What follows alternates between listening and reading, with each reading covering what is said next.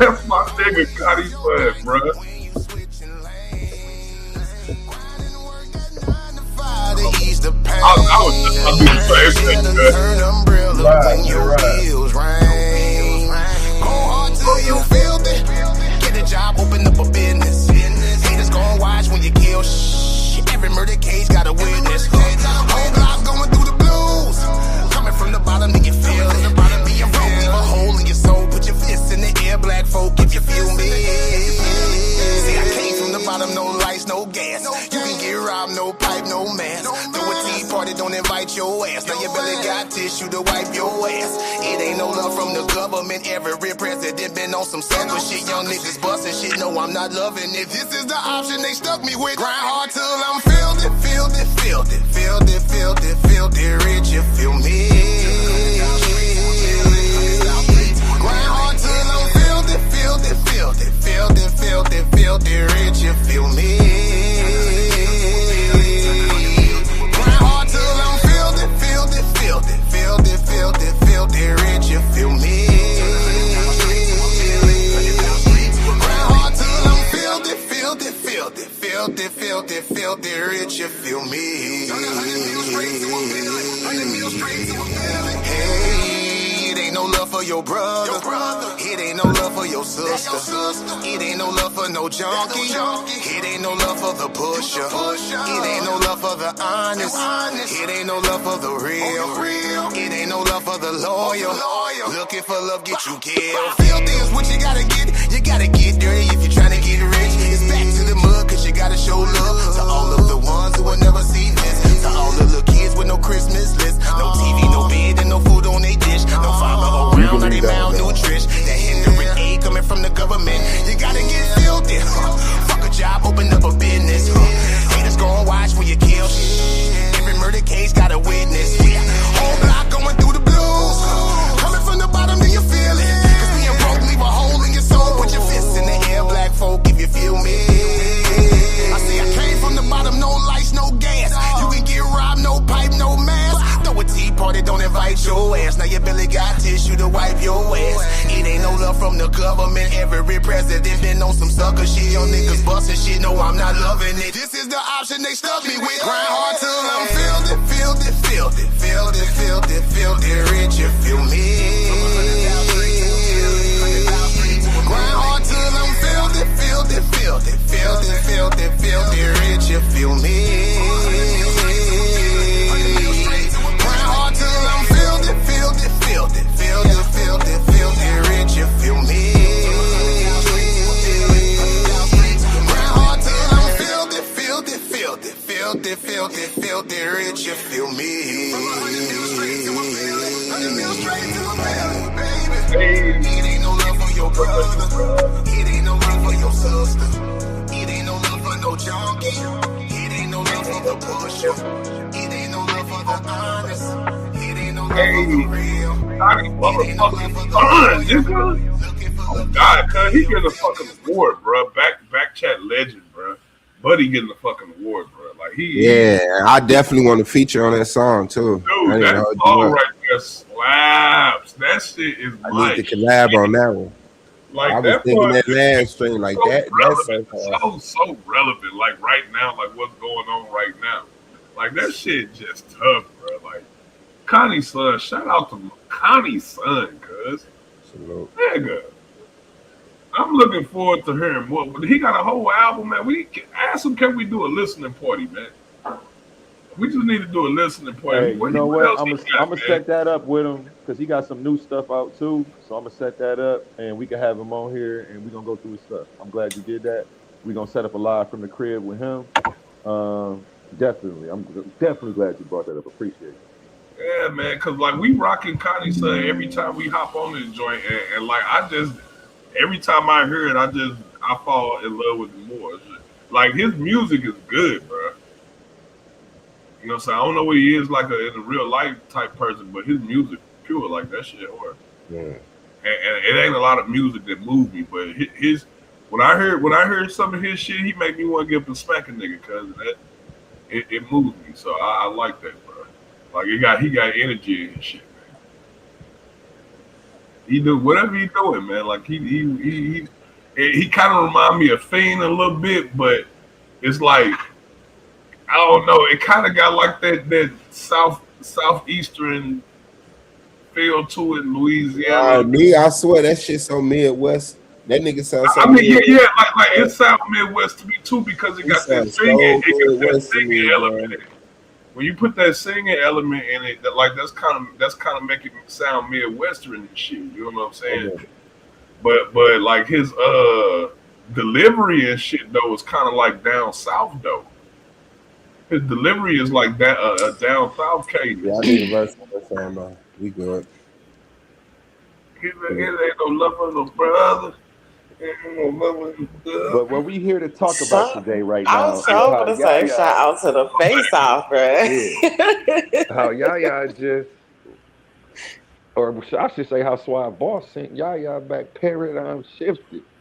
You Let's know, talk about this. Now, how you feel right now, man? I'll be Ric Flair flexing on him right now, man. I mean, man, I wish I would. I wish I could say. I mean, I'm honored to be in the finals, bro. But I wish I could say that it was something that was something. It wasn't nothing. Like, if anything, it was just frustrating. Like, why? How do you construct a conversation like this? Like he can't. Like I'm gonna tell you what it was like. It's like he came in. You had him set at the table, right? I sat down, and then for some reason he just flipped the table over, stripped naked, set himself on fire, and ran out the goddamn door. I'm like, what the hell is going on? You just can't have the conversation. So he wants to involve spirituality and black leaders. Okay, bad. So what's the topic? Well, did black leaders use spirituality to liberate us? Yeah, but they also use physical means. So now I'm like, wait, the contention, did black leaders liberate us? He like, no. So he don't feel like black leaders liberate us, but he want to debate. But if they did, was it through spirituality? Mm-hmm. All right. So at the end of the day, man, yeah, it just got too frustrating. I already saw what type of character he was. I don't think he has the mental saneness to even compile the information and present it in a way that will beat me, even if I was wrong. And so I just take whatever topic he wants. And then, of course, he ran from the back and forth just to give people some type of substance, some type of show. He don't want to answer no questions. He don't want to ask them no questions. He just want to date. And then the date is 5 weeks out because he has a debate 3 weeks from now. He can't get ready for a debate in a week. So it's not like he could debate 3 weeks from now and be ready 4 weeks from now. So he need at least another 2 weeks. Debate 3 weeks from now. So that's like 6 weeks. He need 3 weeks to get ready for this debate. And he gonna need another 3 weeks. Like, man, bro. I'm gonna show you how quick it is to create a fucking presentation real quick. Just give me a subject, and while we sitting here talking, I'm gonna build it up real quick. Anything, it don't matter what it is.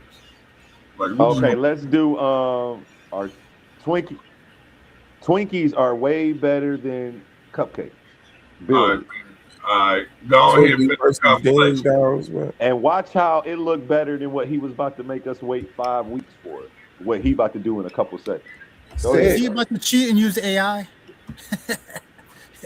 It's the tool that listen, and this is what I keep trying to explain to people.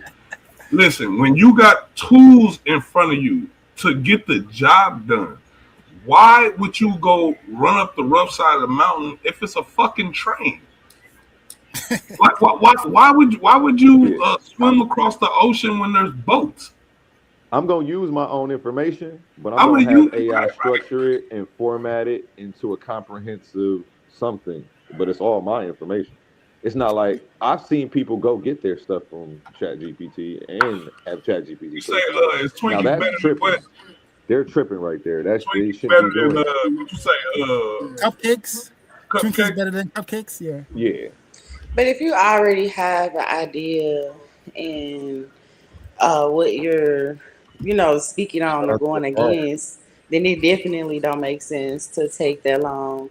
I thought he was saying like another 2 weeks, even though still like that is 5 weeks. He said 5 weeks.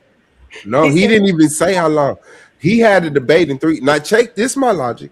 He got a debate in 3 weeks. So I say, okay, you're ready for this debate in a week. That way You got however long you already been preparing for this debate, because he probably knew about the debate a week ago. So in reality, he's debating 4 weeks after he set the topic.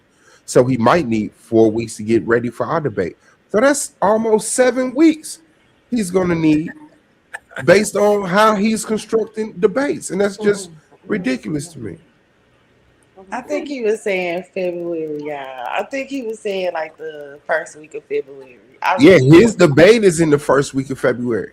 Yeah, his debate was February 7th. And then he was going to need 3 to 4 weeks after that to prepare for our debate. Wait, what? I thought you only get a week after that. I thought it only takes you a week. I was gonna give him 2. Like, I would really wanted to have a big debate weekend. I only have 4 debates left. We're in the semifinals. So I wanted to do all 4 in one weekend. I was gonna pay everybody out, and then we was gonna get this over with, so we could start. Free this man. Free this people man. that wanted to debate, and I wanted to start a new tournament so we can get some fresh faces. I'm trying to wrap it up.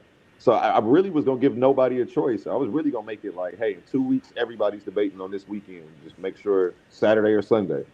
Give me a time. But like, he was gonna push it out 4 weeks. Then this bro I'm talking about, he gave me a chance. See, most of the when debating, like a lot of people be forgetting that debating is really about building a narrative and then and convincing another person that your narrative is better than the other person. I mean, the facts is good. You can have academic facts and all of that, and the other person can have complete lies, and like none of that matters. What matters is how you really deliver that information. You see what I'm saying? And that's the reason why I said, nigga, we can give them the presentation. You still gotta sit there. You still gotta deliver that information to a point where a person believe you. Like, you think just reading that shit is gonna do it? Yeah, because when you get to that Q&A, you're gonna get exposed. Yeah. When you get that Q&A, you're gonna get your ass beat the fuck up. If this ain't your information and you don't know it back and forth, you're gonna get exposed. You're gonna get beat up, you know what I'm saying? And you're gonna get exposed real quick. That like, this ain't even your work. Like, you didn't sit down and think of this. You didn't you know what I'm saying? Like, that's why I say all of this stuff he do on the panel, you can't do that in the debate, bro. You gotta shut up and listen to me for 12 minutes, and then I'm gonna shut the fuck up, listen to you. And then you gotta do that process again. And then you gotta directly ask me questions, receive the answer, and then you gotta get questioned. And that's where he gonna die. So yeah, man. Rest in peace to the fuck nigga that was. Hey, share my screen real quick. Watch this. Hey, and Roy Chess, can you put your email in the back, man? I wanted to talk to you about. Look at now in the time. I needed your help on something. I wanted. In the time that I asked y'all. In the time that I asked y'all about what we gonna debate, right? Twinkies or cupcakes, right? This is how long it takes to put the presentation together. Now you still got to take your ass here and study this shit and go look it up. You know what I'm saying? Because nigga, some of the shit can be lying. Some of the shit can be some bullshit. You see what I'm saying? Some of the sources could not exist. Some of the sources might not exist, so you still got to go do your due diligence and go look it up. But this is just in the time, just in that little time, right? In this little time. Hey, there's no excuse.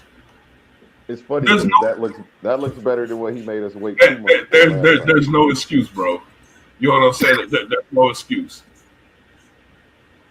Shout out the homie though, because I would have helped him though too. Like any of my debaters that need help.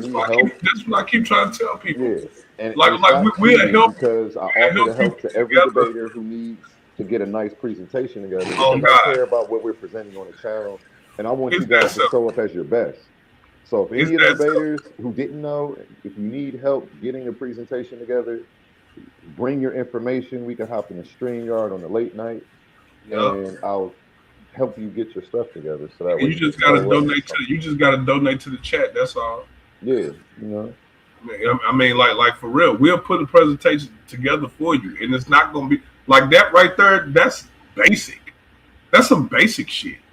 You know what I'm saying? That's not even going in. Like, nigga, if I did that shit, man, nigga, I had that shit jam packed with all type of shit. That people got fucking filling all over their mouth and nose and shit. Nigga, videos playing while I'm talking shit to your ass. Like they got to learn how to really debate, man, and really put on a presentation. That's what I'm saying. Like, this is going to be a good tournament at the end of this joint. And like, I'm already foreseeing the future. So, you know what I'm saying? I see who is going to be in the end. You're going to have a fight on your hands, man. I hope you ready for that? I hope. Come on, man. I feel dead. I want to feel alive again. I want a good debate, man. I want a Titan to come into this Coliseum and inflict pain on me, bro, and die. I want him to have a deserving death, bro. I don't want him just walking out like he got ate by the lion. Oh, that's one of your competitions right there, cuz. Shout out to Honey Clark, man. You know what I'm saying? Bar baddies in the house, you know what I'm saying? And shout out to the guy. You know what I'm saying? You might end up facing her, cuz, and she ain't lightweight, cuz. Yeah, man. I don't see nobody else, bro. I ain't gonna lie. Which man, you got Honey Clark and Pan still in there. I don't see nobody else, bro. I see Honey. You got Honey Clark and Pan. How you think you just gonna run through them like that? You think you finna just run through them like that? Honey, my greatest challenge, bro. So you saying Pan ain't got no smoke for you? Pan has smoke, but it ain't nothing I can't get rid of. Pan, I'm not trying to undermine Pan. Pan is definitely not the bum that we saw run tonight. But I mean, yeah. But I mean, I believe that he will have integrity in setting up a debate. But I feel like even if he was very careful with his logic, if he gave me no, not from what I've seen. Pan depends on his graphics and stuff too much. It's like what you just did. You know, it looked like he do that, and then he just go crazy with the graphics and put his little lovable icon in it, and you know. Well, you know, like I said, that's just a skeleton of some shit. You know what I'm saying? I know. I'm saying like I feel like he do that, and then give him 2-3 weeks, and it's a whole different presentation. Yeah. Yeah. I mean, well, that's what you're supposed to do. You're supposed to take the little skeleton that it give you, and you're supposed to build and expound upon it. And that's why I'm like by the end of it, you ought to know that information like back and forth. Because like if I do it, I have to replace all of that shit. I have to replace. It's not even by the end of it. I feel like it's not by the end of it. You should know it back and forth. I feel like you should know it before you put it in there. I don't use it like that. No doubt. Come up with stuff. I'll put my own sources into it. Well, I guess I have a different framework, and I use PowerPoint myself. And I have a different flow. I usually start out with an intro, then I go into the burden, then I go into the fallacy, then I go into the history, and then the evidence. And that's just the flow of my debate on every single one I do. Like, I don't even need AI. And like, I don't even use it for mine. I usually get memes and different pictures from Google Images, and then slap them in there next to some text that I put up. I mean, that's the same thing it did. Yeah, I'll use AI to get some source material, and then find some sources on the stuff, and then I'll go get those books though. But my ass is going to buy the book, nigga. Like, so nobody's even gonna be able to say shit about what I'm doing. My source is gonna be there because I'm the nigga that's gonna buy the book. Every fucking debate I had bought a different book for that motherfucker. I want the source material. I'm gonna pull this shit up and read it to you. Nobody's about to challenge me and shit about a fucking page number, nigga. I got that shit and read it for myself. I want to build my library at the same time. So that's how I ended up with Tacitus and Josephus and this little extensive library I got. Shout out to the debate scene because I wouldn't have bought these books otherwise. Go ahead, guys. Yeah, man, that's shit. Like I said, man, like you gotta use the tools that's in front of you, man. And I mean, like that's why it's taking these guys 1,000 years, nigga, just to create a weak ass fucking presentation. You know what I'm saying? And it's like, I would rather them use the tools because some of the presentations that I didn't see come out has been totally ass. I don't want to point no fingers, but like Silky's presentations is fucking ass. Who needs fucking AI? You know what I'm saying, nigga? Just to have that shit to flow right. You know what I'm saying? Some of that shit ain't even legible. Some of that like shit be all out of chronological order, and nigga, it's just pictures don't match up with the fucking words. Like, you got wiki sources in the motherfucker. It's just be all over the place, man. So I'm just saying, use the tools available, man. You got Google Documents, you got Google Slides, you got PowerPoint. Adobe got a bunch of different tools and programs and shit, software you can use to put together. Google Slides is what I recommend for everybody. Yeah, Google Slides is easy. I mean, it's just like PowerPoint, but more intuitive. It's just you don't copy and pasting and put copy and paste, boom, and then drag and drop. You can't beat it. I'm dragging, dropping book covers. Yeah, my little paragraph about this source. That's the same thing I did. Like, that's all I'm doing. In my debate with Pan, like if you go on there, nigga, I had to drag and drop all that shit in that. Yeah. Everything you see. You could put 10 slides together, drag 10 book covers, and your whole thing could just be sources. Yeah. You know? And then put an intro and an outro slide. You can read your 3-minute intro and read your 3-minute outro. Yeah, because that's what I do. Like I usually have an essay in my shit. I write an essay, and I'm pretty much just reading my essay off, but ad-libbing while I go along with my essay. Pretty much, you know what I'm saying? And like I say, even if I didn't recite the essay, all the information is there visually. You can see the information visually. And that be my whole thing is having the exact visual representation of the things that I'm talking about. The great one was good, God. Man, so we were supposed to be doing the hyper gym or whatever, the little questions and shit, man. I see this system dropped off, man. When we go back up, so we go get to that. Oh yeah, I think that. Hey, babe. Oh, she said she getting it ready and stuff. All right, bet. Cause I don't want to spend too much time on this bum, man. But yeah, that's why we all talk a whole nother subject. Hey man, we might have to throw some couple of exhibitions in here, man, just to keep the shit hot, man. What you want to do? I was literally thinking that. Like when all that shit was going on, like exhibitions. Like 45 minutes ago, I'm like, man, I'm about to have to do another exhibition. Yeah. Shit, I'm game. You game, good. Action over here. He trying to hold us up. I'm game if you game, Swat. Okay. Hey, we didn't already did. I didn't already did an exhibition. I'm already here. That's why I said. Y'all, I didn't set up like 5 exhibitions, and you the only one showed up. That's why I said, nigga, I'm we'll do an exhibition with you, Suave, because since you got time on your hands now. Definitely. Put together. So just you can set up an exhibition just for fun while you wait on the rest of the person. Yeah, that's all we could do. We could do them for fun. It don't matter, man. We could debate silly shit, stupid stuff. It ain't gotta be no extra serious stuff. I'm dead serious because G.I. Joe versus what's the other one that used to come on?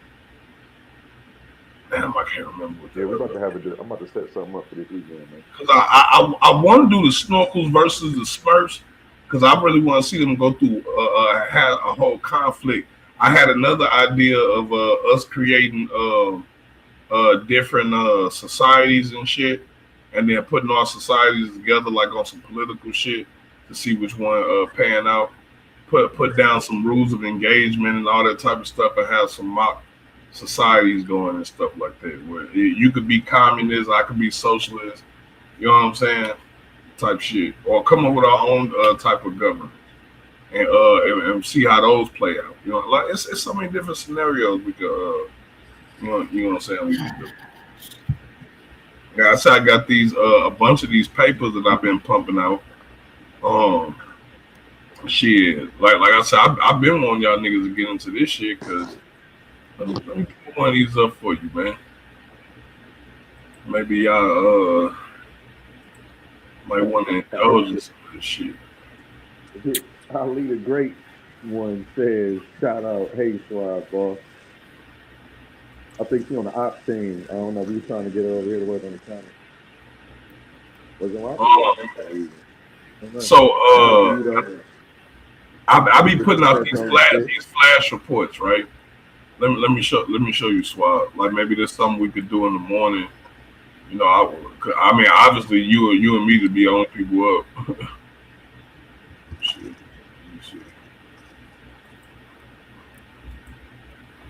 I'll be up like 4 something in the morning, man.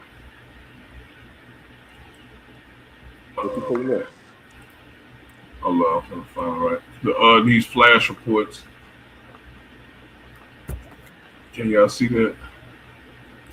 I think I might do a debate with you tomorrow on one of my old debates.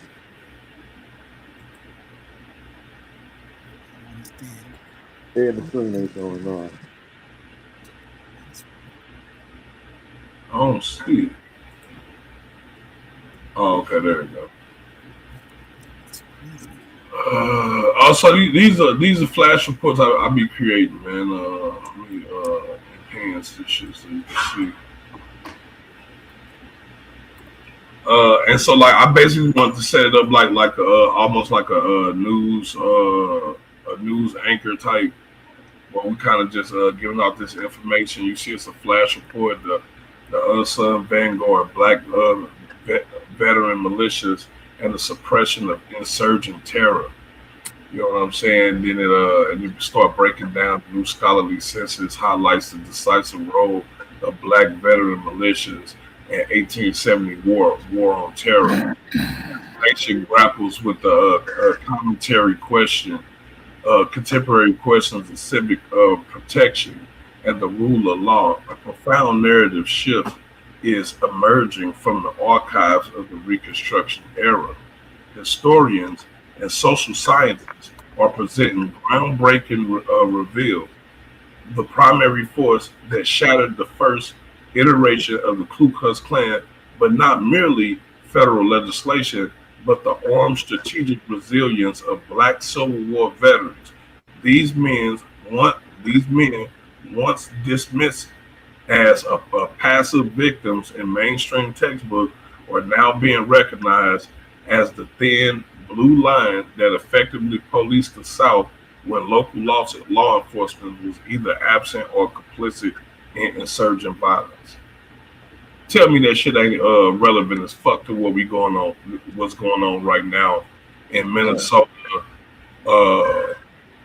Philly. You know what I'm saying, with the Black Panther movement and shit.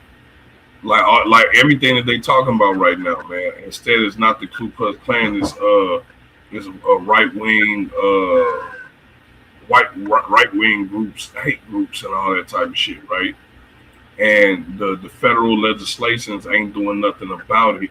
So we got armed resistance out in the streets. You see what I'm saying?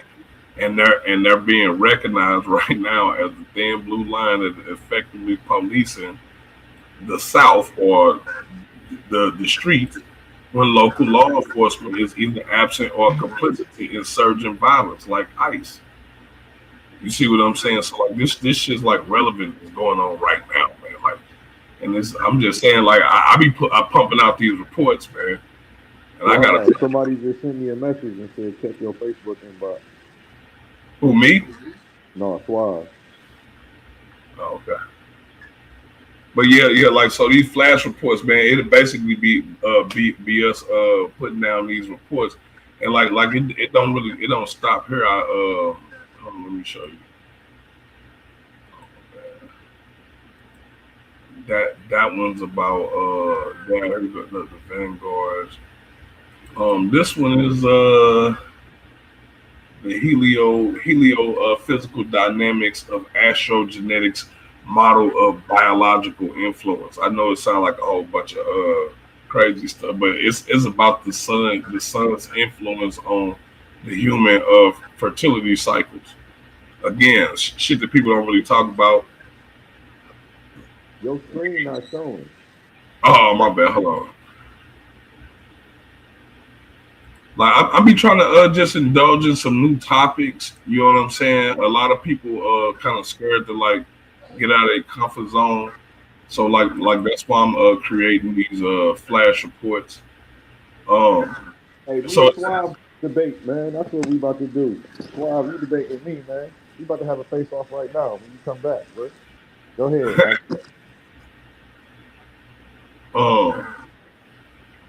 when y'all doing that? Say that again. When y'all doing that? We about to figure this out right now. We about to have our face off. Dang, I only got 4% on my phone. Hold on, let me hop on this chat. So this one is about remember that question I was asking in the back chat, is it the sun or the moon that has an influence on the women's menstrual cycle? Like I think that'll be a good debate, especially seeing, and that's why I said like when we got both already got the information, we can already present. Here go the debate title. You don't have no choice on the debate title. It's already picked for you. That way we ain't got to go through the bullshit. You see what I'm saying? And at that point, it's like, okay, now that you got the information and you got the title, now all you got to do is go compile your presentation, and that way we could pump out more debates. You see what I'm saying? Because I think that's the problem. The problem is people wanting to pick debates that they have emotional attachments to. You see what I'm saying? And with this way, nigga, you can end up on either side of it, the negative or positive. You see what I'm saying? And you don't even know what topic it is until your face off come. Once your face off come, nigga, that's when you find out what you're debating. You see what I'm saying? So I think that's a little bit more direct. That way it ain't no, oh well, I don't want to debate that. You ain't got no choice. This is a tournament and it's $500 up there. You know what I'm saying? But I'm talking about the next go round, the next tournament we had, though. Not this one. Yeah, we might make that his own tournament too. Yeah. Where you at, Suave? He's running. He's scared. This nigga scared. My bad. What you say, God? Okay, so we having our face off right now, me and you, man. You about to debate? All right, man. Real talk, man. Don't make me disrespect you, Takari, man. Get out that chat with that bullshit. My bad, Tell him to hop up on the stage. What you say, A1? My bad, bro. He said, Corey, hop your wobble head neck ass up here. Why is he dick riding other people's names to try to give you a compliment? That doesn't look cool. If you feeling him, just say him. We finna let him come up so he can talk his shit. You ain't finna be advertising for other niggas and shit. And he just say what he wants. Ain't nobody worry about the thing. That guy thinks the moon produces his own light, and they're actually debating that stuff. Like, I feel like the conscious community for a while has been going straight to the trash, and Sakuri's driving a dump truck. But I'm taking control of the wheel. You feel me? You saw how things used to be done. Now we're showing you how they should be done. Here at Titan today, so because the moon produces all right.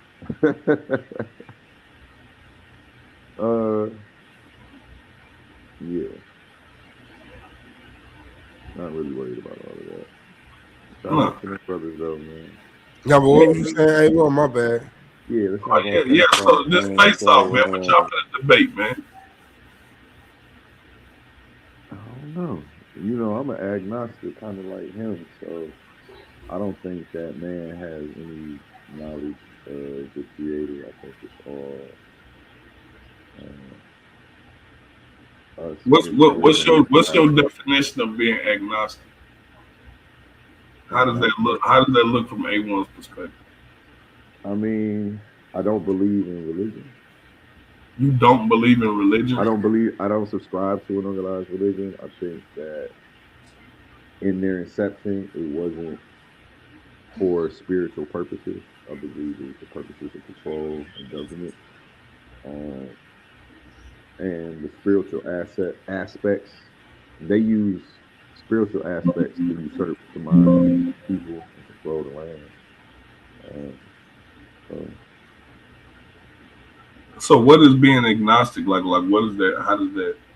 Like, what is It's that? kind of like feels like being an atheist, pretty much. Except for I believe that there can be a creator like him. Like he said, he went down the line of everybody, black woman creating man, and something having to create her.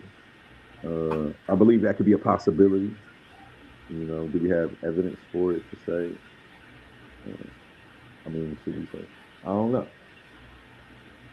What's your views I would stand more on the atheist side. Interracial. What's your views on interracial relationships?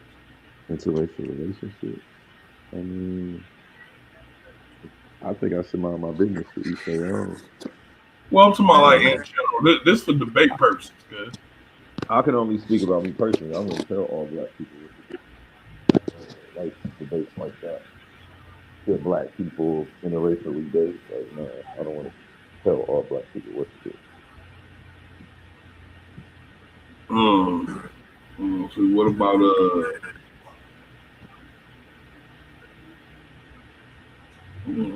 So let me dig off into some Yeah, I'm glad you up here, man. Roy Chess, feel free to hop in if you think of something, man. Yeah, we trying to throw some shots out there to see what sticks. Yeah, when you say atheist, can you give a better definition? Because usually there's a definition that goes with it. Well, he said agnostic. He didn't say atheist. No, agnostic has a meaning. I know. Yeah, agnostic, doesn't that mean that I don't believe that man can know anything about the nature of God? No, agnostic means you're undecided on whether a deity like God exists or not, right? So there's some confusion with some of the terms because people use them emotionally. So an atheist is not somebody who lacks belief, it's somebody who rejects the existence of a deity or a God. An agnostic is someone who unsure. I don't know if it's true or not. I mean, I'm conflicted. That's the agnostic position. Hold on 1 second. I'm plugging my thing up to tell you that I don't necessarily agree with you because I've used these definitions in debate, so I'm familiar with them. That's why I was like, huh? Because agnostic, it doesn't say conflicted in the definition. Can you look it up, Laurel, and share your screen? Yeah. Because what somebody told me is agnostic is you believe in the creator, but you just believe we don't have any specifics about it. No. Normally, the definition that I'm giving you is more academia, and that's usually the definition outside of slang. So what medium would you like us to use to look up the definition that we're about to pull right now? Okay, I'm going to go wherever you tell me. Say look it up in a philosophy source. What? A philosophy. So Merriam-Webster's or none of that's no good? No. Okay. Let me see if I can find it, and then but Man, that's generally any dictionary, man. Here we That's go. what I was gonna say. Like, no we dictionary. can't even use dictionary anymore. I'm in Stanford Encyclopedia of Philosophy. Okay, and what does it say? It says definition. You want to do atheism first or agnosticism? Agnosticism. Whatever comes first. Agnosticism. Agnostic. Okay. Okay, it says the term agnostic or agnosticism were famously coined by the late 19th century by the English biologist Blankety Blank. He said that he originally invented the word agnostic to denote people who, like himself, confessed themselves to be hopelessly ignorant concerning the variety of matters, including the course of the matter of God's existence. About the physicians and theologians, both orthodox and heterodox, dogmatists, with the utmost confidence. He did not, however, define agnosticism simply as the state of being an agnostic. Instead, he often used the term to refer to a normative epistemological principle, something similar to through weaker than what we now call uh, evidentialism. Roughly, Huxley principle says that this is it is wrong to say that one knows or believes that a proposition is true without logically satisfactory evidence. But it is Huxley's application of this principle to theistic and atheistic belief that ultimately has the greatest influence on the meaning of the term. He argued that since neither of those beliefs is adequately supported by evidence, we ought to suspend judgment on the issue whether or not there is a God. Nowadays, right there, that's the definition. That's usually what it's taken as. Okay, that's not conflicted. That's, hey, you have a lack of evidence, so I can't believe your claim. That's not conflicted. Right, so you're undecided, right? This is why you're undecided. Because I can't prove it. It's not an undecided. You see, you're using terms I'm not using. Undecided has a specific definition as in I don't know. No, I'm saying you haven't presented evidence to support your claim, so I'm rejecting it. It's not an I don't know, because there's nothing to figure out. No, it is I don't know, because neither side could prove the point. Neither side could prove their case. You can't prove it. There's only one side that has to prove the case, the side making the claim. I don't know. No, anybody who makes a claim has to prove it. Exactly, but you said neither side can prove their claim. So I was saying only one person is useful. No, what I'm saying is neither side can prove their claim. When neither you say side. Neither side, what do you mean by neither side? What claims are presented by these two? So if you're saying two different people, one person says God exists, the other person says God does not exist. No, okay, so hold on. That's not the situation that I presented you, though, Roy. My situation was saying, hey, you presented a claim that a God exists. I don't believe you have ample evidence, therefore I reject your claim. It's not even to say that a God does not exist. It's to say you haven't supplied me evidence enough to believe me yet. So sorry, that's where I'm stuck at. You can't just reject the claim right away, right? So especially if you're not the debater, you're just, let's say, a listener. Then the other person goes, and then you say the same thing to the other person. You haven't provided your claim either. So the person couldn't provide that God exists. The person couldn't provide God does not exist. So you, the listener, the third party. So you're saying that if I say, I'm sorry you haven't supported evidence of your claim, that I'm also at the same time saying that God doesn't exist? Say that again. You come in a little low. Sorry about that. My question was. It sounds like I'm trying to get clarification. Are you saying that if I say? It sounds like you two need to be the one to debate. Hold on. No. If are you saying that? Excuse me. Are you saying that if I state,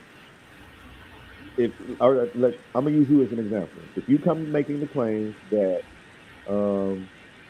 Barney is a god and he exists, and you say you have an ancient scroll, but I don't feel like it's enough, and I say I don't feel like you have enough evidence to support your claim, therefore I can't subscribe to it. Am I simultaneously saying that Barney doesn't exist? I'm not saying that, because I'm still leaving probability for him to exist. But you're acting as if me stating that someone hasn't supplied enough evidence is also claiming that they're lying and that they're wrong, and that's not what I'm doing. No, I'm not saying that they're lying. I'm saying that some people will make that leap that if you don't have enough evidence, they're just going to reject the claim. Okay, but now you're saying some, and that's actually accurate. But before you were applying it to the all, which is, you were saying no, and if you say that, you say this. I'm like, that's not what I'm saying. I don't. A lot of people try to force me into that corner, though. I know you wouldn't, but a lot of people do it in the debate because it gives them an angle to try to attack. When that's not, like, I don't have a negative claim. There is no negative claim. No, the negative. I don't make a claim at all. No, the negative claim would be the other side. So if I tell you God exists, the negative claim would be God does not exist, and that person cannot justify their answer either. So what do you do? My point is, as an agnostic, I don't make a negative claim Because you I'm don't. leaving the possibility for God to exist. Yes. If somebody comes forth with enough evidence. Right. I'm not saying an agnostic makes a negative claim. I'm not talking about the agnostic. I'm talking about the person who's listening to two people go at it about the existence of God. One person says God exists. The other person says God does not exist. We're not talking about you. I know in the beginning you were conflating that with agnostic, with agnosticism. That's what I was. That's why I'm trying to describe the difference. I'm trying to describe why it's undecided.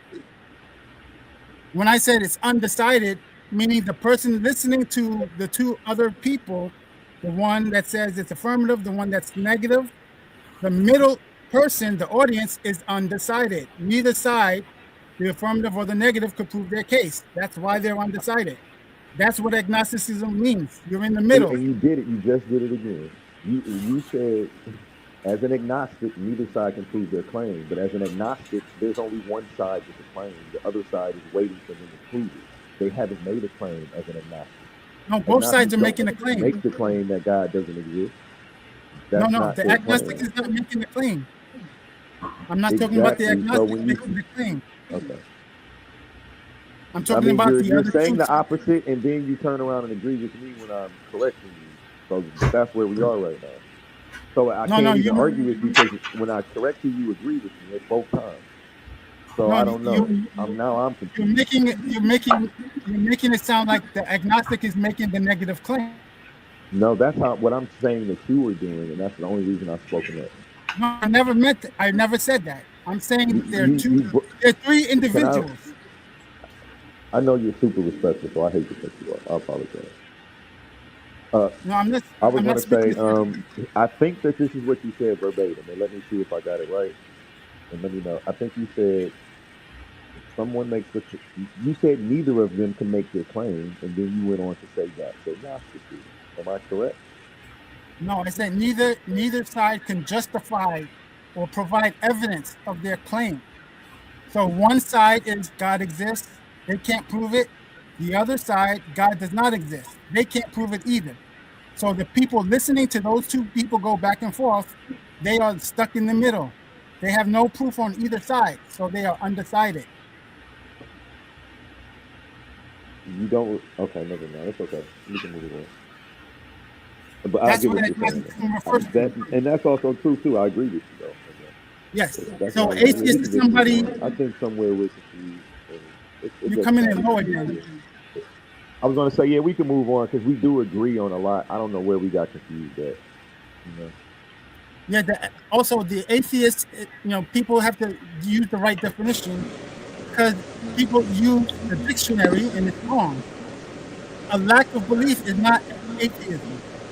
You reject God existing as an atheist, right? So a child is not born as. Whose static is that? I don't know. I thought it was me. I'm checking my computer and I'm like, no, it's not me. No, that's you. That's you.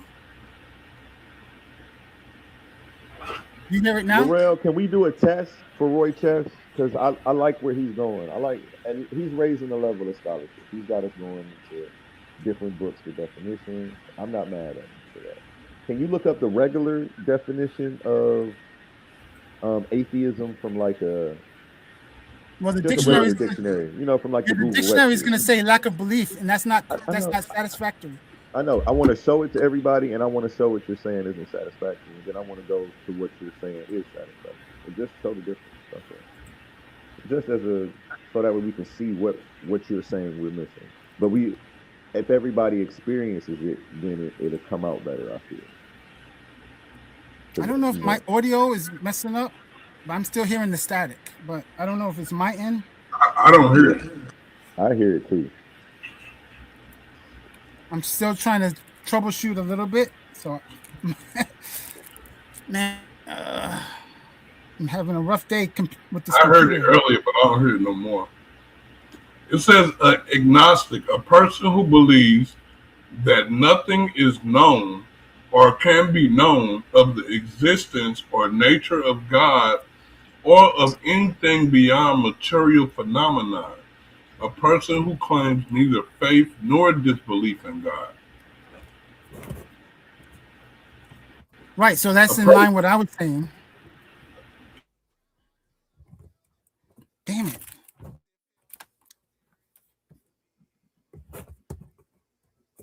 I can't hear anything.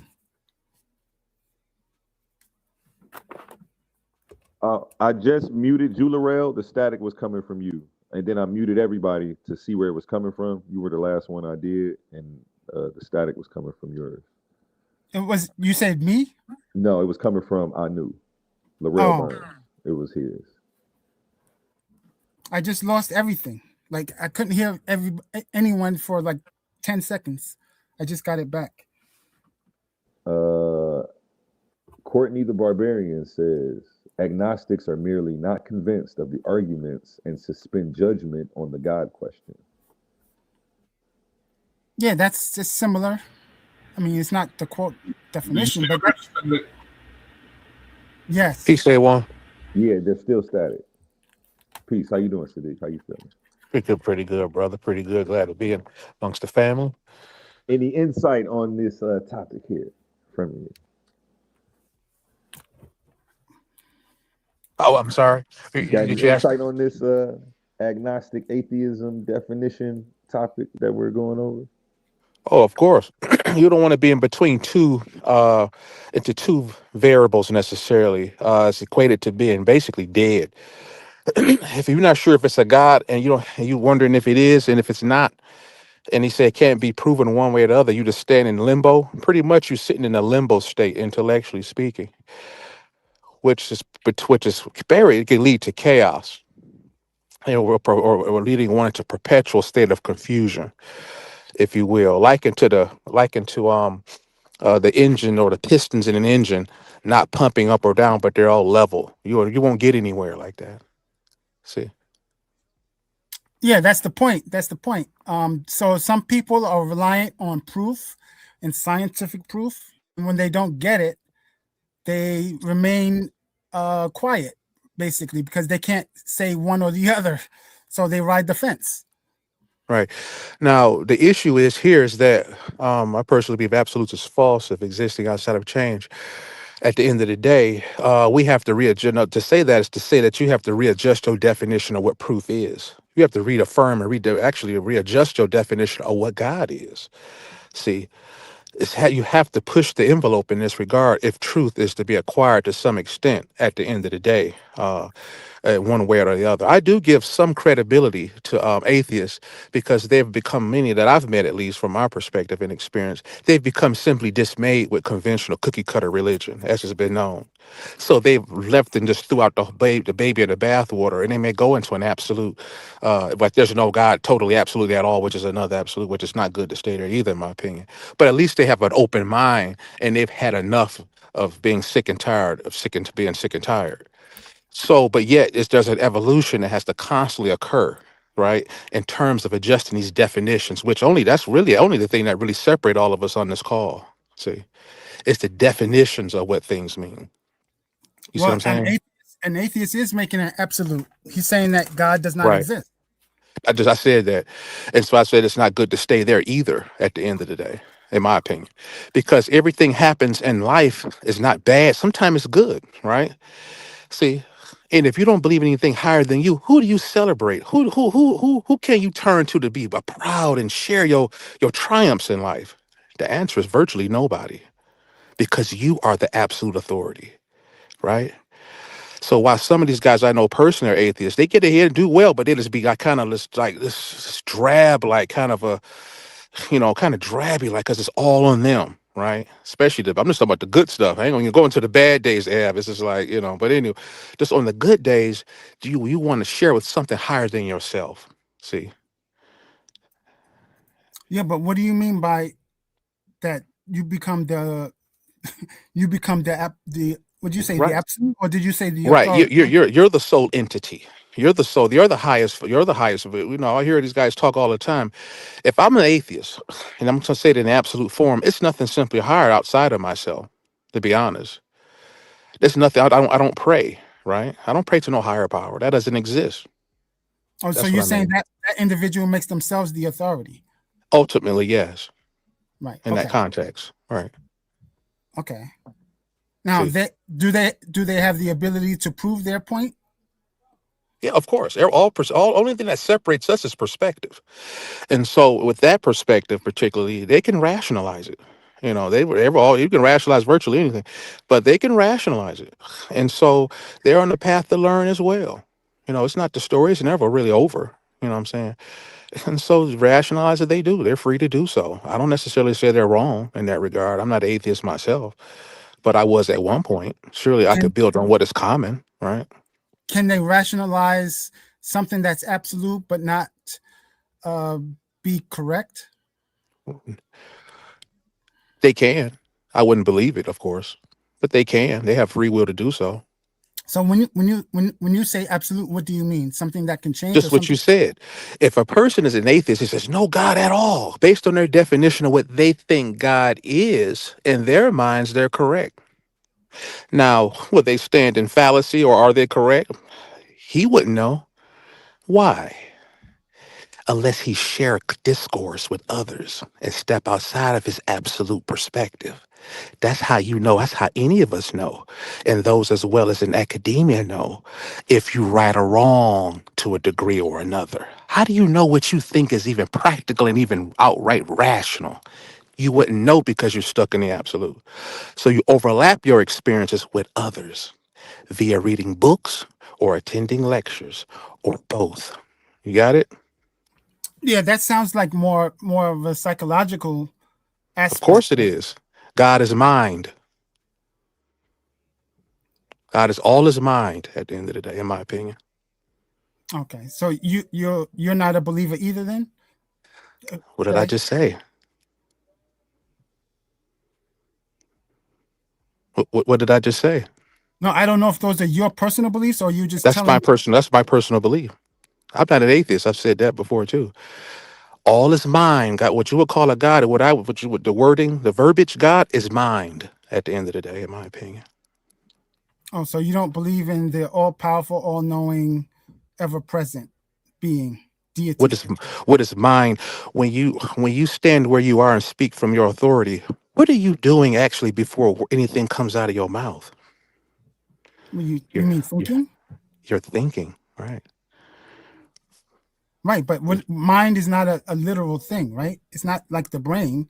It depends on your context of, again, it goes back to what you think it is. It's all about perception and perspective, right? And we're on different pages in that regard. Everybody is. There's no ultimately somebody's perfect. I'm not going to ever say that.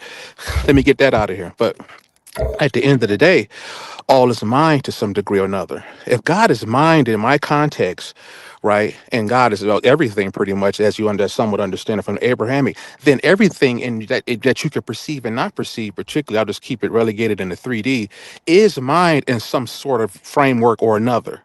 Some would say physicality is frozen intent. See, you understand?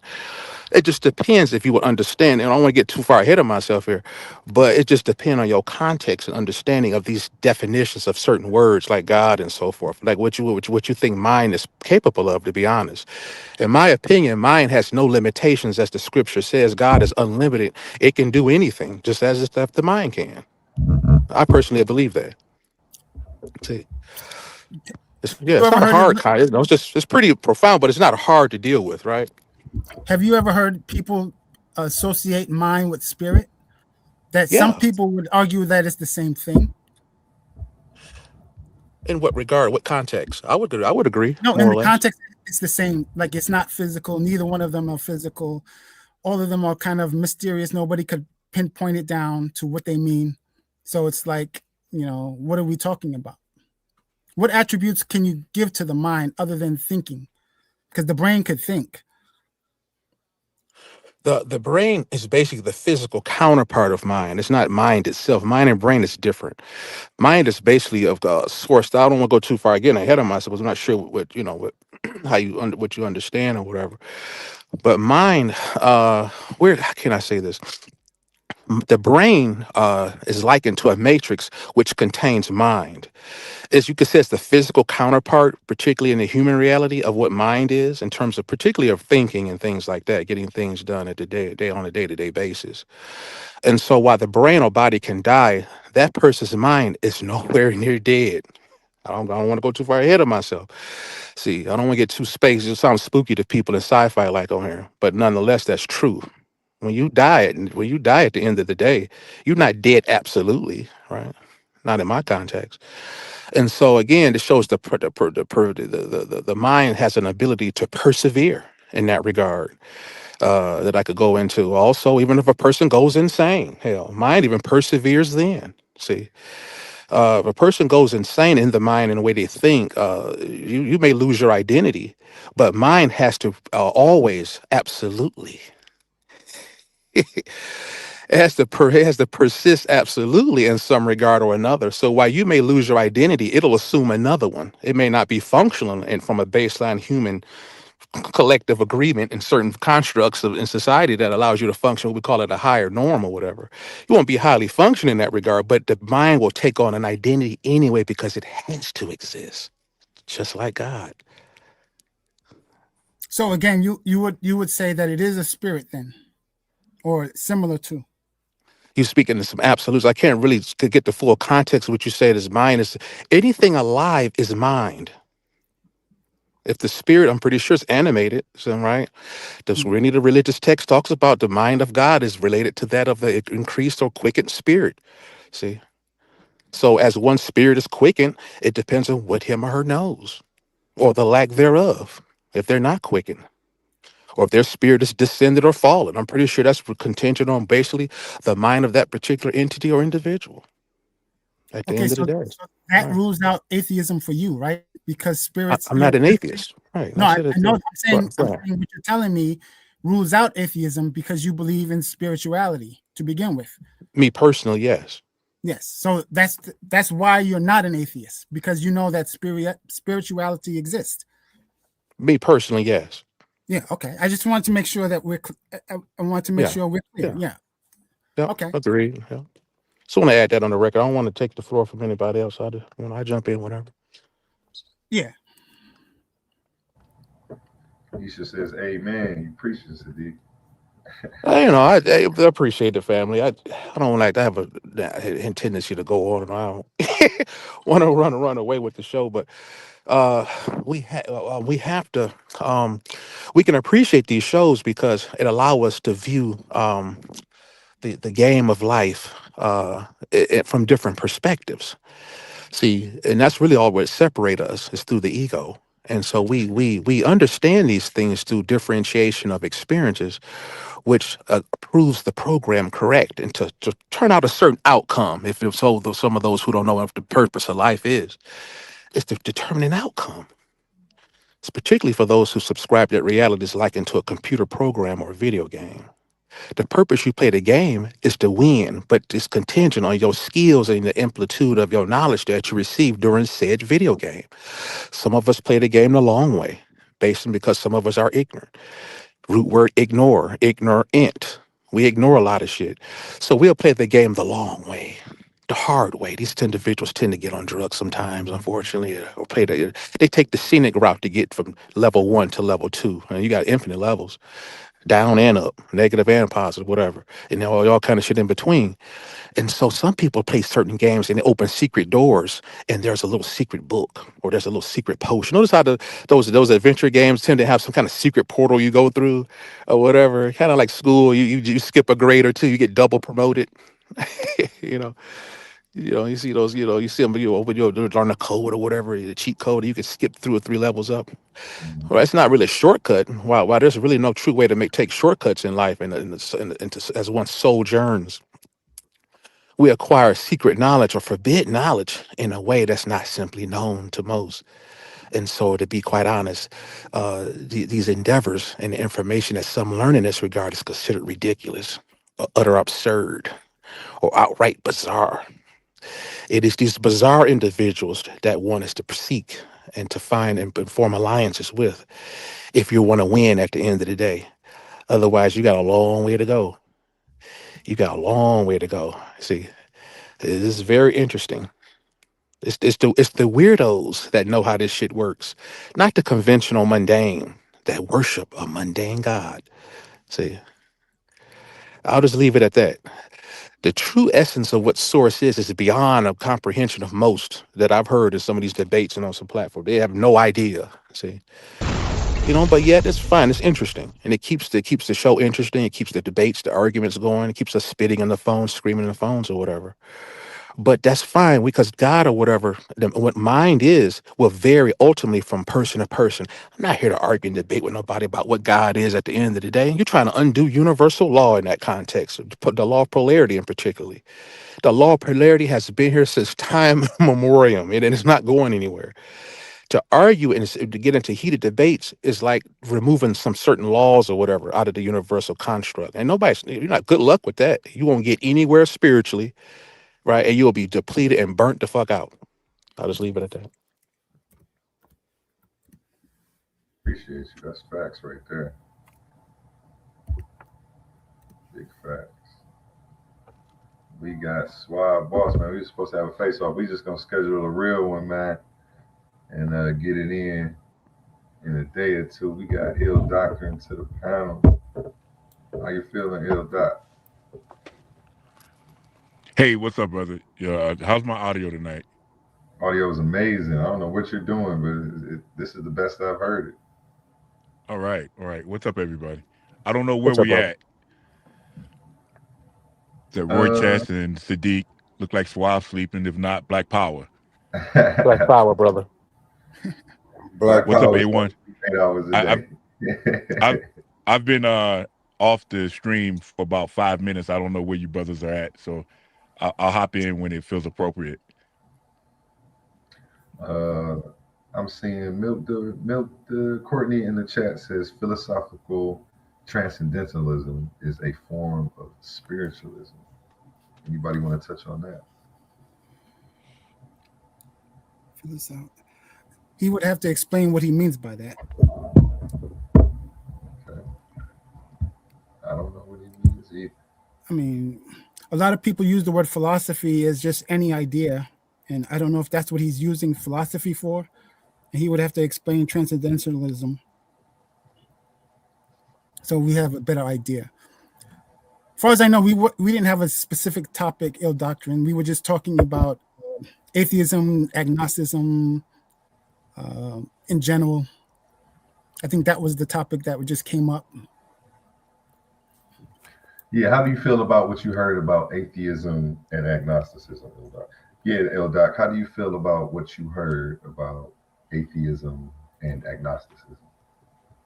I wasn't really clear on what Roy Chess was saying, but it sounded like he was saying if you reject.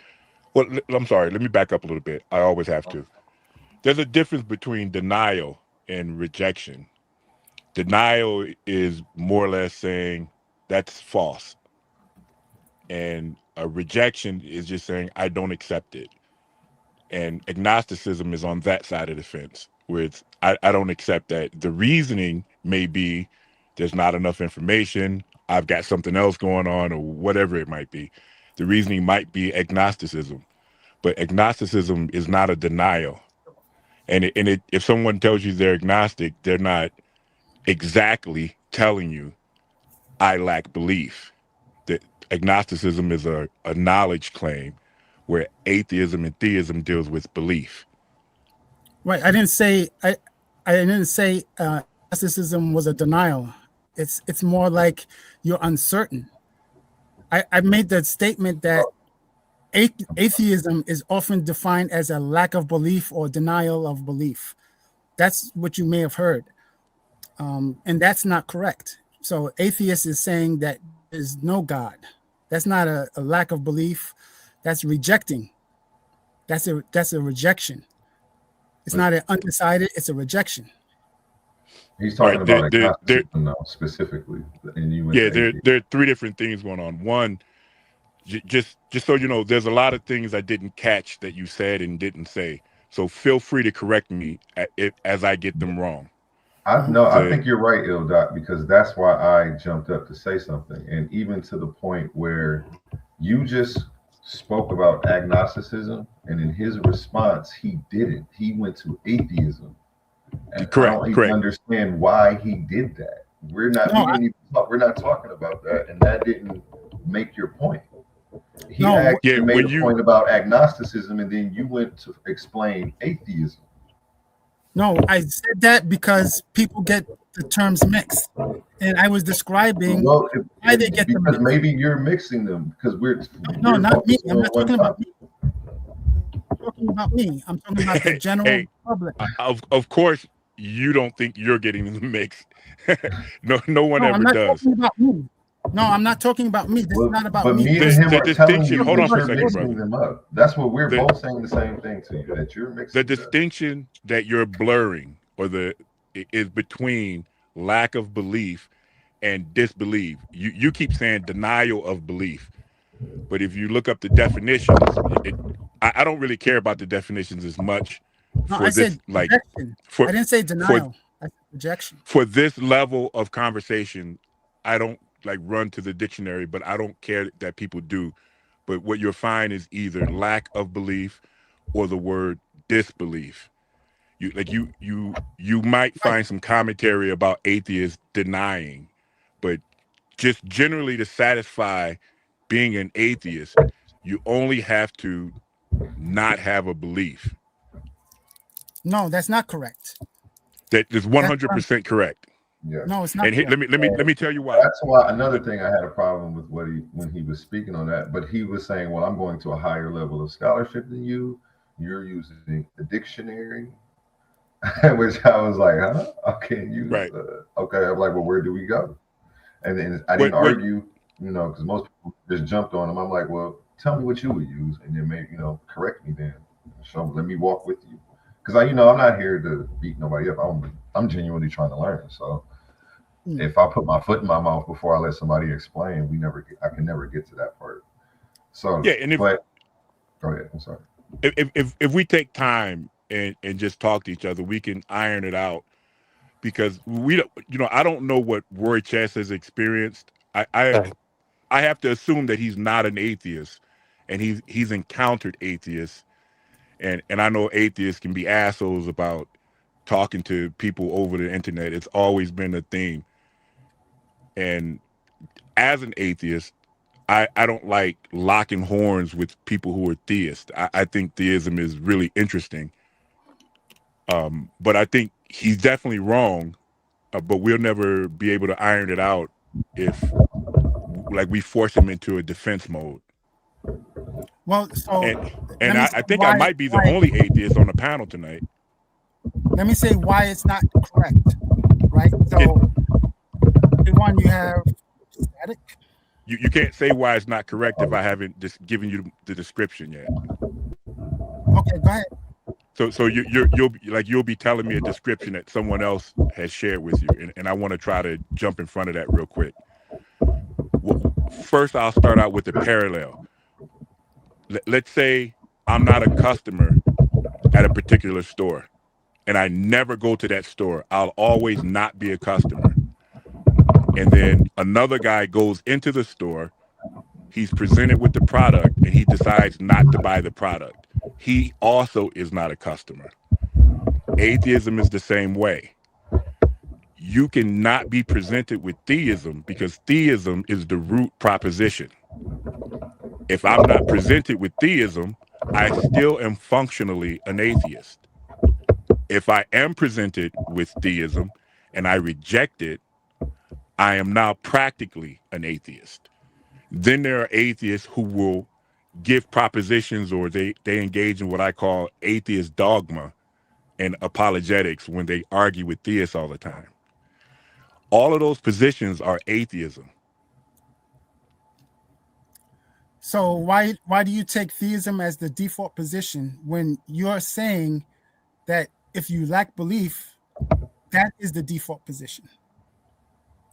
Well, I didn't say that. You're making a default position by that definition. I didn't use the word default. I'm not saying that the position of atheism is default. What I'm saying, well, hold on for a second. I could tell you why. You believe that atheism is the default position? Is that what you're saying? No, I'm saying by definition, it's the default position. That's why I mentioned babies earlier or children. I'm sorry. I thought earlier you said babies are born atheists, and no, I disagree with that. No, No, I don't believe that. I mentioned it as an example why atheism is a rejection of a deity, not just a lack of belief. I agree with you. Atheism is a rejection, but to reject something is not a denial. Those No, are I'm two not different saying that. things. No, I'm not saying that. I never said denial. I'm just saying atheism is defined as a rejection of No, well, God existing. can I interject to show how you kind of did insinuate that? Maybe if you didn't say it verbatim. He When actually you did say said the neither of words. them, He did say the word but denial if earlier. he says He's this is interchanging what got me. rejection and denial. No, What I'm got not. me is when he said neither of them can prove their claim, he was insinuating that every atheist is making the claim that God doesn't exist, and that would be false. I No, mean, no, but he that's not what I knows said. That's an inference you made. I didn't say that. it would be an inference, and but that's how it sounds to me, and I could be Yeah, wrong. but you're making that inference. You, I don't know you're, why you're making that inference. what do you mean when you say neither of them can prove their claim? Aren't you saying that both of them have a claim? If Yes, neither of them both can are prove making it, it. okay. So what do you mean I was wrong and it was an inference? I was No, actually no, right. no. What your statement about me is incorrect, right? What did I say So about you? you're saying that you're saying that I implied denial, and there's no denial. As You far as implied the a belief in claim God, being as made. far as belief in God, there's no denial. If there's neither, hold on, deny. Yes. Okay. Let's go back. If you said neither of them can prove their claim, what the negative would be a denial of, right? The negative will be a denial of the affirmative, not of God. Okay. So and then that would be the claim, correct? No, no, no, no. No. The claim that God exists or not is different from the denial of the person who says God does not exist. Okay. So if neither of them can prove the claim, there is somebody taking the negative, right? Yes. Okay. So I was right. No, no, no, no. You- You're I'm saying what I'm saying to you is neither side, the affirmative or the negative, can make a proof of their claim. They can't convince you. So the fact that the affirmative has a side or not, Right. the I see what affirmative he's saying. the Yeah. affirmative is denying the negative is denying the affirmative. The affirmative is denying the negative. If that's what you mean by denial, I never said denial. you said I may have rejection. said it in the context of the dictionary, and that's how other people take it. That's what I may have said. But I'm Well, using the word rejection for atheism, not denial. okay. Well, let me explain why I even took you through all of that. Because my whole point is that all atheists aren't making a claim. Some of them are just rejecting the claim of others. So when you say and then you kept saying that atheism is neither of them being able to prove their claim, and then Right. you went and said that's not what you said though. But and that's why we were going in this circle. I can literally map it out, but Well, I you don't have a mistake understand there. what. You have a mistake Go ahead. there. At least You got the one. floor. You got the floor. You have at least one mistake. So you cannot just deny somebody, right, without justification, right? So that's number one. If you're having a rational conversation and someone asks you why you believe something, you should have a rational explanation. So you can't just outright say, I reject it without Can I proper Non evidence. make a sequitur correction real quick? non sequitur to what I was trying to correct you on. Right? When I thought that he And I said agree with you. denial, I what he agree. actually said was atheism is often defined as a denial. But Often is the yeah, key he word. never said Okay. atheism is defined as he never asserted it himself. The way he worded it Well, was that's I what's out apologize. there. I apologize for taking you through all that. Yeah, and I was speaking in the third person as the audience, like somebody who reads the dictionary and things like that. I was given an example like that. Okay, But so I we don't have anything to iron out then, do we? No, it seems like we're all in agreement then because he said often, meaning not all. But I yeah, swear he kept saying like neither of them can prove their claim, and that's atheism. I'm like, Yeah, huh? it does Like he sound said like it twice. it does sound like you believe Roy Chess. It does sound like you believe atheists have a claim. inherent in the position, and there really isn't. Yes. The only thing that they the only thing that God does not exist. That's a some claim. atheists will make that claim. Yes, some atheists will make that claim, not all. But it's not necessary for atheism. So what is necessary for atheism? Thank you. For instance, I make a very awkward claim. I agree that God does exist, but I agree that God exists in a way that most theists disagree with me. I'm functionally an atheist, but by definition, I'm probably not. So if I told you, God only exists as a mind-dependent concept or category, then I'm putting the burden back on you to demonstrate God exists as something else that's mind independent. This guy is cold. That's cold right there.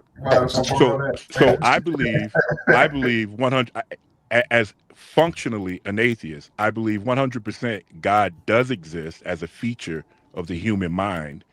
It exists outside of my mind, in the minds of theists, and that's in reality. So God exists in reality, and it's a mental category that people develop, and I believe it's developed inevitably. I believe it's an actual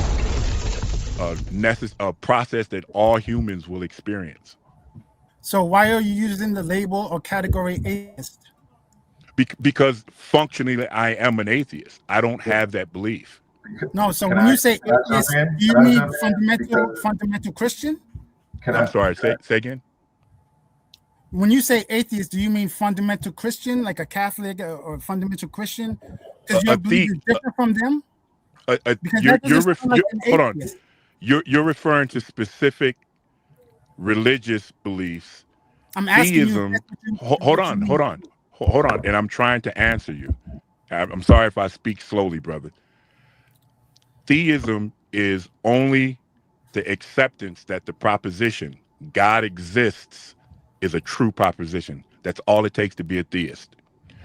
Now, this can be expanded laterally to include anything dealing with the divine, anything dealing with supernatural, deities, angels, demons, devils, but it doesn't necessarily point you to Christianity or Islam or any of the polytheisms. It doesn't necessarily point you to any of that stuff. People who say, I believe in a higher power, that's a theist. Right. And you just said that you believe God exists in your own context, right? So that makes you something, that makes you a subcategory of a theist. I just explained that to you. I actually said those very words. Can I interject? Yeah, but you're not an atheist. Hold on, brother. It seems like you're trying to catch me on something that I've already explained to you. I am functionally an atheist. I don't have an idea or a category in my mind with a God as a referent. I am in all ways an atheist, with the only exception, I agree with you, assuming that you're a theist, that God does exist in your mind. And that's the part you're missing, Roy Chess. He thinks that he's pretty much saying God exists because it's literally a figment of your imagination. I praised it for you, and that's why he's saying he's an atheist, because he doesn't believe in a God in another dimension, more or less, yeah. Or ever prophesized, ever spoke to anybody. He thinks that's all the figment of the imagination of the mind, and he said he believes it's a human process that's necessary for us. This man just came with some amazing stuff. I understand it completely, but I see what you're missing. So the fact that he thinks that it's a delusion that you're really having doesn't make him a theist. And I'm just giving you different words. He didn't say delusion, and he didn't say figment of imagination. And I'm paraphrasing in ways that I feel like would better make you understand. Because he really explained it in a really respectful way.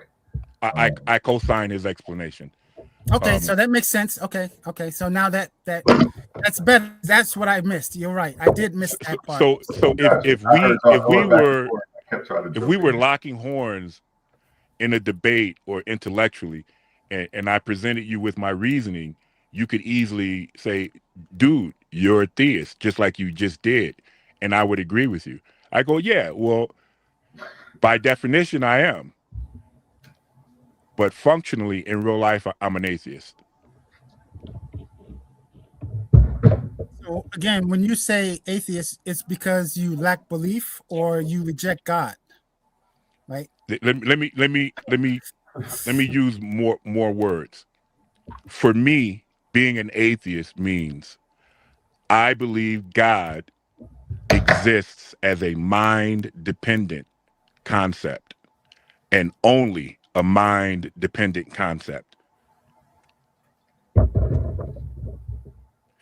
Every atheist will agree with me. God exists in the minds of theists, and that's the extent of God's existence. And another way that I've heard that same phrase or cliche said is God only exists in that book, or wouldn't exist. Okay. Yeah. Right. So Because actually, that book is so again, the fundamental idea of these principles is to pinpoint whether the belief is sincere or not, right? So if you're saying that it's not a objective truth that God exists, that is a rejection, right? So if I am a theist, You're I can using objectively. objective truth in a very awkward way, and I don't understand what you mean. Okay, so objective truth, it's not the scientific one. So objective truth means something that is unavoidable, and that the truth value has to be constant, right? So in this case, if I say something is objectively true, the truth value has to be true in reality, and it has to remain true forever. If I say something is objectively false, it would have to be false in reality and be false forever. So it doesn't go back and forth. It's not going to be true in 1 year and then 10 years later it'll be a different value, right? So with that being said, this does not require evidence. It happens to be what it is. Now, we may have evidence, we may not have evidence. How would you know? You won't know, right? So if I tell you, I gave this example before, that if I give you a prediction of a future event and that event happens, my statement was true the moment I uttered it, not because you found out 10 years later that it was true. It was true all the time, and it will remain true, right? So when I say God exists, there is. Wait. Are you saying that if you prophesy something, that your statement has immediate truth value? It's not a prophecy. Okay, I'm saying if a if you if you proposition. predict if you predict something is going to Right. happen, you're telling me that even though it's a statement about the future, that your statement immediately has truth value. Yes. So let me put it a different way. The proper way is to say all propositions have a truth value. All meaningful propositions have a truth value. So it has nothing to do with prediction, right? I'm expressing a proposition. It just so happens to be in the future, right? I'm saying it that way. I'm saying it that way because you're Give me gonna. an example of a proposition about the future that isn't a prediction, but it has truth value. No. A proposition by definition has to have truth value. Okay, Right? I understand. I understand that part. The part that I'm confused about is the proposition concerns a future event, but you're characterizing it as a non-prediction. You came in broken, by the way. I didn't hear the last part of you bogged out. Okay, So I give you a I'm chance not to finish. confused You about bogged out. the. How's my audio now? It bogged. Doc's audio You is sounded good amazing. for 2 seconds, then it bogged. Somebody else that's messing with my belief. That's Sadiq that's trying to talk. That's what I'm trying to. Oh, somebody else is. Oh, that's why. Okay, so I hear, like, him. All time. Oh, so somebody else is trying to talk. Okay, that's why I couldn't hear him. Yeah, Sadiq, your audio is really choppy. I know mine isn't the best tonight. He's going to try to get back up here. Let's get a sound check from you, Doc. Mic check 1 2. Amazing. Go ahead. I can hear him now. Yes. Yeah.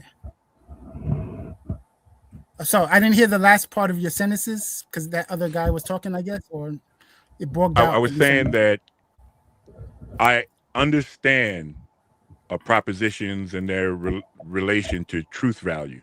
The part that I'm hung up on is how you can make a proposition about a future event, but you're characterizing it as a non-prediction. And I asked for an example.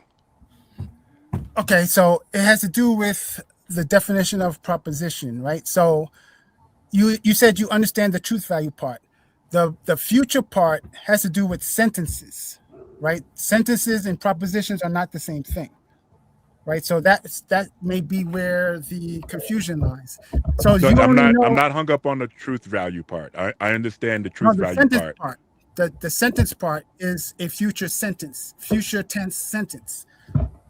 So that's where you're hung up, right? Because it's a future tense type of sentence. That if I say that the New York Giants will win the Super Bowl in 10 years and repeat it the following year, you have to wait 11 years to find out whether that's true or false. Right? But propositions by definition, they are true or false if they're meaningful immediately. The fact that you're circling back around to the truth value again. I don't have a problem with the truth value. I know that philosophers are they're different camps on it, and that's not where my value and interest in this conversation rests right now, ironing that out. Where I'm interested is how you can make a statement, whether true or false, about a future event, but you're characterizing it as not a prediction. So the prediction is not. That's more of like of a mental thing. That's not. I certainly didn't use that word. Far as the definition of what a proposition is, I'm using that word because you understand English and the grammar. That's why we're using that, because we have future tense, which is a prediction. Future tense is a prediction. That's clearly by definition. You can't have future tense and not a prediction. So that's more of the semantic side, in a sense that you can't have one without the other, and that's why you're confused. Propositions are not sentences or statements, so that may be why you're confused. You're confusing. I understand truth value. We don't have to keep going back to propositions having immediate sentences. Okay, hold on. Because I think that you're not going to accept that I understand it unless I explain it to you. Propositions, as soon as they're uttered, some people will argue that they have immediate truth value, that they are true right away, that they have a truth value, so it'd be true or false. Some people will argue against that. I'm not interested in that argument. I'm interested in a statement that's formed in a way about a future event, the outcome of a future event, but you said that's not a prediction. And I was asking if you could form a sentence that is about a future event, but also isn't a prediction. So to answer directly, no, because I didn't use a sentence. I used a proposition. So I'm pretty sure you said it's not a prediction. Facts. I remember that. Right, because it's a proposition, not a sentence or a statement. Right, there's a difference. Propositions don't have to be sentences. Propositions don't have to be statements. Right? That's I think that's the confusion. And maybe you're confusing what a proposition is. You're saying, okay. Hold on for a second. Do you want to back up and like read you? Here, let me tell you exactly what the confusion is. You just said a proposition is not a sentence or a statement. Correct. All right. I don't know. I think I'm gonna chill for the next few minutes and. If you think they are, I don't know what to do with that position, brother. Why do you think they are? Can I give you can I make a sentence that's not a proposition? I think you know that, right? I can. Oh, all right, you're switching it up. You're switching up categories now. A moment ago. Hold on. Wait, a moment ago, you said a proposition was not a sentence. So you were saying that you were arguing that the proposition or a proposition exists outside the category sentence. Now you're saying that sentence exists outside the category proposition. In all honesty, I'm not going to listen. I'm not going to do that with you, brother. Hold on 1 second. I'm going to pull this up. We're not going to move past this. It's both. A sentence is not a proposition, and a proposition is not a sentence. It's both. We're just simply focusing on, is a proposition a statement? That's all. No. What he's confusing. Hold on. What he's confusing is an exercise that people do in philosophy, and he keeps saying a proposition is not a sentence. What he really means to say is the proposition is not the sentence. That's what he's trying to say. And it's just an exercise. He's confusing some words in it.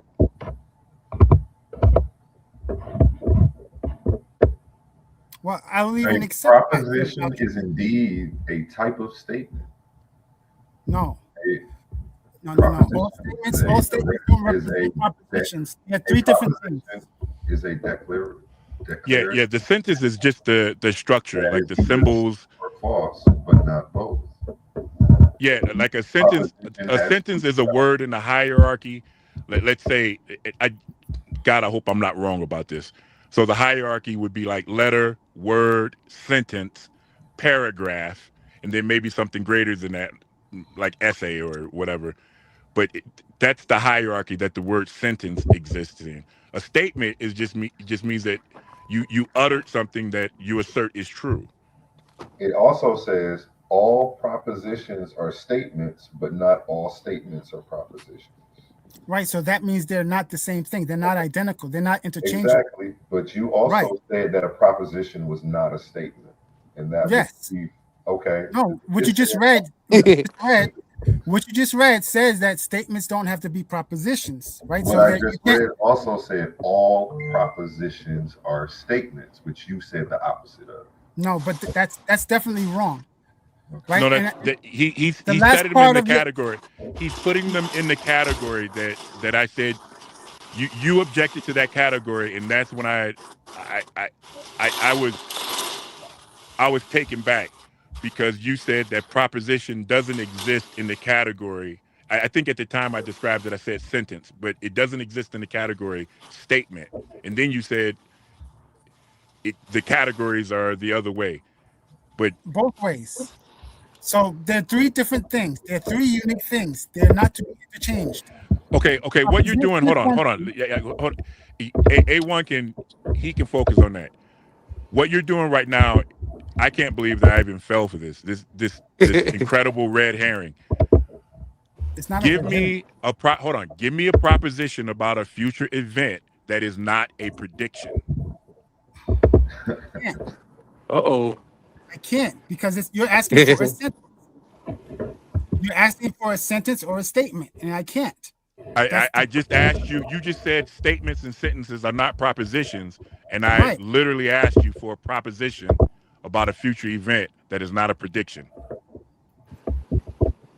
And I'm saying to you. Okay, what I'm asking you for right now. Hold on. What I'm asking you for right now dots all the I's, crosses all the T's. I'm asking you for a proposition so you get your truth value immediately, which you argued about before. We don't have to circle back around to that. So a proposition about a future event, the Mets versus the Detroit Lions, for some reason, they're playing cross sports in 10 years. That is, it takes the form that isn't a prediction. That's what I want to get back to. And we got away from that, which is, right. It's amazing that you pulled that red herring. That doesn't happen very often, so I applaud you for that. Good at what I do, but no, what you're asking for is impossible. Read this. Well, it's impossible. It's impossible, literally impossible. That's why I'm answering the way I'm answering. Now this is from what's this website? This is Philosophy Institute. Well, philosophy.institute. So it's not even a .com. Philosophy.institute. Get back over here. In logic. Sorry, my laptop's. Read it better for you. I'm usually on the 70-inch. In logic, the distinction between propositions and sentences is often an essential concept that often causes confusion, which is what we seem to have now, especially for those just beginning their exploration of logical reasoning. Though the terms are used interchangeably in everyday language, they have distinct meanings in the world of logic. This blog aims to clear up the differences between propositions and sentences and why the distinction is critical for logical analysis. Understanding these differences will lay the foundation for comprehending and advancing topics in logic, such as logical operations, truth tables. Okay. I thought that was what I wanted because I saw it in the little Google section, the answer I wanted, and I thought it was just going to be at the top. In logic, a proposition is a declarative statement that can be either true or false. So a proposition is a statement, even though you keep saying it's not, Roy Chess. Yeah, it's not a statement itself, and I can explain why. I'm going to give you a chance. There's no such thing. I'm going to get back to that question. Break all of this down. I hope I'm not. Am I still red herring you, Bill with this? Go for it, brother. I needed to take a break and get this monkey wrench out of my gears. Okay, so just real quick, there's no such thing as a declarative statement. Declarative refers to a sentence, and a sentence can express a statement, right? So, like, there's technical differences here that some of the source material is not making clear. There's no such thing as a declarative statement. That's not a grammatical thing. There is a grammatical thing called a declarative sentence. There's no such thing as a declarative statement. There's a declarative sentence in the English language, right? You can look that up. When I hold the mouse over it, the definition that it actually gives me for a declarative statement is a sentence that makes a statement as opposed to asking a question, giving a command, or expressing exclamation. So yeah, but you can't define. Hold on. You can't define statement with the definition including the word that you're defining. Right? So if I define God and I put God in the definition, then what am I really doing? If I'm trying to define God and then I have God in the definition, I'm not really making any sense. Hold on. So you're saying because it can use statement in the definition because the actual term is declarative statement. So it's identifying what type of statement is being made in the definition. No, there is no such thing as declarative statement. There is a declarative sentence. So this term doesn't exist, nor the definition is giving. Yeah, that's wrong. That the proper term is declarative sentence, and then there will be no problem. There is no such thing as a declarative statement. Had it said in logic, a proposition is expressed as a declarative sentence, that would be a proper definition. It's misleading because it's not telling you what a statement is. That's why I'm making this.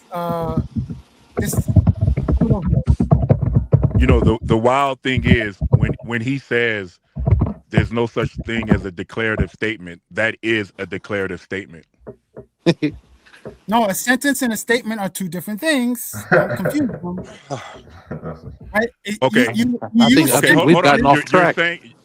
You're saying that to a guy that showed you where a sentence fits in the hierarchy of symbols, like about 5 minutes ago. So yeah, you don't have to keep reminding me the difference between a sentence and a statement. I've already demonstrated I understand it. Roy Chess, can I refer you to the screen? It says a declarative statement is indeed a term commonly found in logic textbooks. It also gives examples down there. We're going to get down there though. Definition: a declarative statement expresses a fact or opinion and can be classified as true or false. Usage in logic. In logic, declarative statements serve as the foundation for constructing arguments and propositions. They are essential in formal logic, where they can be analyzed for validity and soundness. Examples: the sky is blue. This is a declarative statement that can be evaluated for truth. 2 + 2 = 4. Another example that is clearly true. Declarative statements contrast with interrogative questions. Interrogative. Excuse Interrogative. me. Interrogative. So you saw I messed it up. My bad. Interrogative, imperative, exclamatory statements. Okay, so let me rebuttal right quick.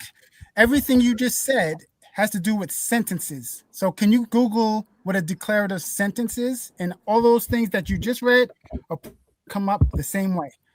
I want to predict if there's a definition for declarative sentence, it's going to go along the lines: a sentence is it contains a declarative statement. No, it won't. Oh, because it's actually a thing. I'm making a proposition about a future event.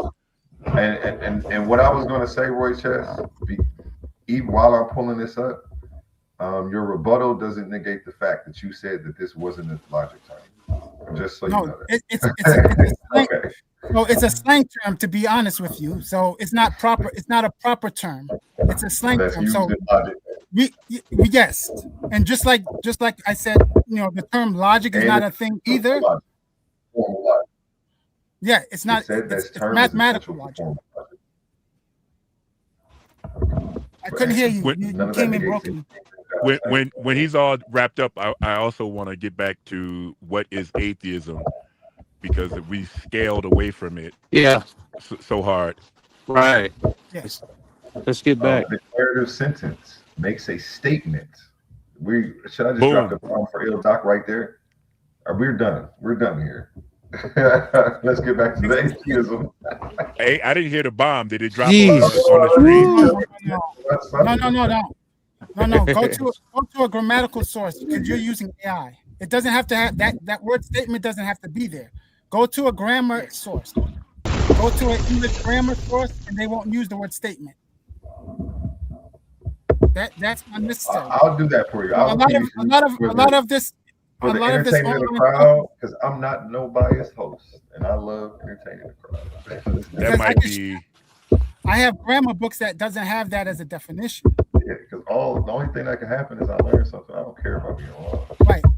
I mean, again, this is being a stickler. Yeah. So what would you like to look up? Teach me something. Look it up in an English grammar, English grammar source, like an English grammar text. A1, you could also you can use your AI and just insist that it gives you a citation. Before I do this, I resent the fact that you're telling me I'm wrong and that I need to go to another source and you don't even have the source. So no, I have sources. I mean, I can't. You're giving me a general term. Look at it. You can't. No, I'm asking you to look it up in a proper source, though. Yeah, this is. You're giving me a general source. He's galloping right now. Now he's galloping. Crazy. You can't even tell me pull up. If we're debating something, if we're disagreeing with something, right? No, hold on. You've changed. We started out on theism. We started out on theism. Then we switched to the proposition. Then we switched on the proposition is not a statement or sentence. Then we switched, and at each pivot, somebody has said something that has indicated you go, oh no, that's not it. Well, look up the sentence, look up the next thing, look up the AI is like, hold on. AI was good enough for you all the way up until it disagreed with you, and then you wanted a grammar source. That is. Look, more request for evidence away from textbook galloping. Whatever subject we're talking about. Here's what you do, A1, before you get away from AI, look up what Gish Gallop is. G-I-S-H. That's why I said, you know what, I'll appease the crowd just for fun. Let's see what it says. You're missing the point. If we're disagreeing about any topic, we're disagreeing about atheism, and that's the last thing that you want to talk about. No. I'm asking you to go to the source of that field, whatever we're talking about, not the internet. Okay, while he's doing that, I want to give a shout out to Court. Earlier, Court, you said hard materialists that some of them reject the existence of a mind distinct from the brain. I reject that idea too. I don't deny it exists. I don't know enough about it, but I work with the idea that the mind is a product of brain activity, and it serves as a workspace where we organize categories and ideas. I don't think that there's anywhere mind exists where there isn't also a brain. I don't know if that matches up with what your hard materialists think or not. Hey, real quick, I didn't read the super chat. My apologies for letting it sit for so long. Michigan's Natural Living says, "Big ups A1 and the Titans Debate League channel. Support your show. Let your voice be heard today." Shout out to you, King. Appreciate you. Give him a round of You're applause. welcome, brother. You're welcome. Peace. And let's pass it to you. You've been sitting there patiently. I don't know if you don't want to jump in, but definitely. Is somebody moving furniture? It sounds like somebody's moving furniture.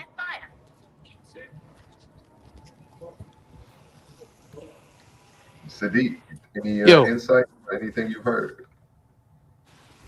Man, we got I think we got a little I guess it works itself out at the end, but we got a little off track there with navigating the semantics and stuff. But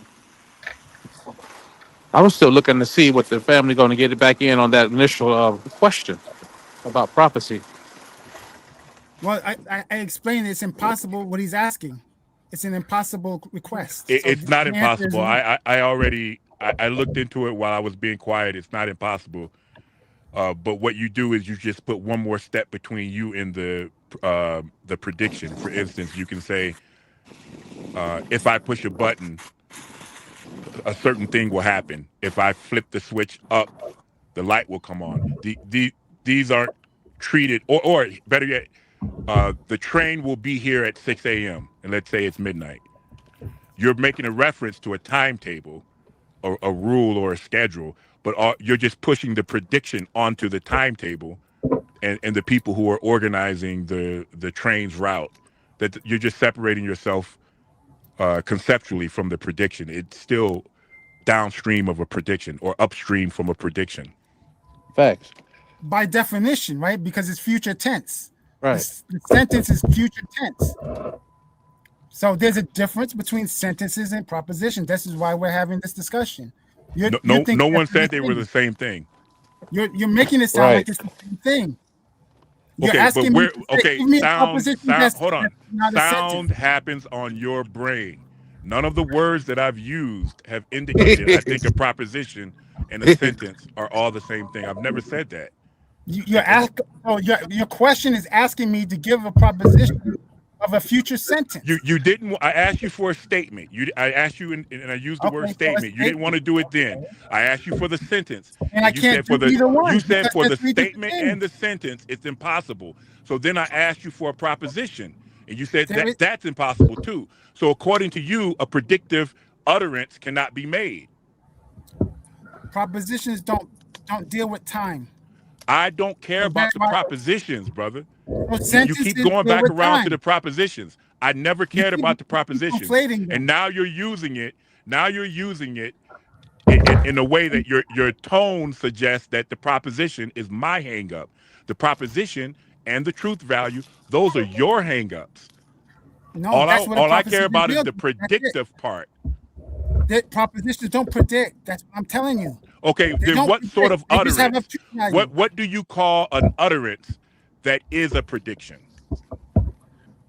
In English, we would call that a prediction, right? A future tense sentence. It's a future tense. Man, we got to move on. Yeah, that's a feature of the language. Propositions don't have tense. All right, let me put something else because let me try to pivot. I want to talk about earlier. You mentioned babies are not born atheists, and I agreed with you on that because I think the babies are born. It's almost like saying we're not born adults, but we're born at the earliest stage of the human life cycle that ends up as an adult. The only reason we separate it is through science and trying to understand the difference between children and adults. We create these distinctions in these stages: childhood, adolescence, adult, infancy, all the way down to zygote. I think the same thing. I think that children are born at the earliest stage of a cycle where they will inevitably develop ideas about divine existences.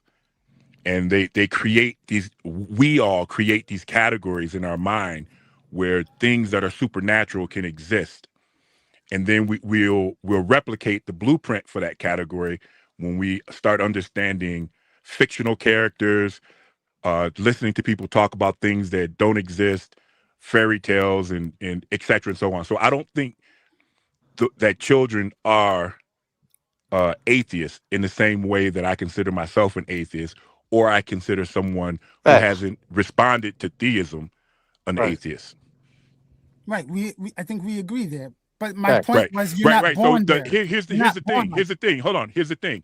The difference, though, is because I have been proposed theism. Theism is a proposition.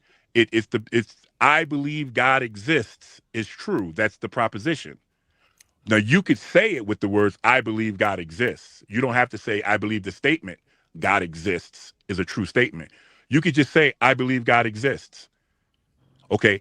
When you say that to me, my response is more or less going to be, well, in your mind. But let's say I'm a regular atheist. I go, I disagree with you. I don't share that belief. I don't have a belief similar to that. Now I'm an atheist. I would never have made that negation had I not been proposed theism. So theism comes first, then atheism. Facts. Atheism doesn't have to propose anything. Well, again, if you're assuming the dictionary definition, then that's true, because the dictionary says lack of belief.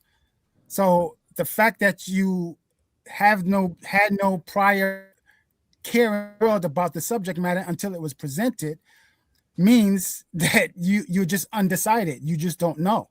That doesn't mean you're atheist. You can't be undecided in the absence of a choice. Yes, you can, because you don't know the choices are. It doesn't make sense. Now it's getting interesting. Things are getting interesting now. Listen, so again, if you don't know, if I'm walking down the road, and I haven't decided to turn left or right at a crossroad that doesn't even exist in my sight yet, it's not even on my map, I can't tell anyone I'm undecided. You don't get to objectively, like outside of me, get to say about me that I'm undecided, because a decision is an internal event. You don't get to determine that. You don't, oh, he's undecided because he hasn't chosen left or right yet. Wait a minute, I'll evaluate those choices when I encounter them. Either someone will tell me, yeah, there's a left or right coming up. It'll be on my map. At some point, it'll be introduced to me. And then at that point, I'll choose left, I'll choose right. I won't decide yet until I get to see the terrain. If it hasn't been introduced to me, characterizing me as undecided is improper. Okay, so what that mean, Doc, that you have to experience the choices first, or perceive it first before you can be held liable? Well, I don't know about held liable. Like there's some moral responsibility in there, but just to say that I'm not decided, to invoke decision into my worldview when I haven't, when those choices don't exist for me. Right, because you haven't experienced it. Right, you have to experience it. I have to be presented with choices, right, and then not make a choice in order to enter a state of what would you say, indecision?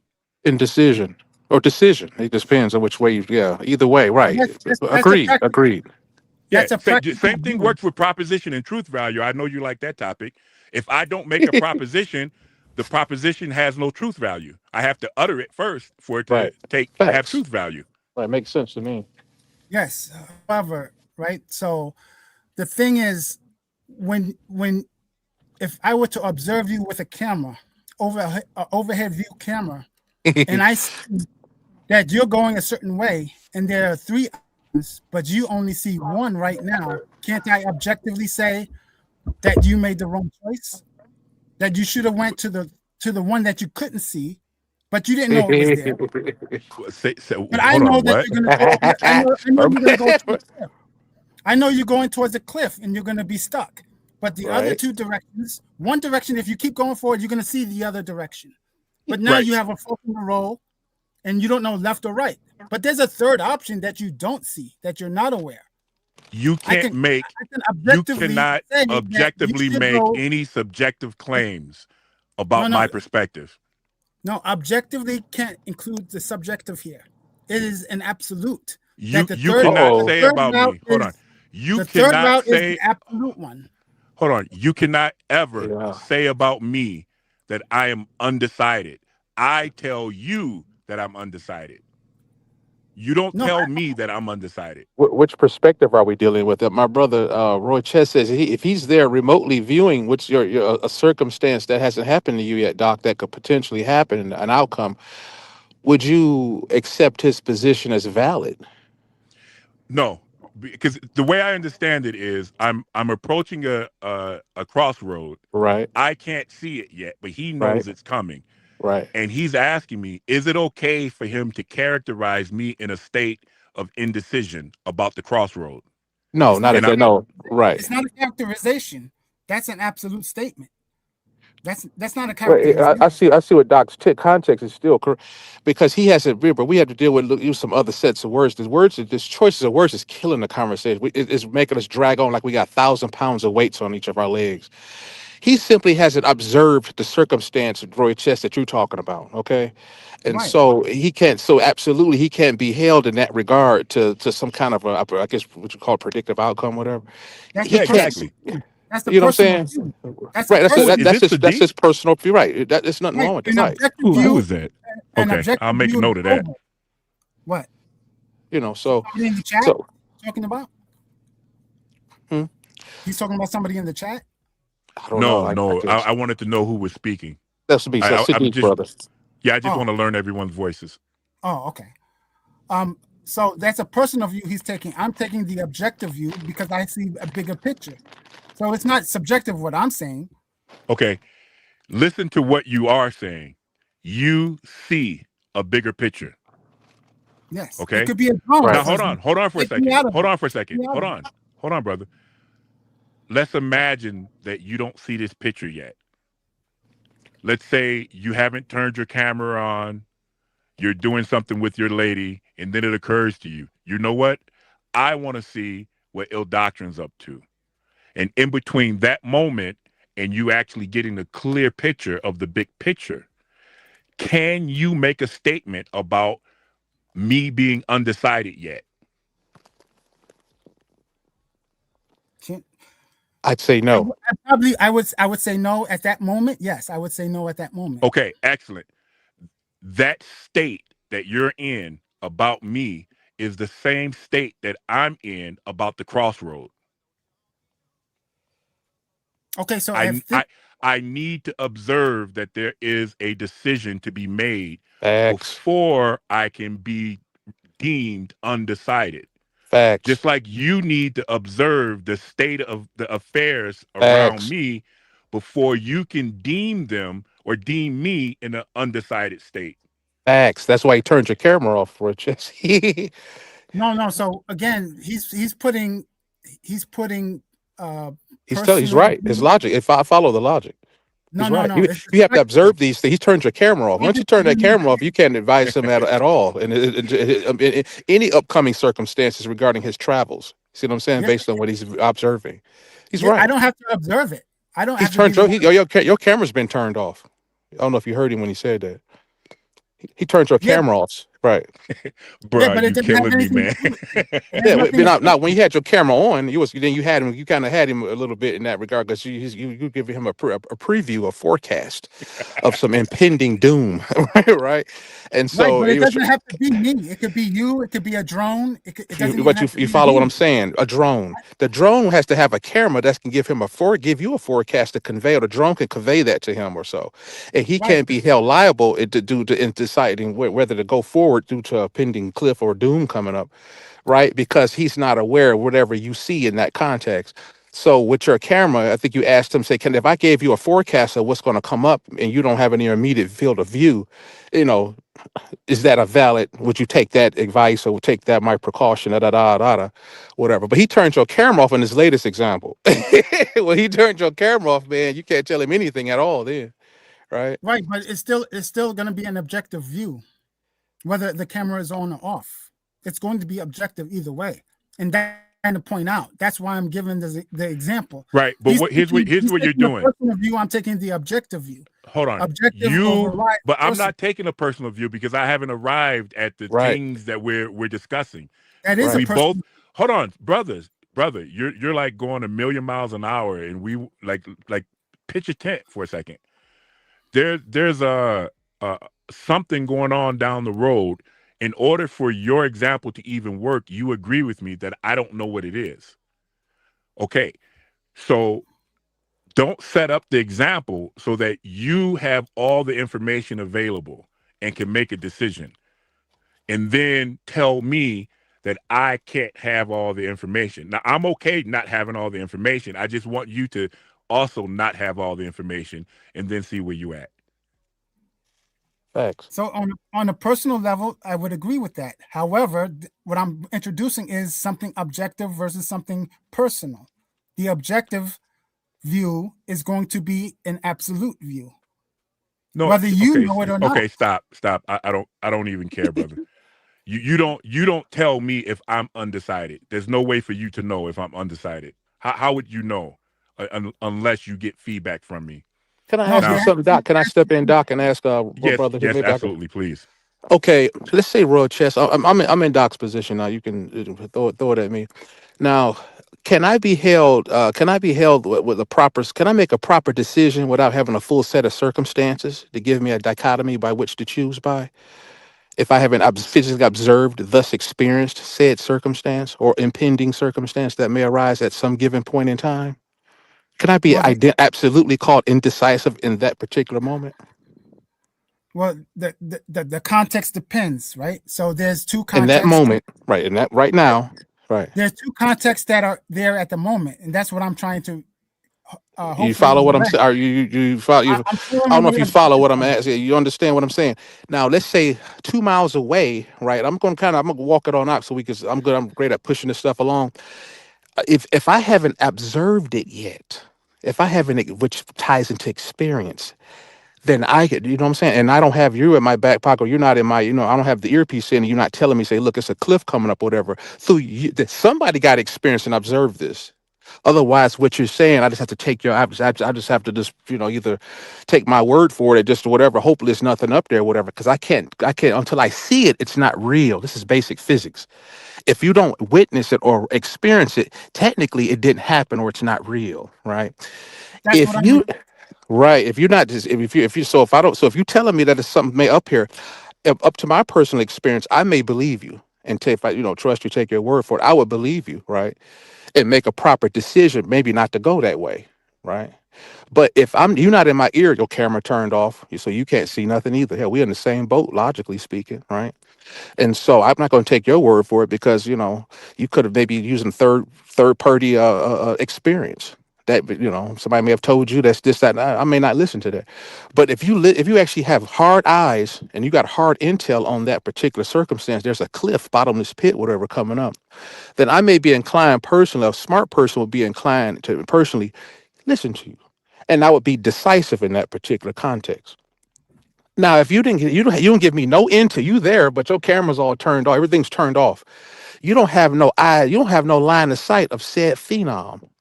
You haven't experienced these impending doom circumstances that's coming up. Neither do I. Now, will I fall into that circumstance? Maybe. And I have to make a decision later on in time. As it stands right now, I'm not considered indecisive because, simply put, that particular moment and position I'm gonna come into to make what's gonna force a decision one way or the other simply hasn't occurred yet. You see what I'm saying?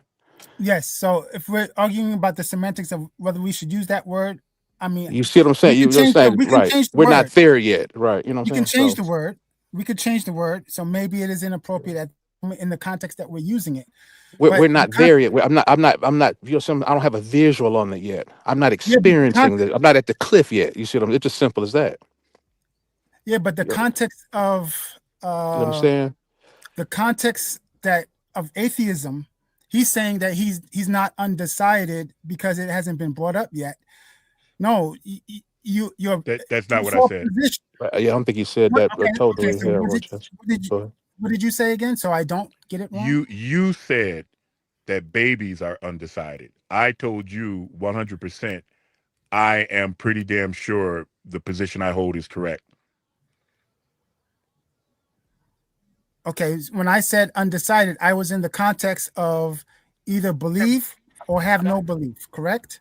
Well, they can't be undecided because they don't even have the intel to make a decision. Yeah, there has to be exposure. The fact that they cannot make a decision is still undecided. No, let me tell you. You don't need knowledge to be undecided. You do. You need exposure. No, you need exposure. Hold on. You need exposure, brother. Look. Okay, you can't deny what you don't know exists. In order to make a decision, you're not denying, you're undecided. Word chest.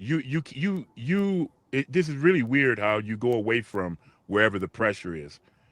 You understand, in order to be undecided, there must be choices that could be made. Right. Okay. No, so I'm saying it's the lack of hold choice. on, stop. Just or no, brother. Just get through this. We're trying to define one word. In order to be undecided, there also exists choices that aren't being made. Correct? No, I would say no. So you can be so you can be undecided about choices that don't exist. If you have no choices, you're undecided. So yes. I think you probably should look up the word undecided. My brother changed the circumstances real quick. I think you should look up the word undecided, brother. I'm saying you could have zero circumstances, and you could have some circumstances where you have knowledge and be undecided. With that, so what you just said equate to what he's saying, what he's asking you, brother? Is that the same thing? Yes, because it's an either or, right? That's an either or position. So he didn't say no. He didn't say no. There are three things that have to exist for me to be undecided. One, I need to be exposed to choices, so choices exist. Two, I need to be aware that a choice can be made. And three, I have to not have decided yet. I know I said that awkwardly.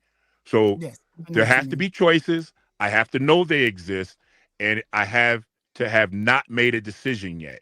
That's undecided. That is not the state that babies exist in relative to theism.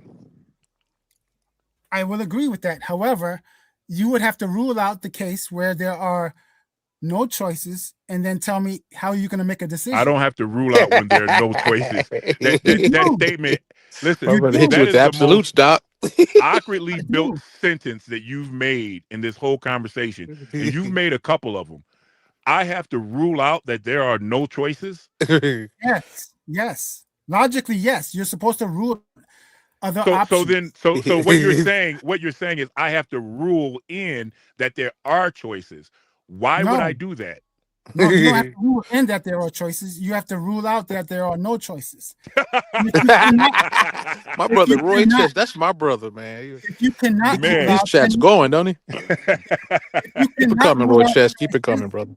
Then you can assume them to exist because you can't rule them out. So you make the assumption that they do exist and then go from there.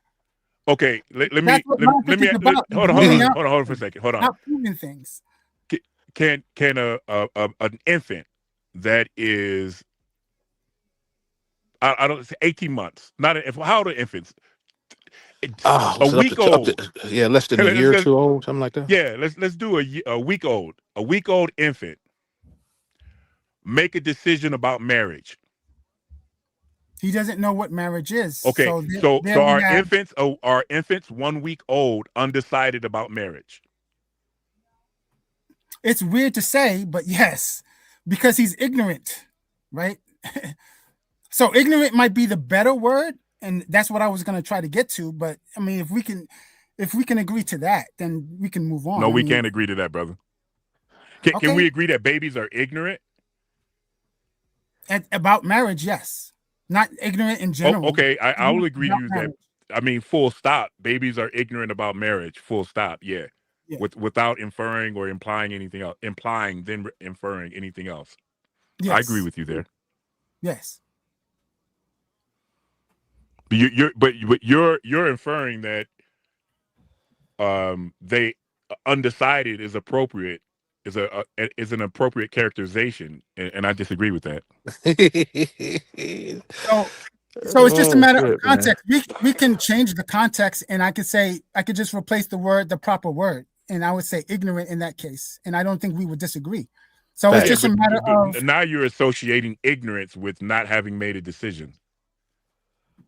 yeah, in this context, because that's why we're using it, because you're saying that you need the evidence first or the choice presented. I haven't even used the word evidence since No, I've been I on know this you didn't stream. use I know you didn't use the word I evidence, think but you Roy Chess, you threw out the word indecision, right?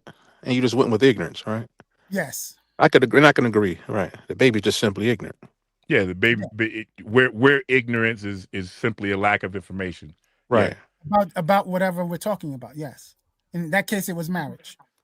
All right. Would you agree when I'm walking down the road, I'm ignorant to the cliff? Yes. All right. Facts. There we go. Right. Yeah, Roy Chess, my man. I knew he was gonna come through, bro. Yeah. So it's just a matter of the wordplay, the context. Right. Once we get the Right. context right, then we're good. Would you agree that a week old baby is ignorant of theism? Yes. All right. So does that make them an atheist? I would say no. Yeah, I agree with you because I think that they are. I don't know how to say. This Their is their their interesting too. their neurophysiology is on the cycle or on the trajectory to develop ideas about divine existences. From an adult perspective, as we understand it in the Abrahamic schools of thought, Yeah. they would have another. They remember they go. I go by observation and perspective personally. Based on there, I'm just going to interject if you guys don't mind. Oh, go for it, brother. Like Brother Doc said, they're not atheists at all. They're just not theists in the conventional way from an adult point of view, as we would understand it, commonly see it. They are very theist. Uh, we say, well, okay, if they are, who they're worshiping? The mother. The mother is God. Unabated, absolute, totally. Man, they come out that stomach, man, and the first thing they see is her. They hear her voice. They feel her heartbeat. They feel her energy. They feel her, all of this stuff when they were inside of her. A very intimate relationship. They know really nothing else at that point, primarily. They're coming into a new set of circumstances and they're depending on this particular entity. They don't know it's the mother per se, as we understand it to be, and as they will understand it too as they get older. But at that moment in time, they worships her, her sound, her the food. They pray, cry. It's the prayer. Okay, we're talking about religion and prayer. We're talking about worship. We're talking about prayer. The prayer. We talk about babies. We talk about crying. That's the language. They don't speak like adults and all of this. Break all of these absolutes I've been hearing on here. This baby, he speaks. He speaks in a cry. That's his language, right? There's more than many. There's many ways to communicate. You don't have to enunciate. Well, no, we got caught in quagmire and almost in a to basically paralysis on here with these words. The mother, since the cry is equated to language in this regard, it has meaning. Different cries have meaning. Ask any mother. She knows how to answer quote prayer in this regard. The baby prays and pulls down and gets what it wants, the milk or whatever, the care or the changing of the diaper. I can go on. The list is endless. Now, that's the central point of influence typically for a baby at that age, infant, newborn or whatever. And I want to digress too much, but I'm gonna go a little further. As the baby gets increasingly older, other fields of influence come into what view? They begin to experience other phenomena outside of mama's field of influence. As time increases, that increases as well. This adapts and changes over time the baby's perception of theism as it's understood in that initial regard. There's other competing influences, and eventually secular religion comes into that. The mother begins to slowly, she's indoctrinated or whatever, she'll begin to introduce the elements of that, da da da. The baby's watching TV, the baby's talking to other relatives. You can go on, the baby's going to school or whatever, maybe a secondary, maybe some kind of secular school, religious school or whatever. In time, the form of definition becomes questionable from its initial point in that regard that I mentioned. So, different aspects of Christian or Muslim, the denomination may come into play depending on what part of the world the baby's in.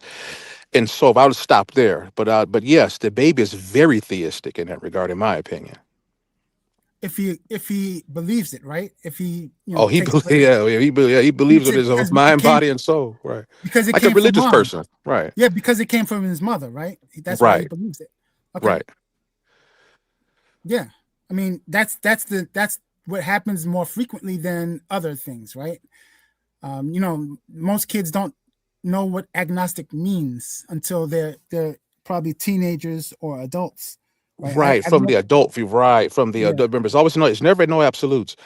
And so eventually that can become the issue, as I think what we were talking about in earlier, is that, and I was just, let's just skip ahead years or whatever. Now this kid's been maybe around 10 to 15 years old, maybe 17, 18. This girl has been exposed. She's probably been in church for the last 10 years or some shit, right? Now mother's telling the baby that this child, 18, 17, 16-year-old, hey man, I'm not nobody really compared to this almighty to the almighty and all this. This particular entity's made all of us or whatever. All of this stuff you see, this entity's put it there. So now the baby's mind is usually blown. Speaking from my own experience coming out of a Christian household back in the day. She's telling me, different, Santa Claus come from this guy. This guy is an element of Santa. He's a delegate of Santa and all this kind of stuff. Jesus is a delegate of this guy too. And these guys bringing these good things and all this other stuff. So my definition, if I'm going to remain a theist, is being enhanced, you could say, for the lack of a better word. But I'm also hearing guys who's not just say that's all fake or whatever. So I'm giving a dichotomy eventually. So many of us are faced in our late teen years. We're going through a lot of states of confusion. Religious is part of that and some other stuff, gender ID and all this other shit that we deal with in modern times. And so I have to make a decision in that regard. And oftentimes, sometimes, man, hell, these latest young guys nowadays, man, they're not hardly buying the Christian the marketing campaign anymore. Not really. Particularly in the black community, and they're just simply not hearing it. So I may choose to go atheism or some form of it, or I may become agnostic or whatever. And I may, but that comes much later in life as I acquire more information. My point is to acquire information through experience, through observation. See, and the baby can experience and observe at point one, at point 1 years old. Point one was at point zero, 0.1 years old, right? Not even a year old yet. And this baby's observing and experiencing all kinds of shit in this regard, directly from its mother, typically, most of the time. Right. So you subscribe mainly to science then?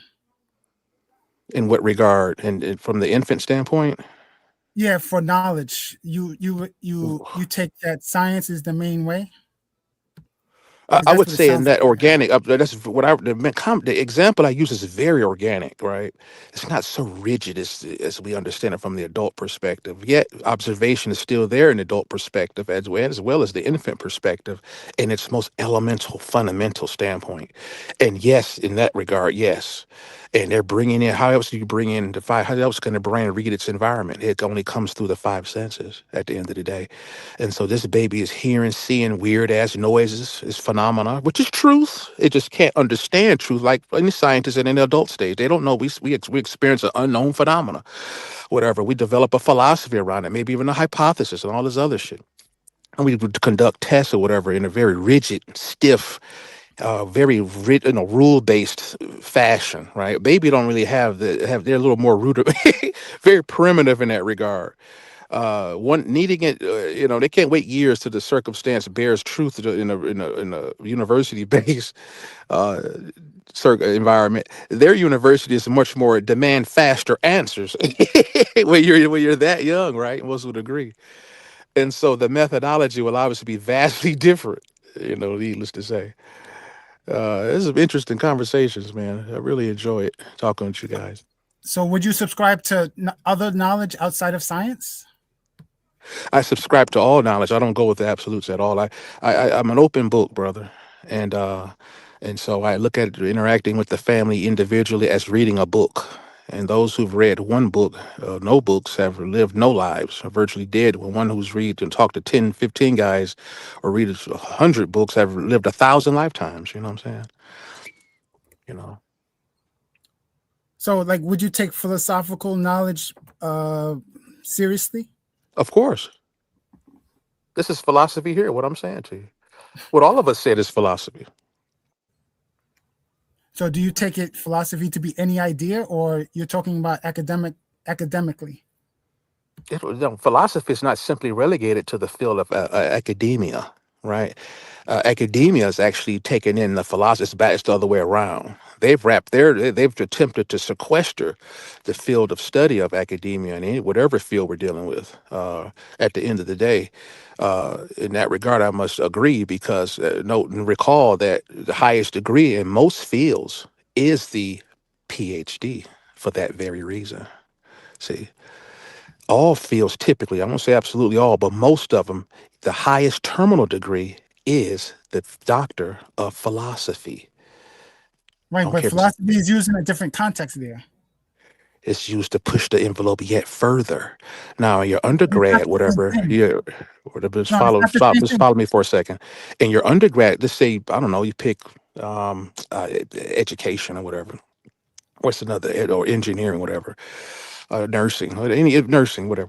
Say, so you got a PhD in nursing. Now since you have mastered the philosophy. Well, you're a doctor. That's higher than a master's of philosophy. You're the doctor of philosophy within the guise or the field of nursing.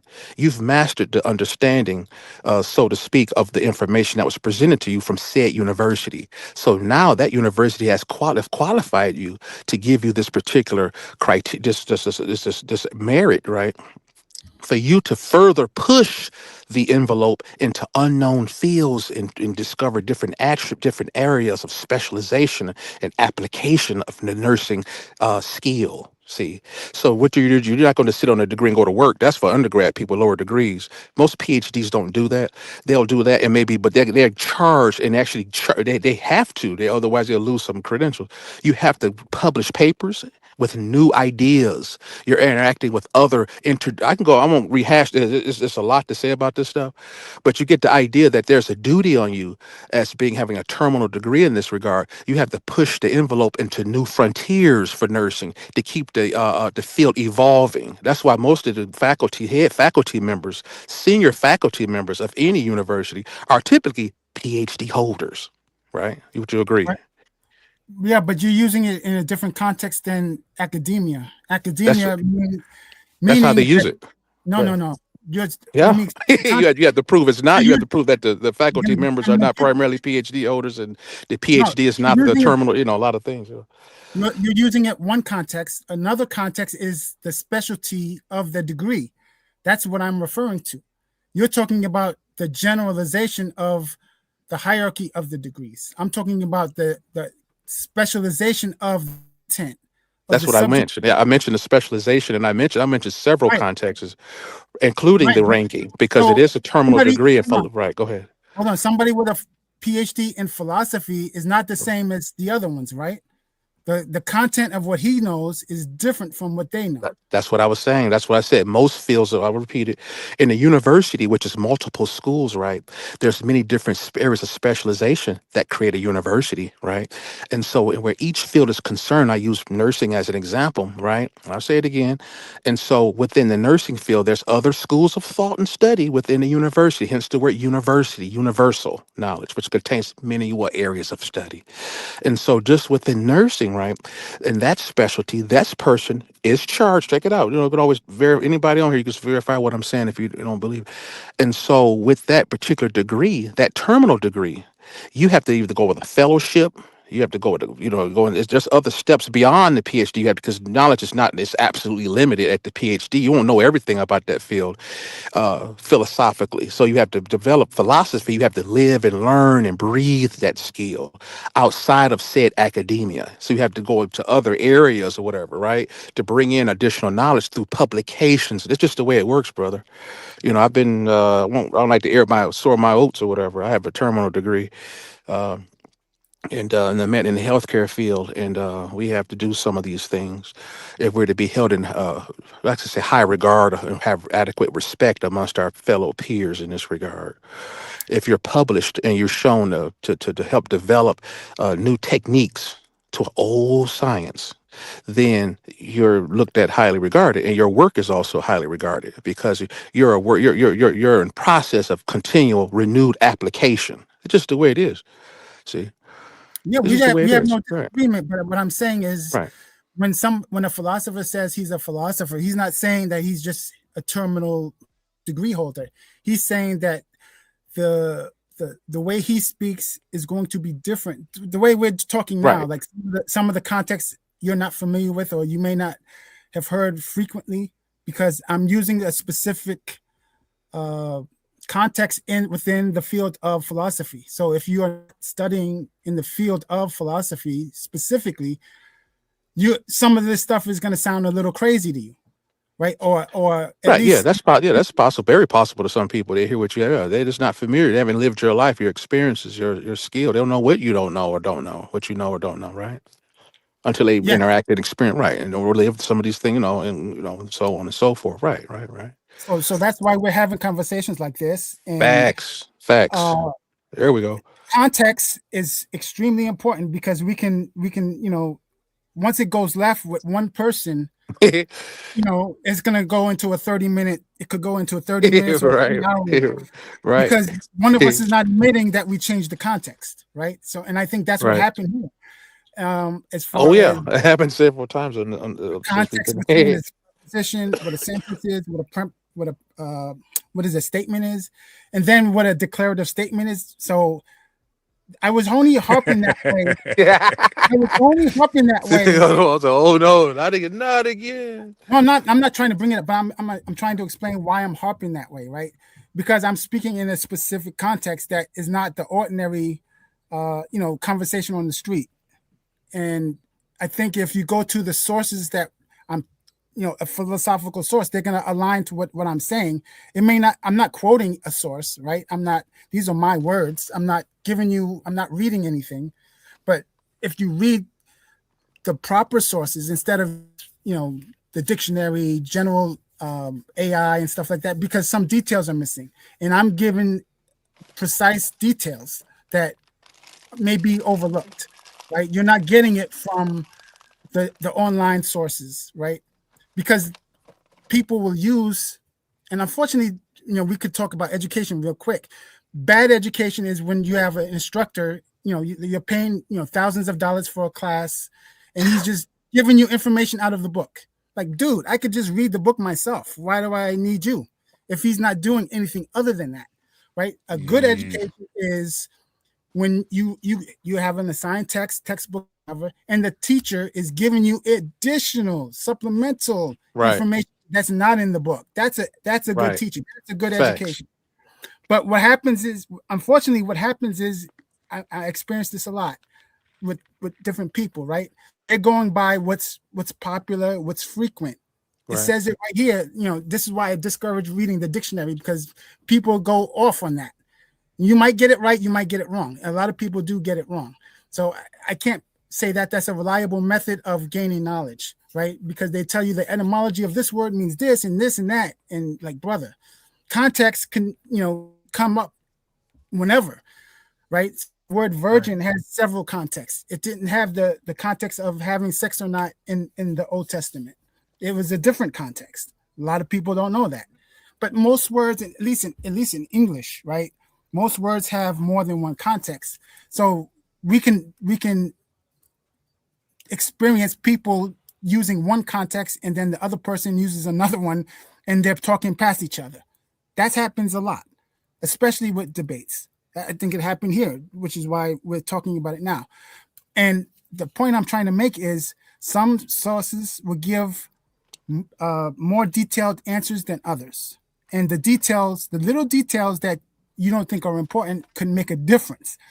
So when I say there's no such thing as a declarative statement, I'm saying it's a slang, right? That's made easier because people could understand it instead of saying the proper way.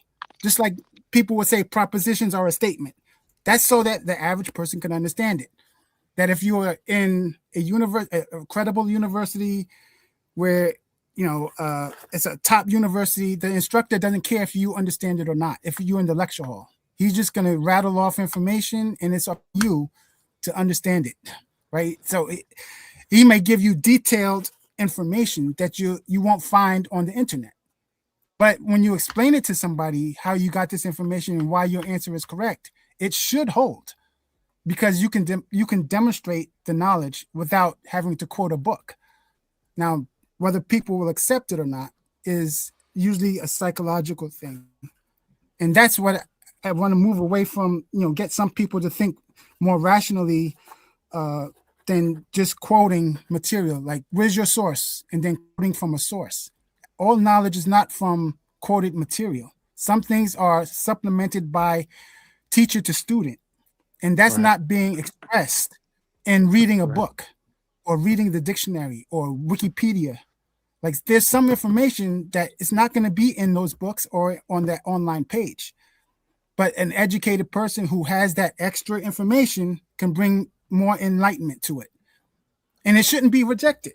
I mean, unless it's totally off. They have their we all have different perspectives and different criteria by which we accept or deny input data. At the end of the day, there's just a choice, and so that's fine. That's fine. We're all, many of the old timers and the ancients also knew quite well that we all exist in our own universities as we traverse through life. Right. And so that don't even require school technically. I mean, it depends if you want to get a good job or whatever you have planned for yourself. You might need to go get that degree, but you don't really need that degree per se. I just gotta go outside of the fixed brick and mortar centers of academia. That life itself is a university, by and large, Well, the information you're going to get from both is different. Right. Of course. Just living in I the wouldn't say streets it's totally different. right. It just, I wouldn't say it's totally different, but of course you're getting information from a different, physical location, obviously, and what's being observed and maybe learned is maybe done, not necessarily, it's not what you learning in the school. It's not different. What you learning in school is not different per se.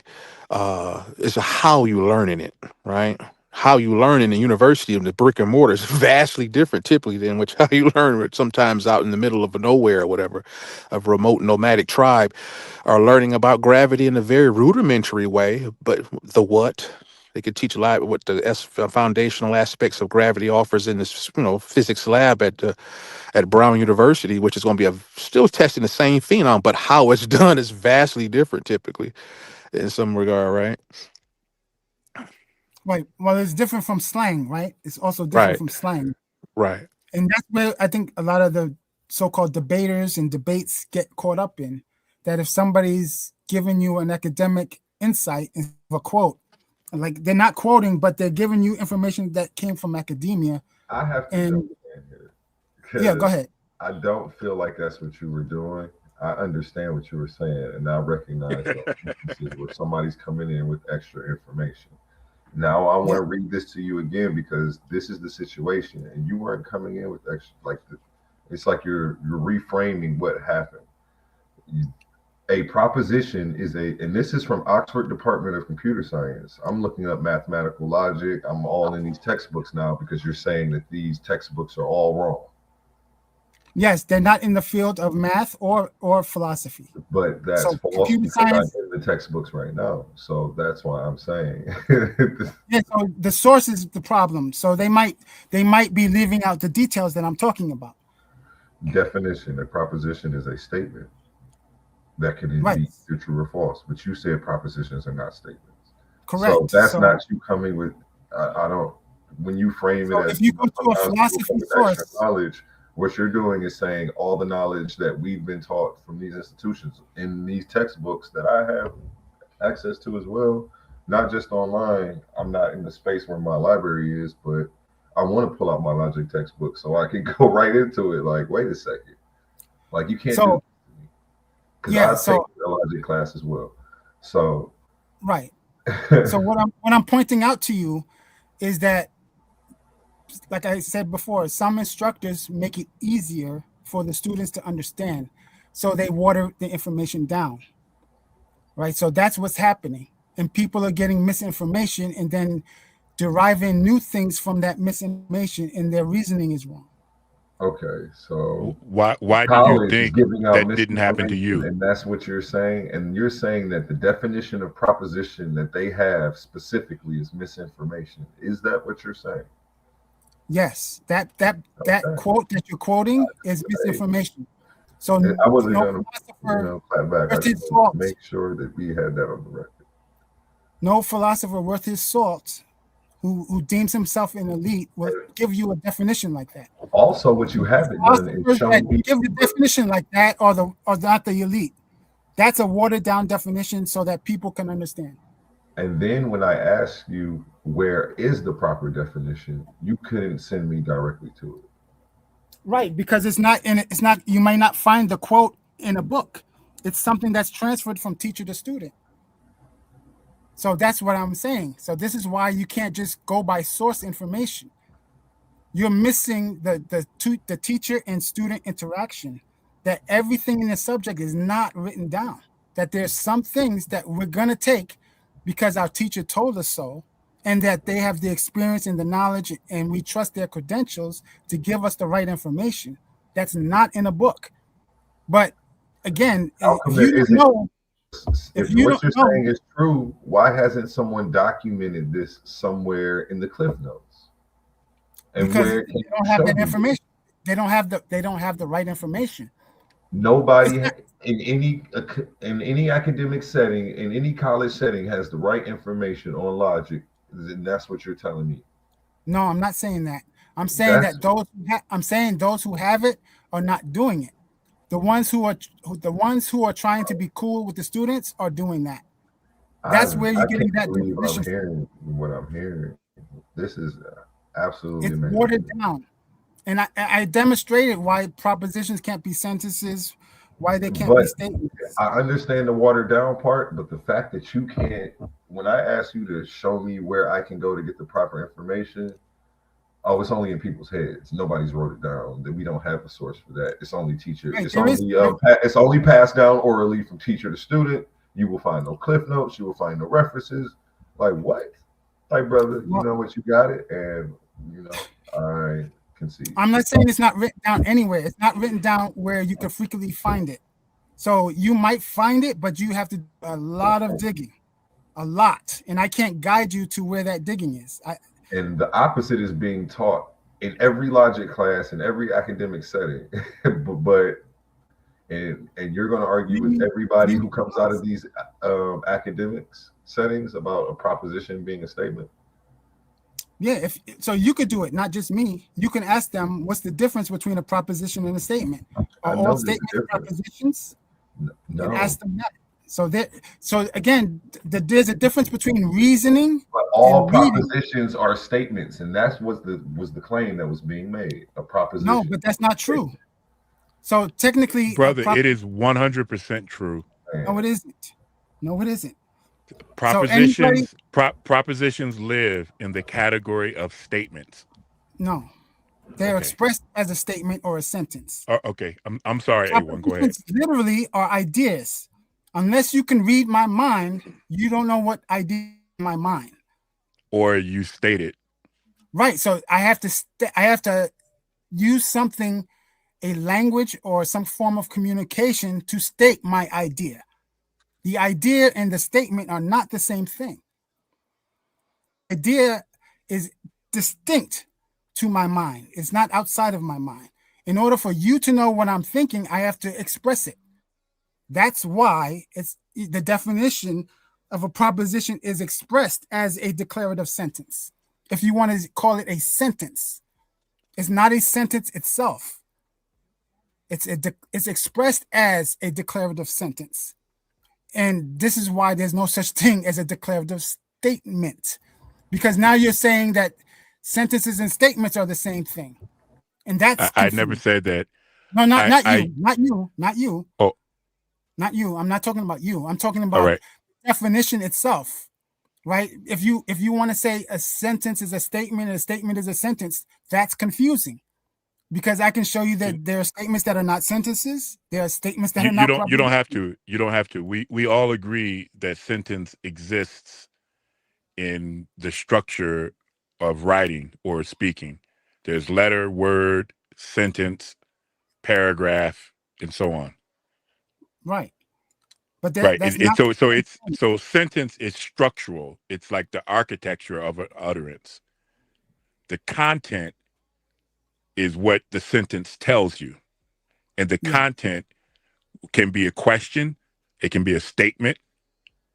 And if it's a statement, and it has truth value, then it's a proposition. It can be a statement that's not a proposition. That's why proposition exists inside the category statement. And I like to read this really fast. It says, most logic textbooks do use the idea of a declarative sentence, sometimes called a declarative statement, when introducing propositions. But there is a subtle nuance.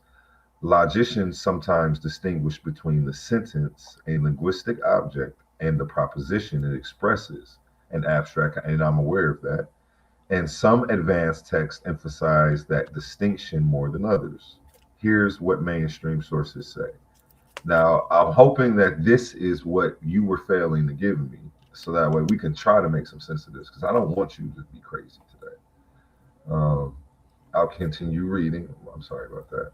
Standard logic courses. In propositional logic, a proposition is defined as a declarative sentence that has definitive truth or value, and that's what we've been saying. That is the standard introductory definition in many logic and discrete math textbooks, and that would be accurate because all I did was take an introduction course, and I didn't go further than that with the logic. So next it says, logic typically excludes questions, commands, and exclamations because they do not have truth values and so are not propositions. Technical clarification. Some philosophers and advanced logic texts make distinction between a declarative sentence and a proposition. But that's not what we were arguing about, but I'll continue reading. The meaning or content that can be true or false. This view says propositions are not literally the sentences themselves, but what those sentences express. I agree with that. We are talking about as a proposition, a statement, though. But I'm going to continue and hope it comes up, because that was the question I asked. So I'm assuming it's still going to come around to that. Okay, next it says, but it's not rejected entirely. The claim that there is no declarative statements in logic is not a common or mainstream position. It likely arises only in discussions about philosophical nature of meaning, not in ordinary logic courses where the working definition uses declarative sentences to teach the truth functional logic. So like you're doing like some weird exception to the rule, trying to apply it to the all, but that's what that says right there, at least. That's what that seems like. That everything you just read was in line with what I said. However, it didn't give you the quote that you're looking for, that statements are not propositions and propositions are not statements. But if you can imagine a counterexample of a statement that's not a proposition, that will tell you that they're not the same thing. A declarative sentence is a statement. I understand genus and species. Two things can be different in the same thing. Or no, a declarative sentence and a statement are two different things. A sentence and a statement. I'm talking about a proposition and a statement. So if I misheard you, I apologize. And I want to read this last paragraph. It says, so in normal logic courses, declarative sentences are the basis for propositions. Some advanced texts refine the concept, but they do not deny that declarative sentences play a role in defining what counts as a proposition. So even in here, it says you're making a distinction that even these advanced texts aren't making. Yeah, because it's confusing to the students. So if I give you the proper definition, students might not understand that, right? So the proper definition is it's an idea that expresses a truth value in reality, right? But it's an idea. It's not a physical thing. So it's not a sentence and it's not a statement. Oh, I think, are you suggesting that a proposition that isn't uttered is not a statement? Correct. So if you don't state it, then it's not a statement, is what you're suggesting. Correct. But it's still a proposition. Right? So that rules out them being the same thing. So that book doesn't tell you that. If you can give you a counterexample, then you know the definition or the context you're using is wrong. The fact that you can counterexample it. So when source up, I can't source up, especially if I don't know where to go, right? I don't know what book to tell you where that sentence is going to appear. But I am definitely right. So this whole time, this whole time, what you were suggesting is a proposition exists implicitly or unstated in my mind prior to being uttered. Yes. I have zero problem with that. That's right. Yes. So the books don't tell you that though. That's where the reading goes wrong. You're 100% incorrect because I got that from a book. What book? I mean, I'm not aware of. I don't remember, man. I don't. No, I'm not saying it can't be in the book, but like you may not know the book. Yes, you are. Right? You're exactly saying it can't be in the book.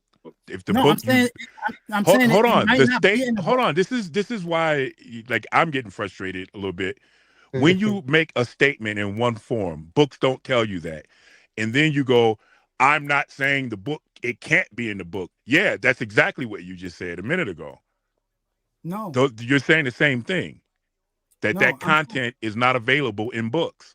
I said it might not be. I didn't give an absolute.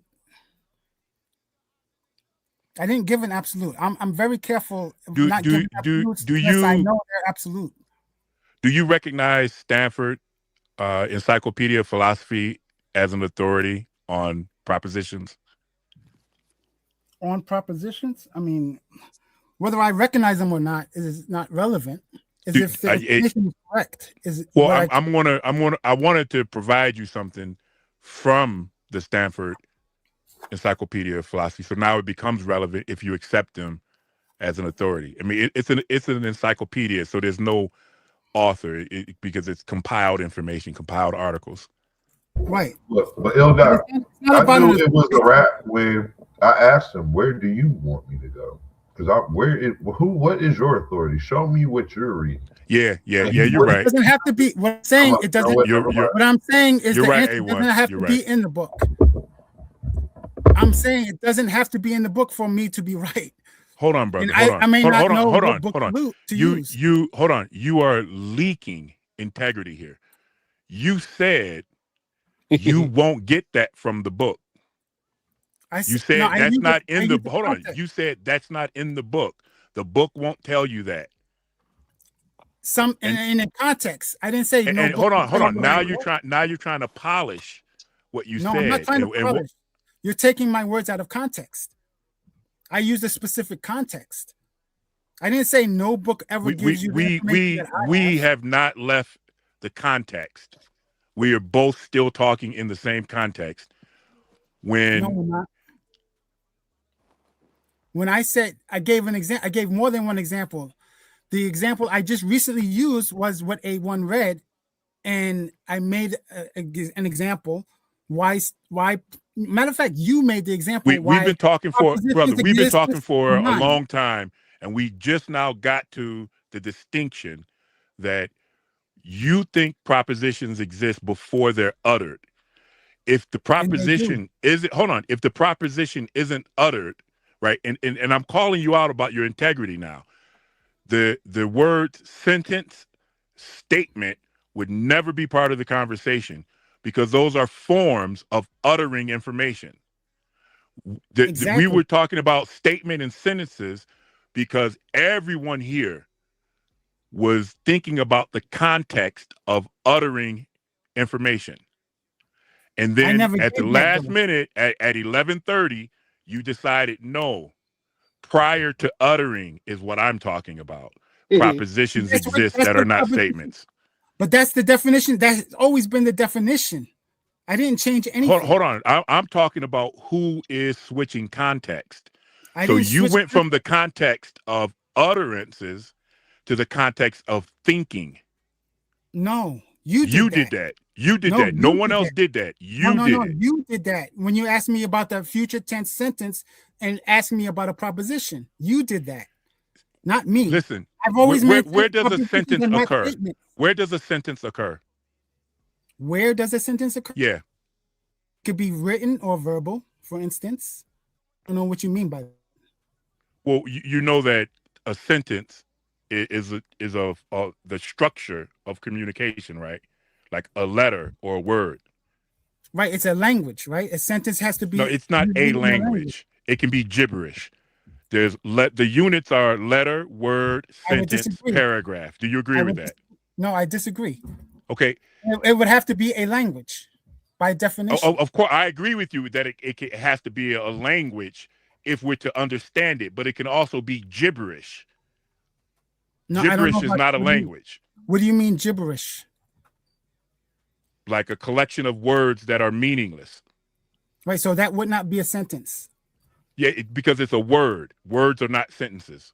No. A word can be a sentence. So again, a word cannot be a sentence. Yes, because it can. Need a subject and predicate. No, you don't. No, you don't. All right, give me a sentence that's one word. Ouch. So your definition. Okay. Your definition of fair enough. Sentence is a problem. Hey, listen. Fair enough. Fair enough. Fair enough. Look, you said. So hold on, we're gonna back up. You said this stuff it's not content that's in books. Then you said no. I didn't say that. I said some of the content. I can't, brother. Listen, when I can't keep up with someone is saying, something's definitely wrong, and I can't keep up with what you're saying because I'm amazed at how flexible your integrity is here, like the intellectual integrity. You're saying you're like Bruce Lee in water, right, brother? Like you ain't gonna pin me down. I didn't say. You're saying things I didn't say. That's what I'm trying to clarify. Let's pause the noise for a second, because if you're still here right now, you're already different. Not everyone gets this. Not everyone understands real debate, real scholarship, real intellectual smoke. But you do. This is Coliseum of Arguments. This is Titans Debate League. And what happens here doesn't survive on algorithms. It survives on the people who believe in it. When you support through Cash App, you're not just donating. You're fueling the arena. You're the reason we can bring in high-level guests. You're the reason we keep unbiased judges. You're the reason these debates stay sharp, fair, and uncompromised. This platform is built by thinkers, sustained by supporters, protected by the ones who know value when they see it. If this show has ever sharpened your mind, has ever entertained you, or has ever challenged what you thought you knew, then Cash App is how you say, keep this going. Not everyone contributes, but the ones who do, they're part of what makes this real. Coliseum of Arguments, Titans Debate League, powered by the people who get it.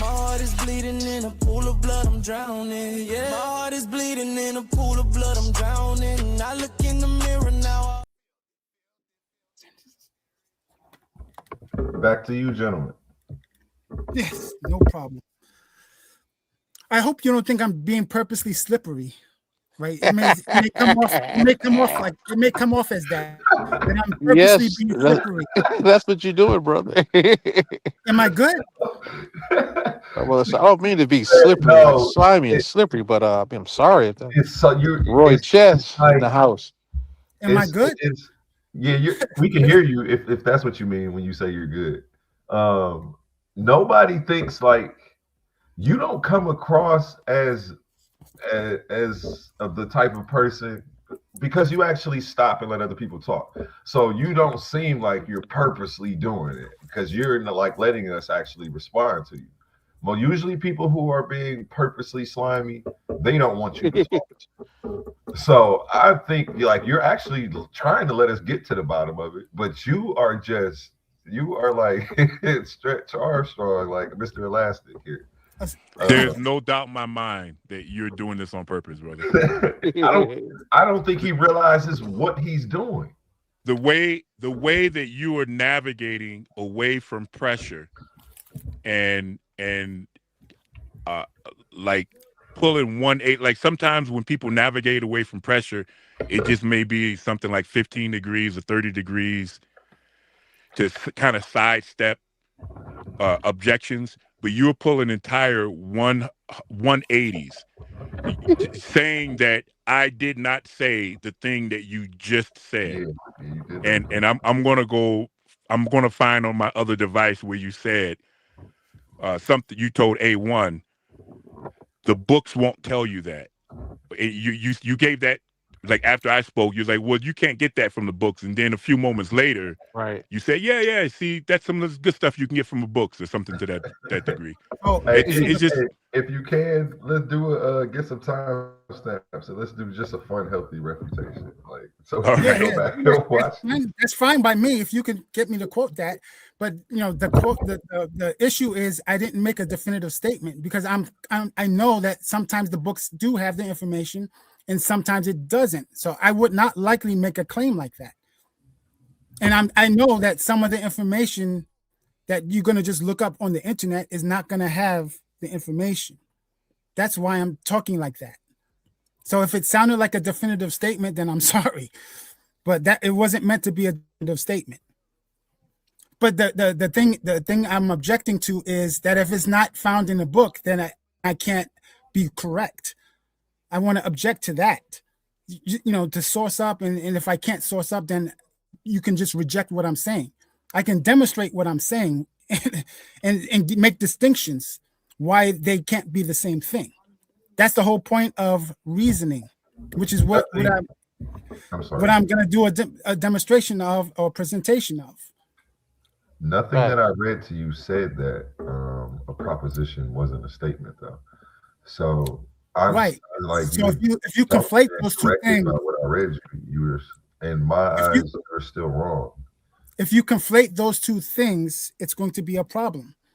It's not conflating the two things because the rule is all propositions are statements, but not all statements are propositions. This is the rule. So there is no conflating the two because the rule makes the distinction. How is it that an idea in the mind can be a statement if it's not uttered? That's what we're talking about with the Stretch Armstrong stuff. Don't do that. Like, you don't have to do that. I want you to stay focused and I want you to stay with the arguments I'm making. Because you went to a different subject. No, I didn't. The subject is proposition. You're saying propositions are statements. Yes. So your definition of proposition is faulty. Where do propositions come from? Are they only in the mind, or are they? I don't have the answer. I don't know the answer you're looking for, I should say. Okay, all right. So the next question: are they physical? Are propositions physical entities? No. Okay, so are statements always physical entities? I wouldn't. These are words. No. We're not talking about words. Statements don't have to be words. You are aware of that, correct? No. Then I'm a little lost. Okay, so does your source give a definition of what a statement is? Can you look it up what a statement is? Of course. I will love to. So that we're clear why I'm saying what I'm saying. That propositions are statements. Are you're saying all propositions, right? Not some, all. And I want to demonstrate once we come to some agreement why that cannot be. Even if it's written in your source. So that means your source has to be wrong. See, now I would like to see that. If you can show me a proposition that's actually not a statement, then I would stand corrected too, regardless if it's written. Yeah, but you have to tell me what a statement is first. So let's get a definitive, use a source to find out what a statement is. And I'm going to use your source. Okay, and I asked it again, just for clarification. Are all propositions statements? Yes, in logic and mathematics. Okay, so proposition is a type of statement, specifically a declarative sentence, or if you want to, whatever you want to use, because it said declarative sentence, which can sometimes be substituted for declarative statement, that is definitively either true or false.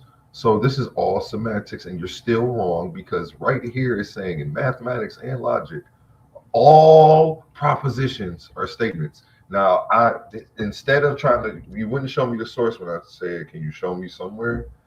Now, what you can show me is a proposition that happens to not be a statement, and then I can stand corrected.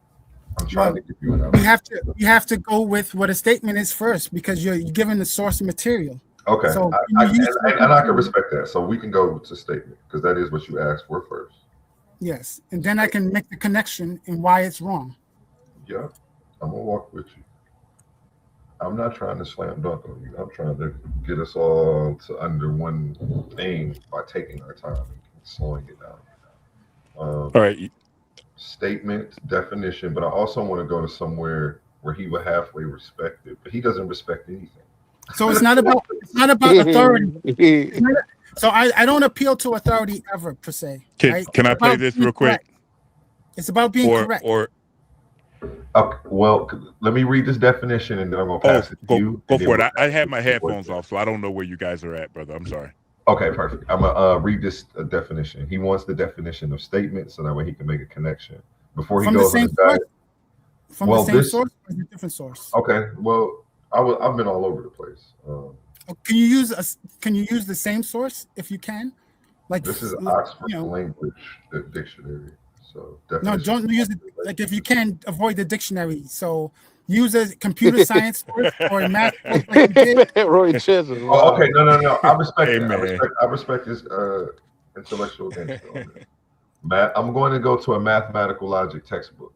Cool. Okay, and ask what a statement is, and let's see what they give us.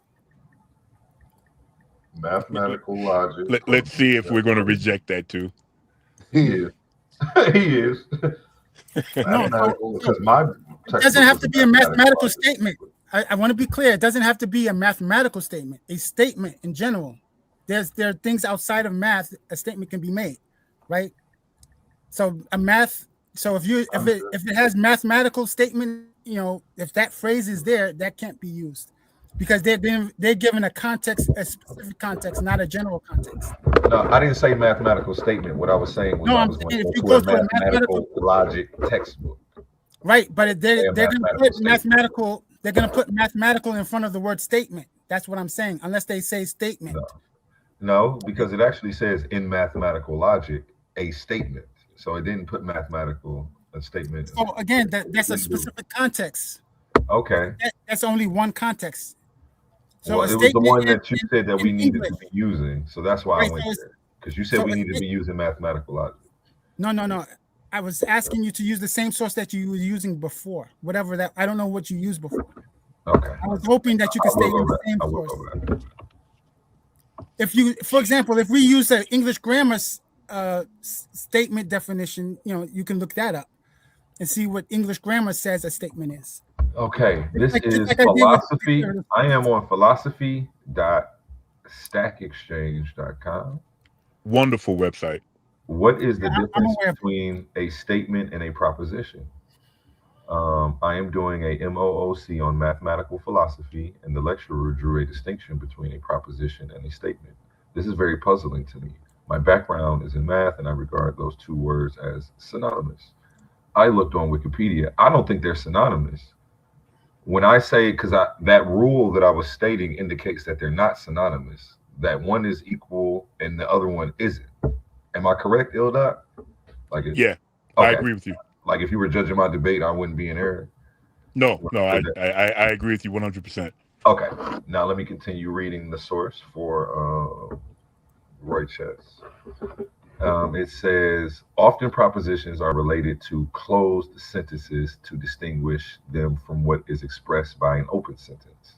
In this sense, propositions are statements that are truth bearers.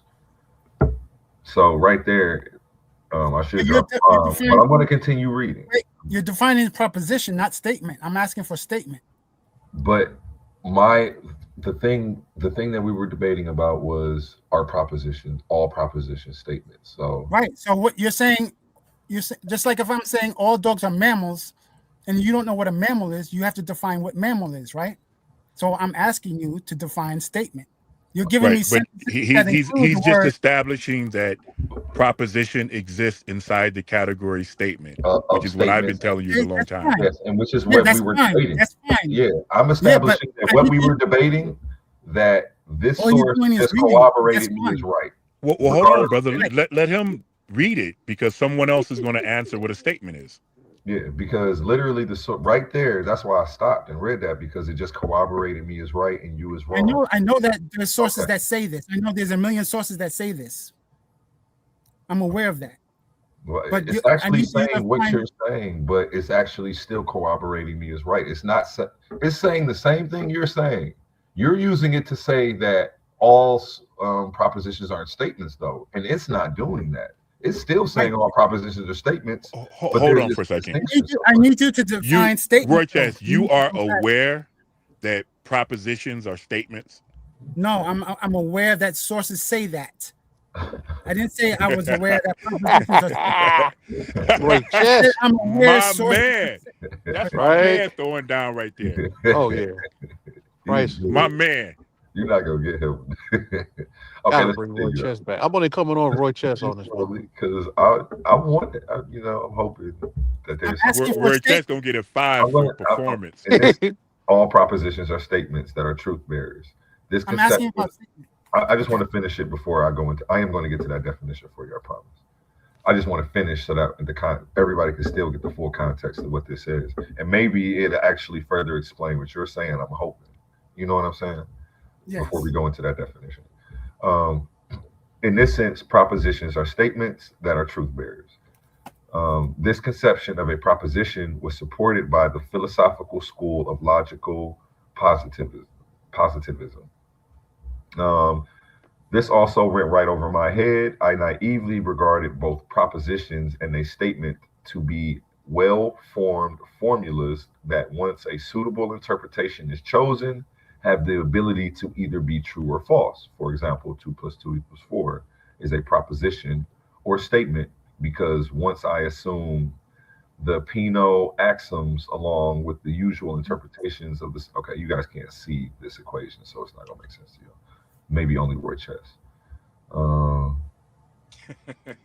that wasn't even a joke because he takes logic classes, so he understands the formula. Roy Chess is in logic classes? Yeah, that's why he does understand the distinction, but I think he's not accepting anybody's explanation for the distinction.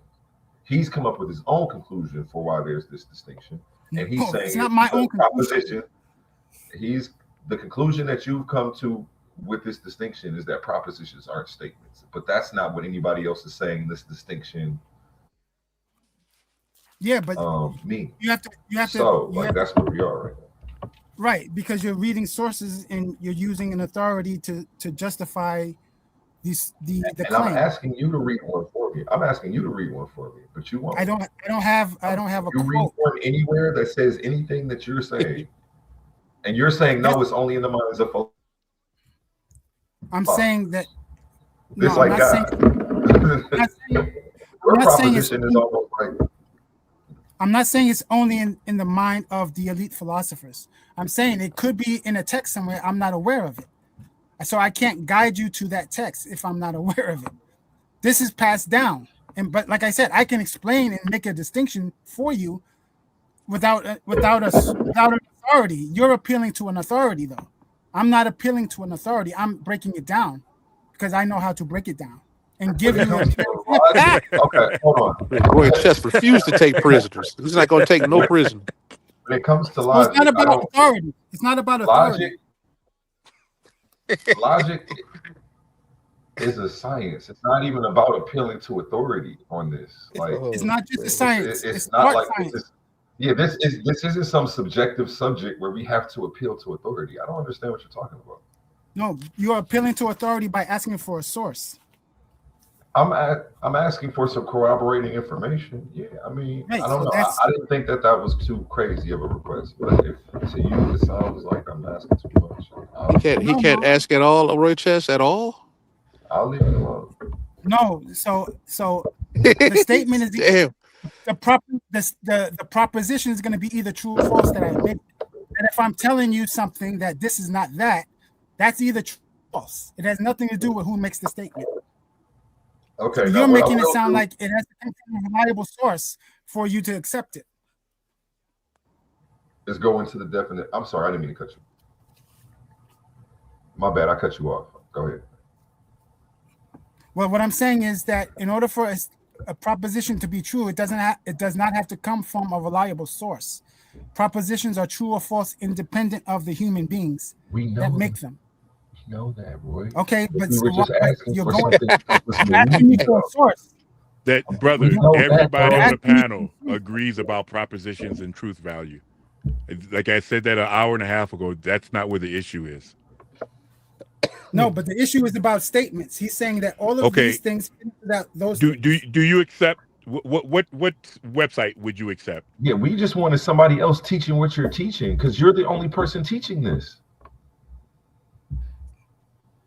A statement is a sentence that tells something. A question is a sentence that asks something. Does a statement have to be a sentence? The answer is no. Oh my right, for God. example, tell me if this is a statement. Tell me if I'm going to give you an example right now, and I need you to tell me if this expresses a statement or not. If I hold a loaded gun to your temple, does that express a statement? Wait, say it one more time for me. You're abandoning semantic integrity now. He's comparing. You are. Hold on. Let me describe it to the other guys. Okay. What he's doing, like there are different definitions for run. I can run to the store. I can leave my car running. I can run a program script. What he's saying is, if the Black Panthers show up in opposition to ICE, does that make a statement? So he's using a completely different meaning of statement now. And all those contexts will equal the definition. I can use any of those contexts.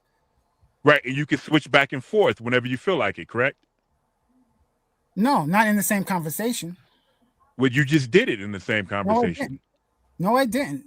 Everything that you're saying meets the attributes that I'm saying. So now let me just update everyone where your argument is. What you're saying is a statement is not uttered. It occurs in the mind. I mean, a proposition occurs in the mind, and a proposition is not opposing ICE at the protest. What? No. That's confusing. You would have to clean that up as an example. Okay, I have to clean it up. That's not a clear example. I gave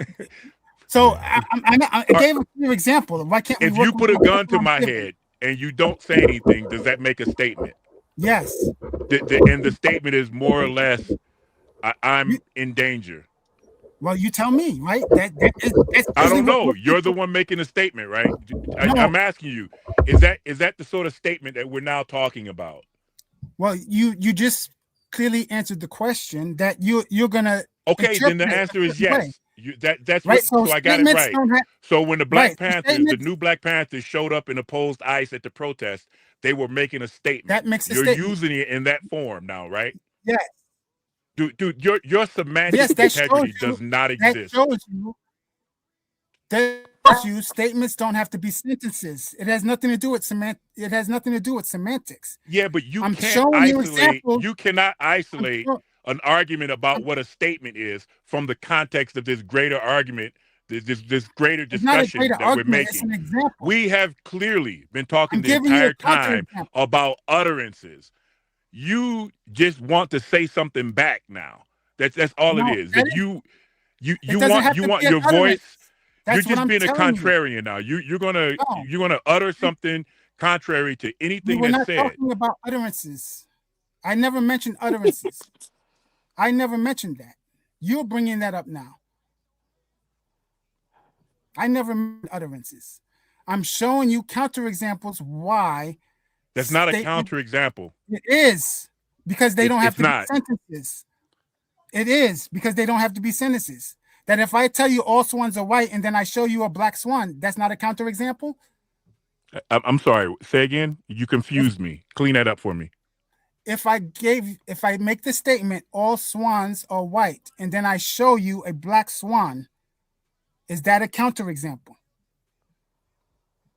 A counterexample of your own statement?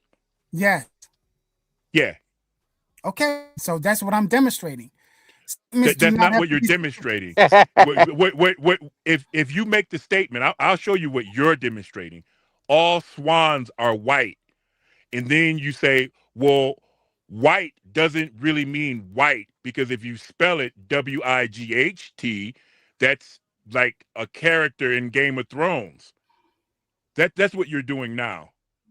No, that's not what I'm doing now. That's exactly what you're doing, bro. No, going by a definition. I'm going by an action. You're playing semantics there. I'm not even giving you a grammatical thing. I'm giving you a physical action. Well, And that can you give me a grammatical thing? Pause. Can you do it grammatically, please? Of course, I could do it Grammar exists grammatically, for a or reason. I could do Right? it grammar or without. exists so that we can. There's a reason It we doesn't have to say be I'll within meet you at grammar. a certain place at 6:00, and we have watches and we synchronize our watches. Grammar and English all exist for a reason, so that when you communicate an idea, I can convert your words into an idea in my head, and they'll be more or less the same. But what you're doing is refusing to play by the rules. No. Oh, I'm not going to play by grammar rules. I'm just going to say it's outside statement. of grammar. And you example guess. I'm giving. You want us to guess what meaning of statement you're using. No. You're in the realm of grammar. Don't tell me no. You just did it. No, you're defining what I'm thinking. No, you can't do that. I'm demonstrating that statement can be outside of grammar. Of course, it can be inside of grammar. We all know that. But it could be outside of grammar. It could be a physical action. That's what I'm demonstrating. That's outside of grammar. Clearly, me holding a loaded gun to your head expresses a statement. You will feel danger. Yeah, it's performative. Yes, so it's not grammar. No, so that's not the same sense of statement that we've been talking about, all of us. So you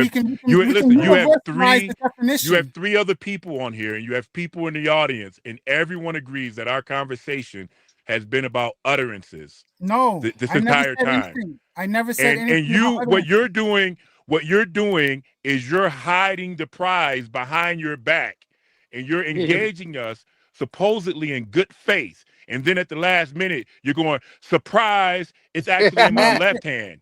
I never said anything about utterances. Right. And then you want to try to take refuge behind this. Well, I didn't say that. I didn't say sentence, or I didn't say proposition, and I didn't say statement had to be grammar. You're using this, I didn't really say that. I didn't tell you it was going to be in my right hand. And we're asking you the entire time to say something. And then you get to the point where you gain our trust in you back, and you engage us again, and then you surprise us with another. You've been carrying on in bad faith the entire time. And I tell you're like right next to the fence of disgusting right now. Like intellectually disgusting. You're right next to the fence, bro. This is what you've been doing is bullshit, like some kind of game. No, you're not understanding things. And then when I explain it to you, you kind of calm down. What I'm explaining to you, that there's a universal definition here that all statements have to meet. They don't have to meet grammatical rules. They don't have to be true or false. So they can't always be propositions, right? They're definitely not all sentences. And this is why propositions cannot be statements, because they don't have to be grammatical. They don't have to be true or false. So by the definition of your source, propositions need to be true or false. All statements are not true or false. Me holding a gun to your head, you don't say, is it true or false? So you're busted. So again, reading is not the same thing as reasoning. No, we're not busted. Reasoning, no, it is. No, I didn't make up anything. Your source says that all propositions are statements, and I demonstrated to you all statements do not have to be true or false. So who's at fault here, me or you? Can I explain? Yes, go ahead, explain. Okay. All propositions are statements. All statements don't have to be true or false. So that means that all. Go ahead. No, does the source say that? Does the source say that? Yes, but that doesn't negate the point that all propositions are statements, because all statements aren't true or false. Yes, it does. Because you're saying propositions are true or false, but statements don't have to be true or false. And then you're making the connection between those two. No, all of them don't have to be true or false. So, all propositions are statements, though, right? Yes. So all propositions would fall in the category of the ones that are true or false. The ones that aren't wouldn't be considered a proposition. So what you're saying doesn't negate that fact. Like, that's why I was trying to slow you down. Like, I don't know how. No, it doesn't have to. Am I So tripping, ill doc? Did I explain it right? Or maybe I'm it confused. doesn't. No, I know what you're saying. All right, and I'll give you the rule of inference that you're using. Right. So just so that you know, for future references, the rule of inference you're using is conversion. Right. So if I say all dogs are mammals, I cannot say all mammals are dogs. Right. That's what you're using. Yes. I told you that an hour ago. All That right, that's but I'm not exactly what doing you that. were doing, No, and that's not what I'm. you wanted to talk to us That's not what while I'm doing. I never done that. we're all trying to use grammar and use the convention that we all agreed But that's to, not and grammar. you're telling us at the last minute that you reject using grammar. That statement all of a sudden It is not doesn't in have the to be domain grammar. of speech. That all No, of a I sudden didn't we're say that. talking performative and propositions occur in your mind. Why are you even in this conversation? Propositions do. That's the definition. How is it that a theist, because this all branches out from the conversation about theism. How is it that a theist can propose theism to someone else who ultimately becomes an atheist without communicating to them and doing it in a way that the atheist can understand what's being proposed? If it only occurs in their mind, and your counter example, your black swan, is the theist pulls a gun and puts it to the atheist's head, and then immediately they go, "Oh, okay, I believe God exists." That's Nothing not. that you have said has made None of sense, that is bro. related. So you're It's not like related. I'm angry that someone even thinks like you. This You're is you're not- nuts. This is you're nuts that making things up. you wasted You're an making hour of things my up. time thinking that I was having a good faith conversation with someone, and then you No, start you're playing this making things game. up. I didn't play any games. You're making things up. You're trying to be the alpha male here by telling me what I said, and you're wrong. And then you don't even get the examples that I gave correctly in the right context. The example of the white swan has nothing to do with the atheism part. I gave an example of a counterexample. That's what that example was, since you didn't know what a counterexample was.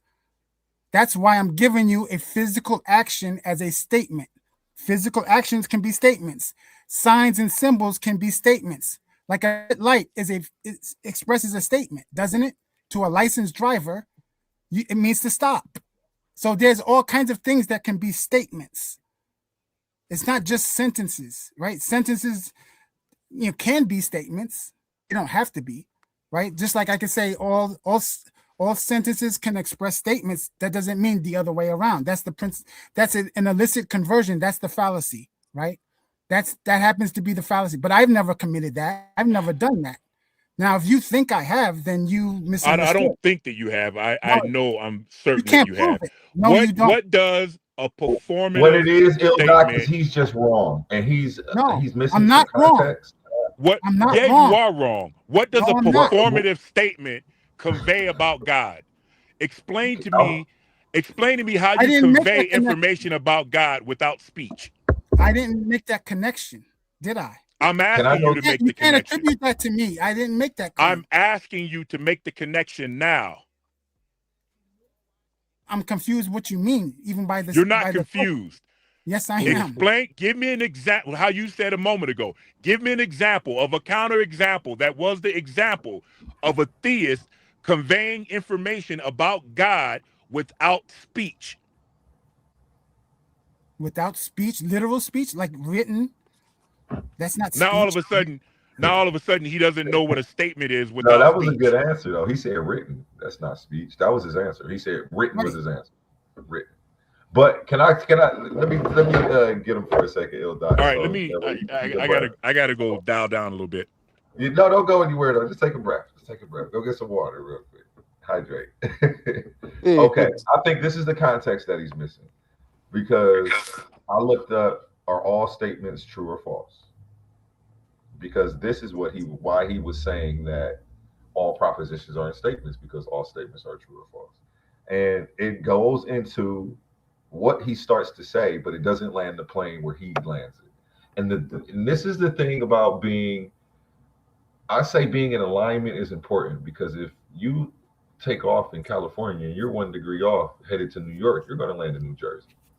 And it only takes 1 degree. But let me go ahead into this. In classical logic, a statement or proposition must either be true or false, but not both. forming the bedrock of binary logic.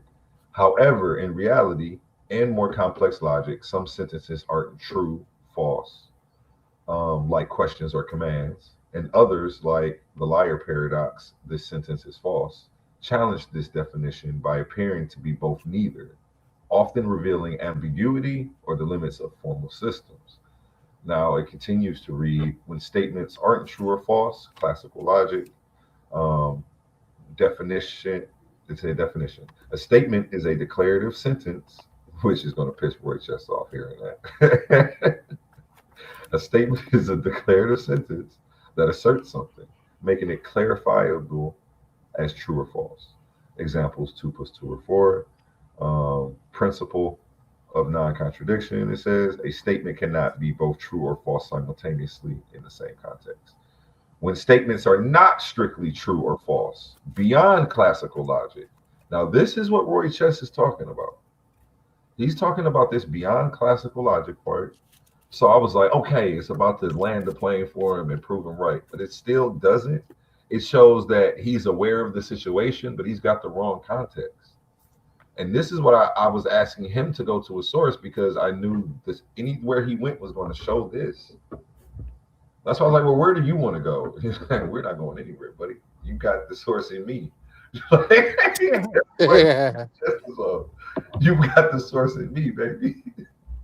But I digress. Let me continue. And I'm not dragging you, Roy. So it's just all in good fun. And I appreciate, you know how much I learned in this conversation today? I appreciate you doing this.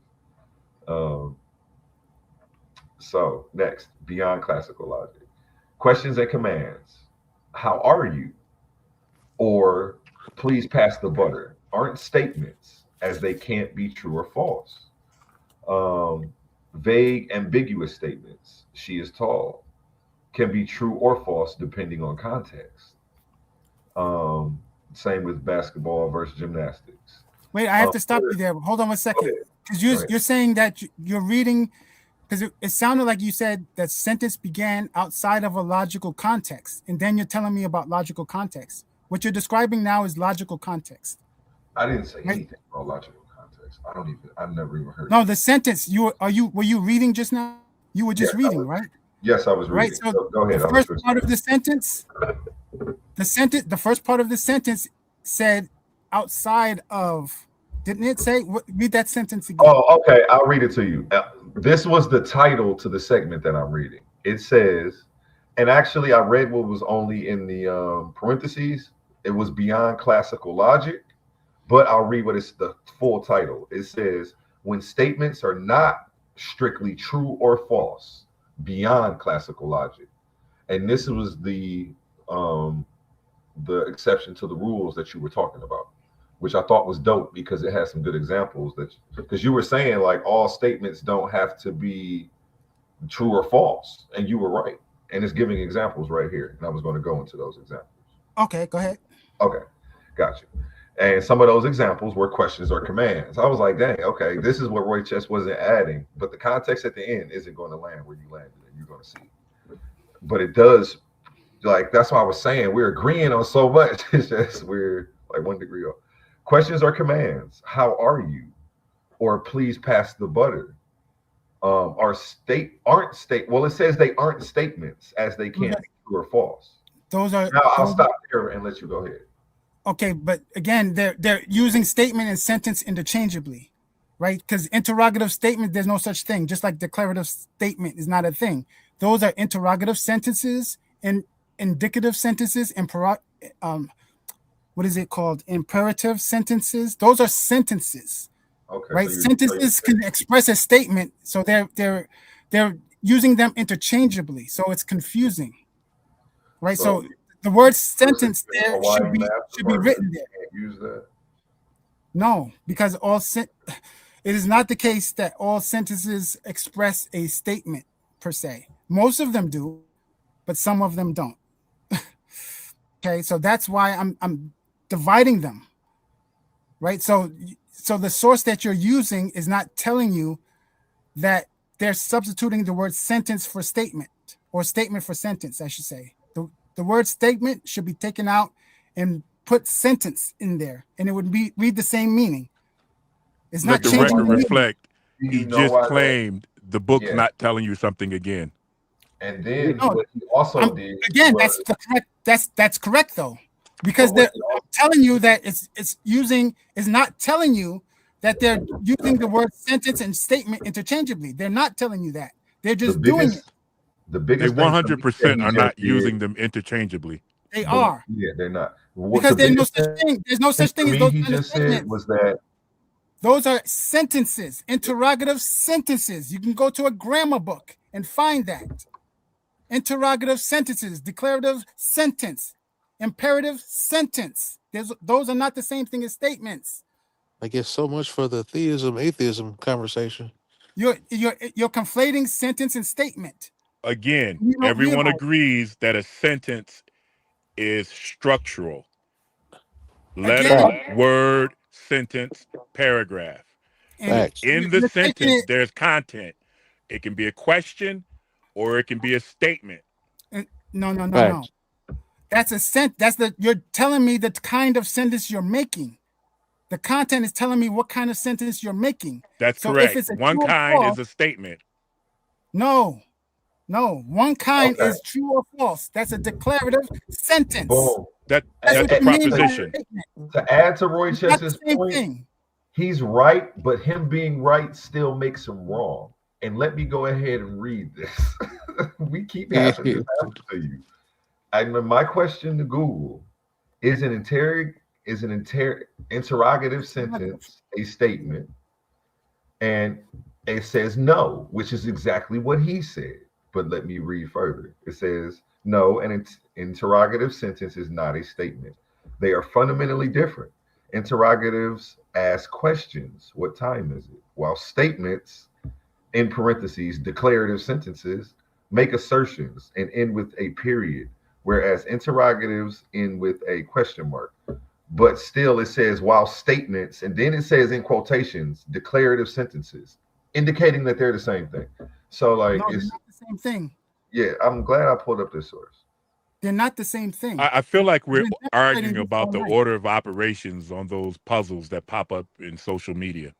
This is not about the order of operations. There are distinct things, right? So they're substituting sentences and statements, and that's not allowed. Because I gave you an example of an action that's not a sentence.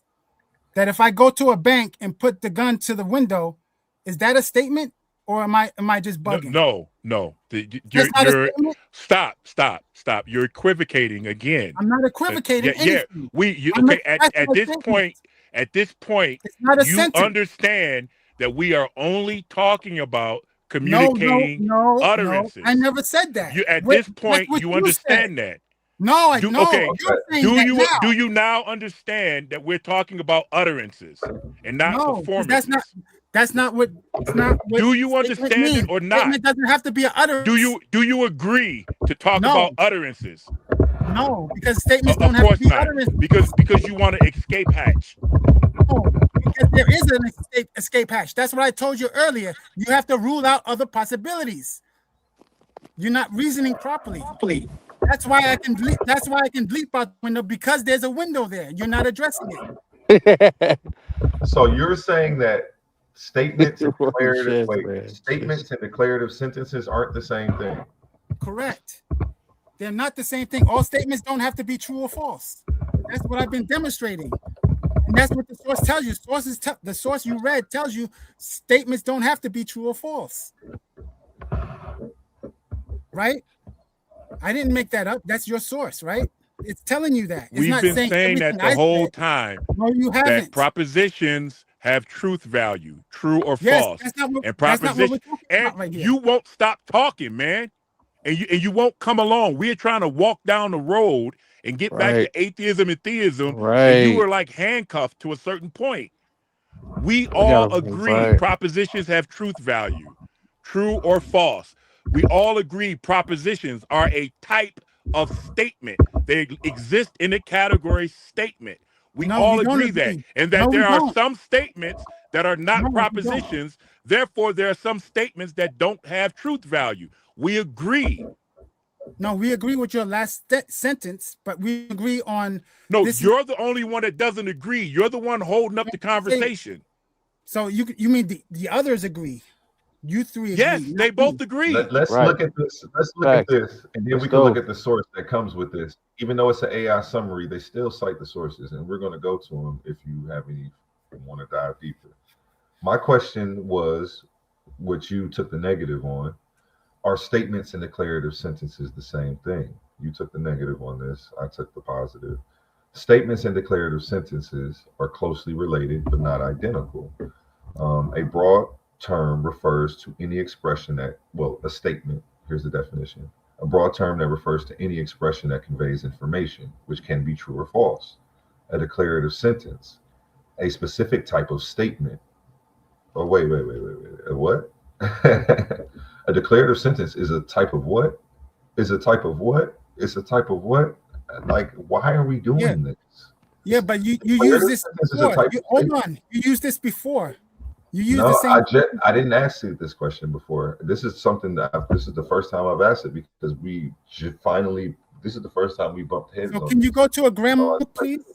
It just happens to be that it keeps telling you the same thing. No, can you go to a grammar book, please? Because you know what? What's funny is it says in grammar they're the same, but it says here that there's a slight distinction. That's it. That's the only difference. But I didn't type in logic. Can you pull up the source of a grammar book? Like I can't go for you. I will go anywhere you want to take me, man. I wish you can almost go tell me anywhere you want me to go. Okay, hold on. Let me see if I can find it. Let me see if I can find it. Easy. I'm assuming that you're talking so definitively about the claims you're making. I'm surprised that you don't have this stuff like ready. No, because propositions are true or false. Like I said, it has nothing to do with the authority or the source. What I'm saying is actually true, and I can prove it. Okay, hold on.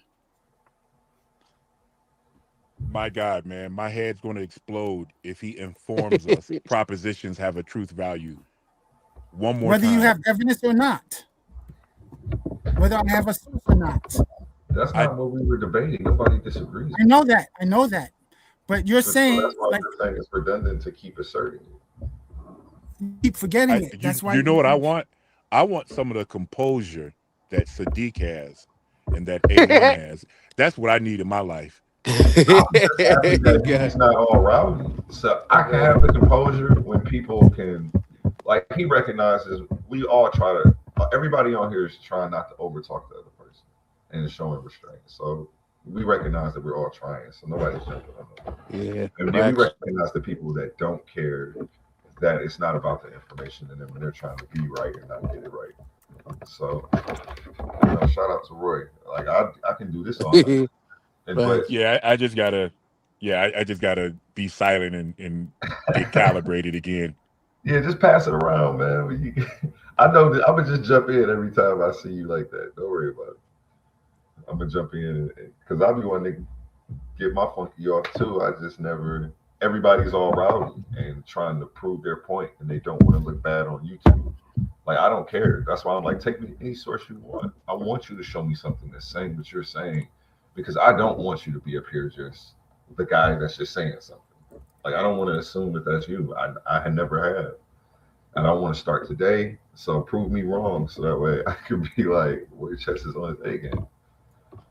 Just because it's not written down, doesn't mean that he's wrong, and we all know that. But we're just asking for it written down to prove that you're right. The absence of evidence isn't evidence, so you don't have to say that, Roy Chess. But you're asking for evidence. That's the problem. I know, and if you don't have it, that's okay too. But then just say that. You don't have to go into the whole absence of evidence. No, I said I don't have evidence. I said I don't have evidence of a text where that's quoted.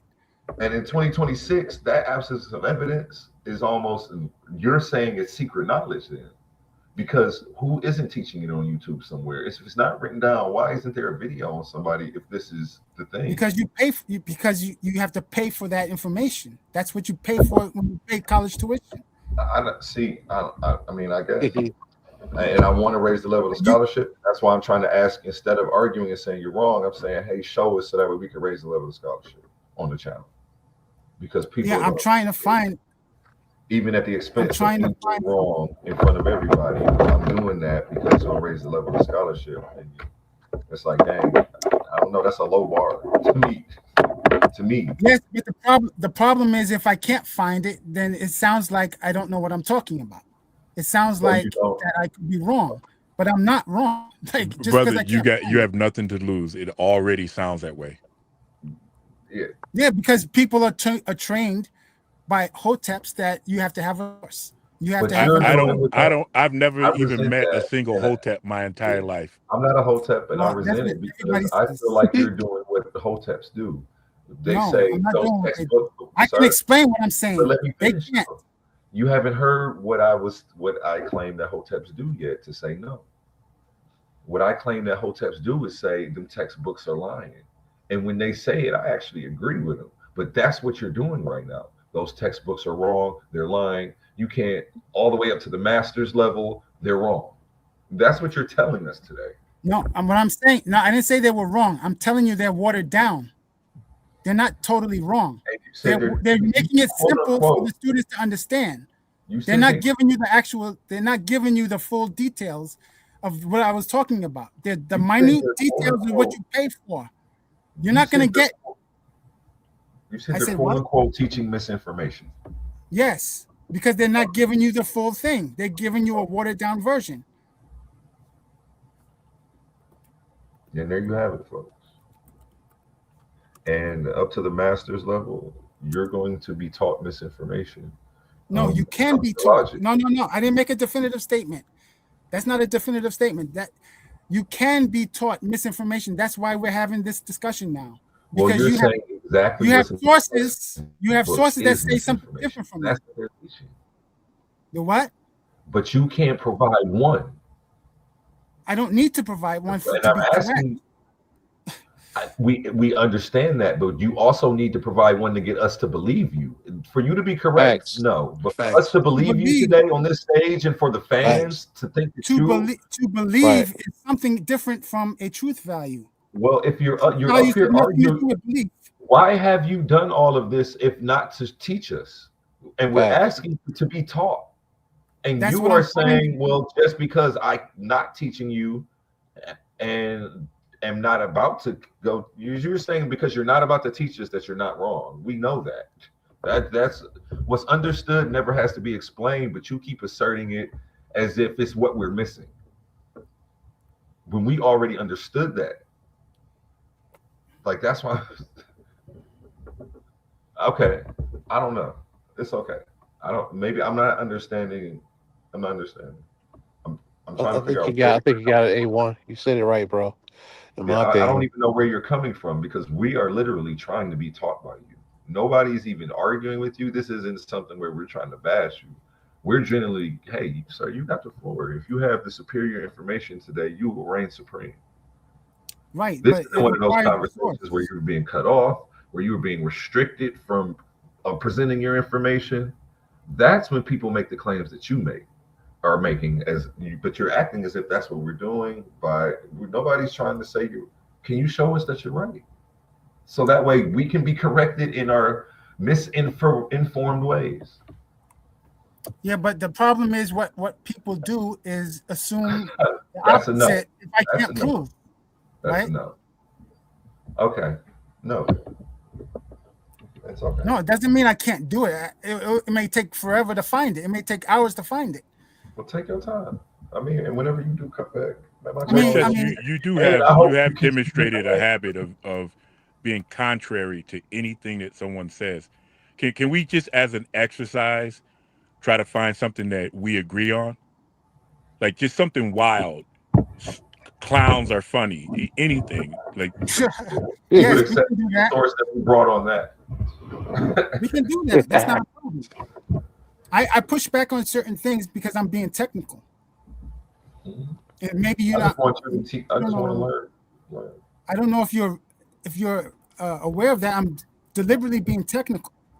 I agree that you're convinced that you're being technical, but being technical implies what A1 is doing when he's establishing that experts in whatever field is being discussed convey the same information that he conveys. He's aligning what he says with reality, or at least with convention. Yeah, but that I doesn't don't mean think he's that what right. you're doing is being technical. I think you're just carrying out like this contrary energy and vibe. Yeah. And And I you want know to why? break away from that and see if maybe instead of trying to get you to prove your point, let's talk about something in this topic that we can agree on. And before you do that, I want to express why what I'm doing is considered being technical. Because you just came and made a claim, said that I had misinformation. Let's say I believed you. I believe you right now, Roy Chess. And I want to go teach this to other people. Can you provide me with the source? Because these other people aren't just going to believe the words out of my mouth the same way that I did with you right now. And you're like, nope, I ain't got nothing for you. But then I can't repeat it. Until you give me a source, I can't go teach it to nobody else. I'm over here just doing what the hoteps do. And then you accuse him of being a hotep. That's why I was like, whoa. That's what the hoteps do. That's exactly what the hoteps do, is they ask you for a source, and if you can't provide it, they tell you that you're wrong. No, that's not actually what they do. They're usually the ones who don't have the sources for Imhotep, because those sources don't exist. But they keep claiming that he's the first. Like I know, because I still rock with them and agree with them, even though the source material isn't there for all the things. And I'm the one who gets. I used to get called the Hotep as an insult. So like I'm very aware. Well, you're telling me they don't ask for a source? They may not have one themselves, but they never ask for a source. Oh yeah, they ask for sources the same way I just did. And yeah, exactly. But you see how what's going on is being flipped. And if you don't have it, what happens? They don't take you seriously. But that's not why people are called Hoteps, though. You are the only person I've ever heard use that insult in that way for that specific reason. No, it's not an insult. That's a description of how and I don't feel insulted just because I'm late. It is an insult. Not that I feel insulted. I actually take it as a compliment because he was a mastermind. He was a master of many things. So like I never take it as an insult. I always take it as a compliment because that meant that I may be overwhelming people with how technical I can be.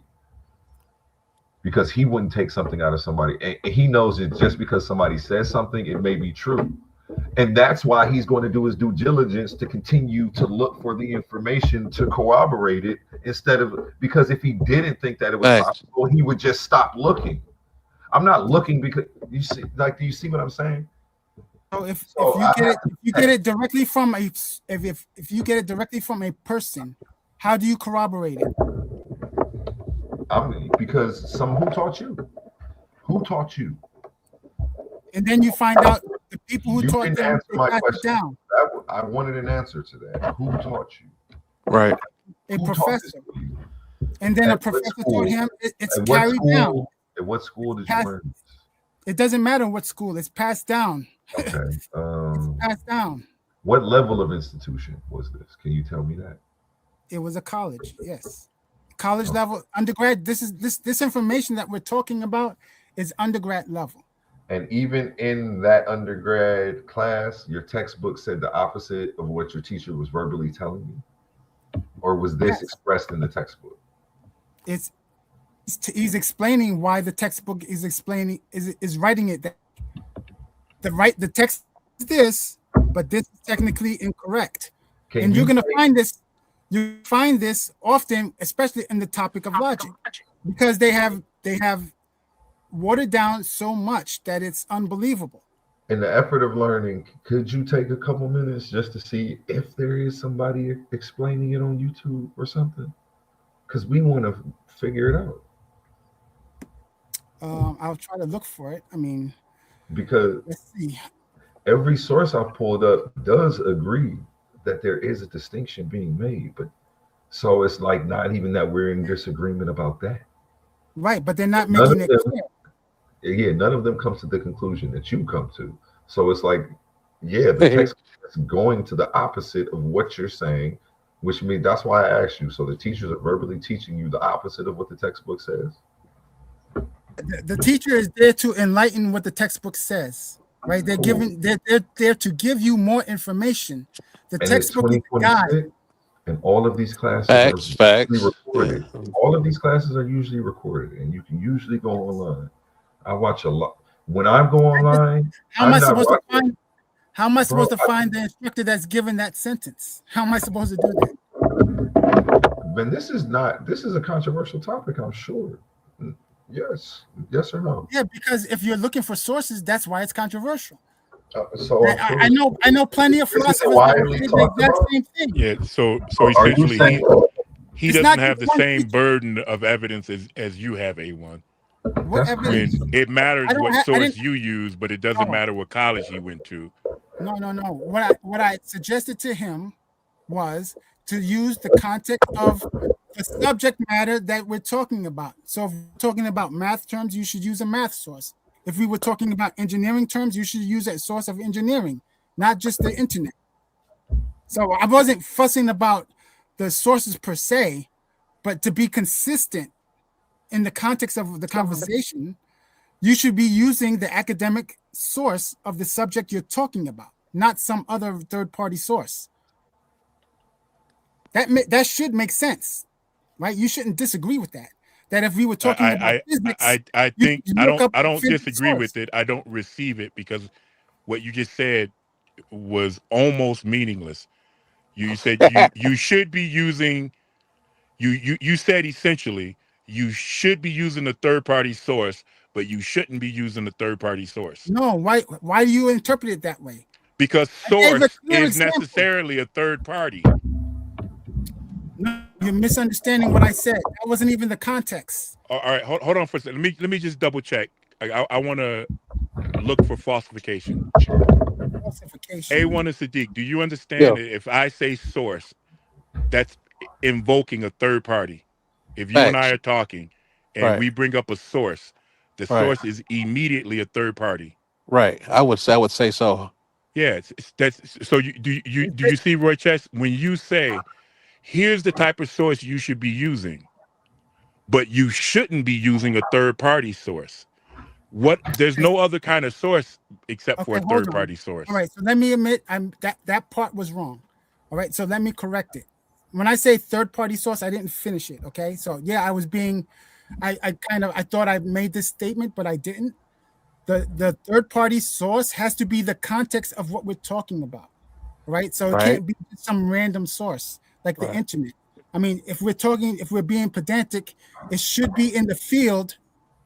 The source should be in the field that we're talking about.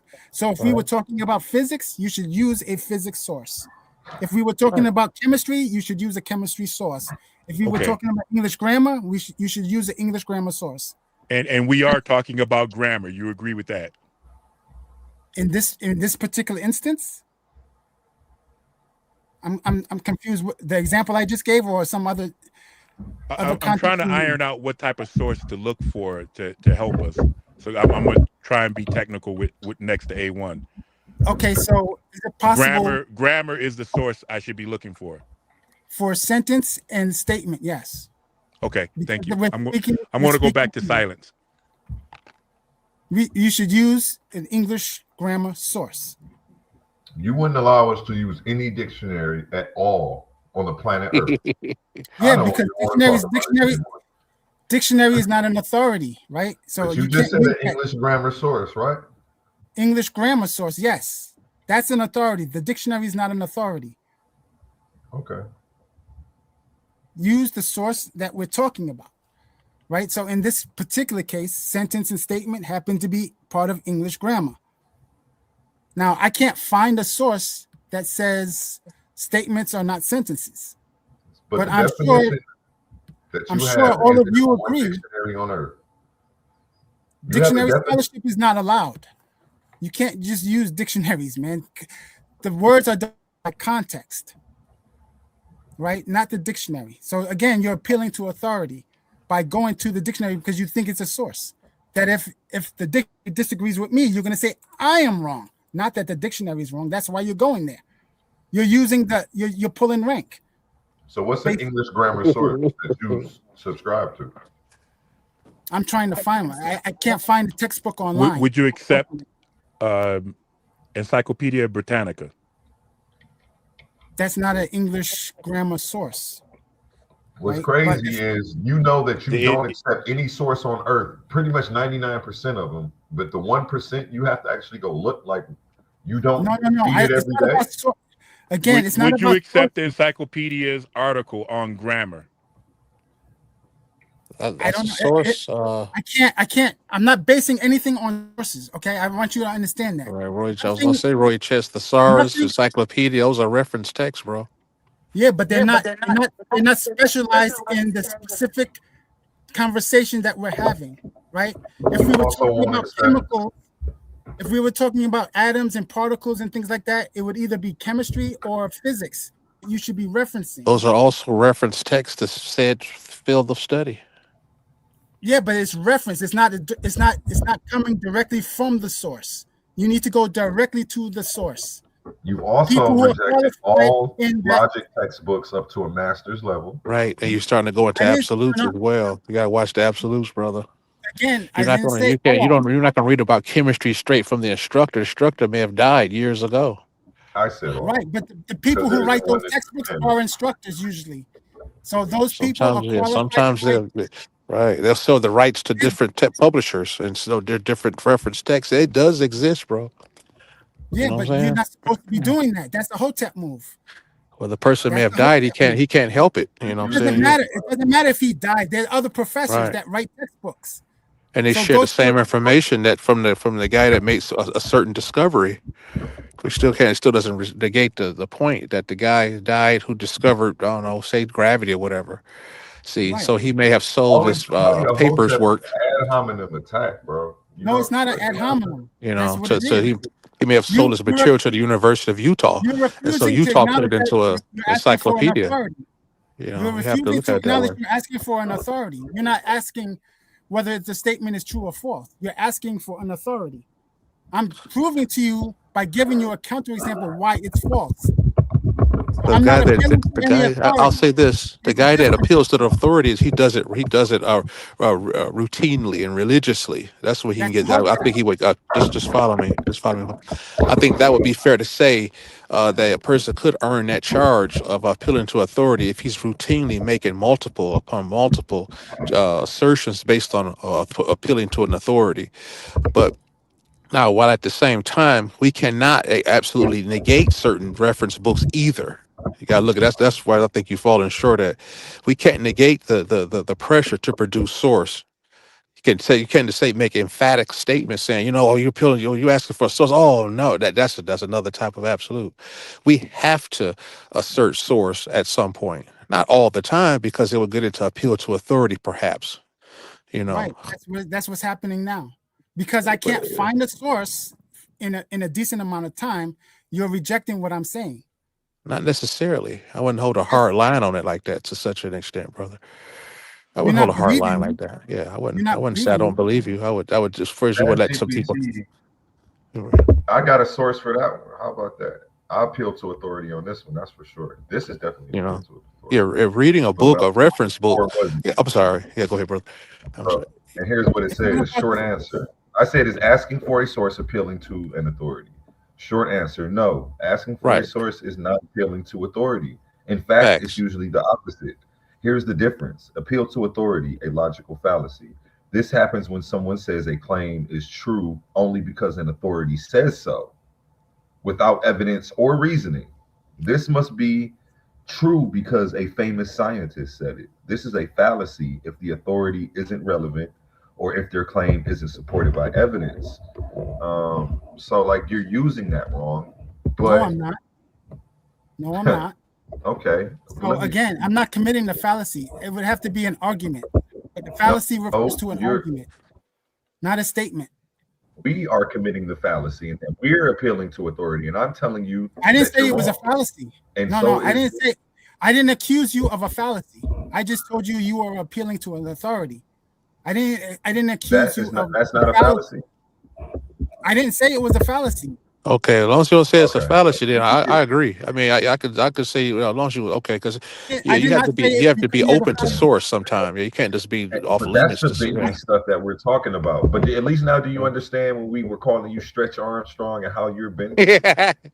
No, you're taking it the wrong way. Because if I say, bro, you're appealing to authority, I'm saying you're being. Rich is your fault. If I say you're appealing to authority, I'm saying you're being fallacious, and that's the bottom line. So if you hear me say it to you, know that I'm saying you're being fallacious. I don't know how you're using it, and I've never heard anybody use it any other type of way.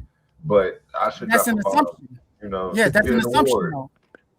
That's an assumption that doesn't have to be made. I don't know what else it would be.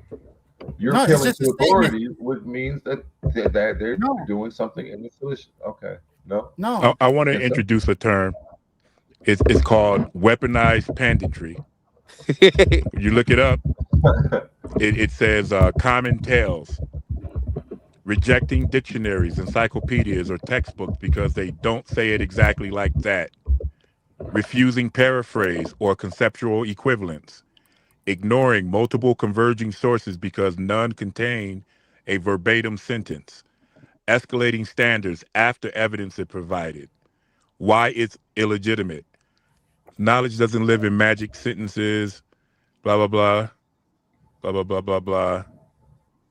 Usually exposed, if meaning were invalid unless phrased identically, translation, education, and science would all collapse.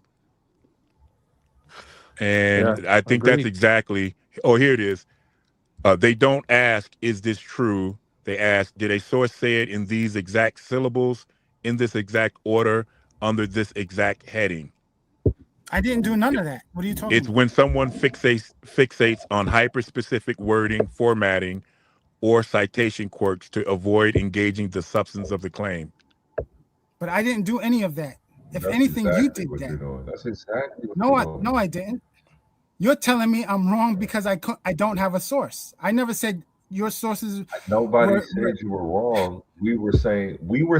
No, here's the. I'm sorry to cut you off though. We didn't necessarily say you were wrong. We were taught something else. So we were asking you, okay, if you have the, I told you this too. If you have the higher scholarship, show me and I'll stand corrected. That's not me telling you you are I can wrong. give you a demonstration of it. I can't show it to you. I can give you a demonstration of it, which I'm capable of doing without giving you a But to source. your point, though, I did say you were wrong on a bunch of things that you were actually wrong on that didn't have anything to do with what the other thing was about. So I did. No, That stuff did come out of my mouth, though. But I don't want to conflate with what I was saying you were wrong on. And I do believe you're saying you're I'm wrong wrong. with where.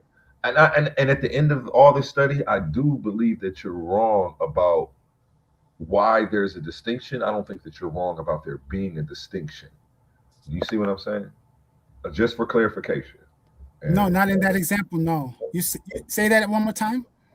I'm not saying that you were wrong about there being a distinction between the two. I'm saying that you're wrong as to what the distinction is, the context of it, and where you were landing your plane at. Well, the context does not change as far as my end goes. When I define a statement, I'm not changing the context, right? So slang context is one thing. I'm telling you what they will tell you in an academic classroom, and the sources that you have do not describe statements outside of sentences. So it's conflating sentences and statements, and that should be an error by itself. Because I gave an example of a statement that's not a sentence. A traffic light is a statement. A police siren is right. That is those abandoning. That was abandoning semantic integrity. It's no different. It's no different than if you. It's no different than if you had said, "I get a statement every month accounting for how I spent my money on my credit card." That's a statement.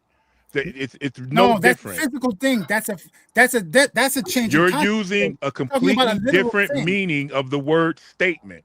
No, I'm giving you the general definition of the word statement. That is not the general definition of the word statement. Well, matter of fact, let me take that back. You're right. I didn't give a definition of a statement. So what I'm looking for is that, what I was taught, that statements do not have to be true or false. That's why I'm giving you the examples that I'm giving. We already agree.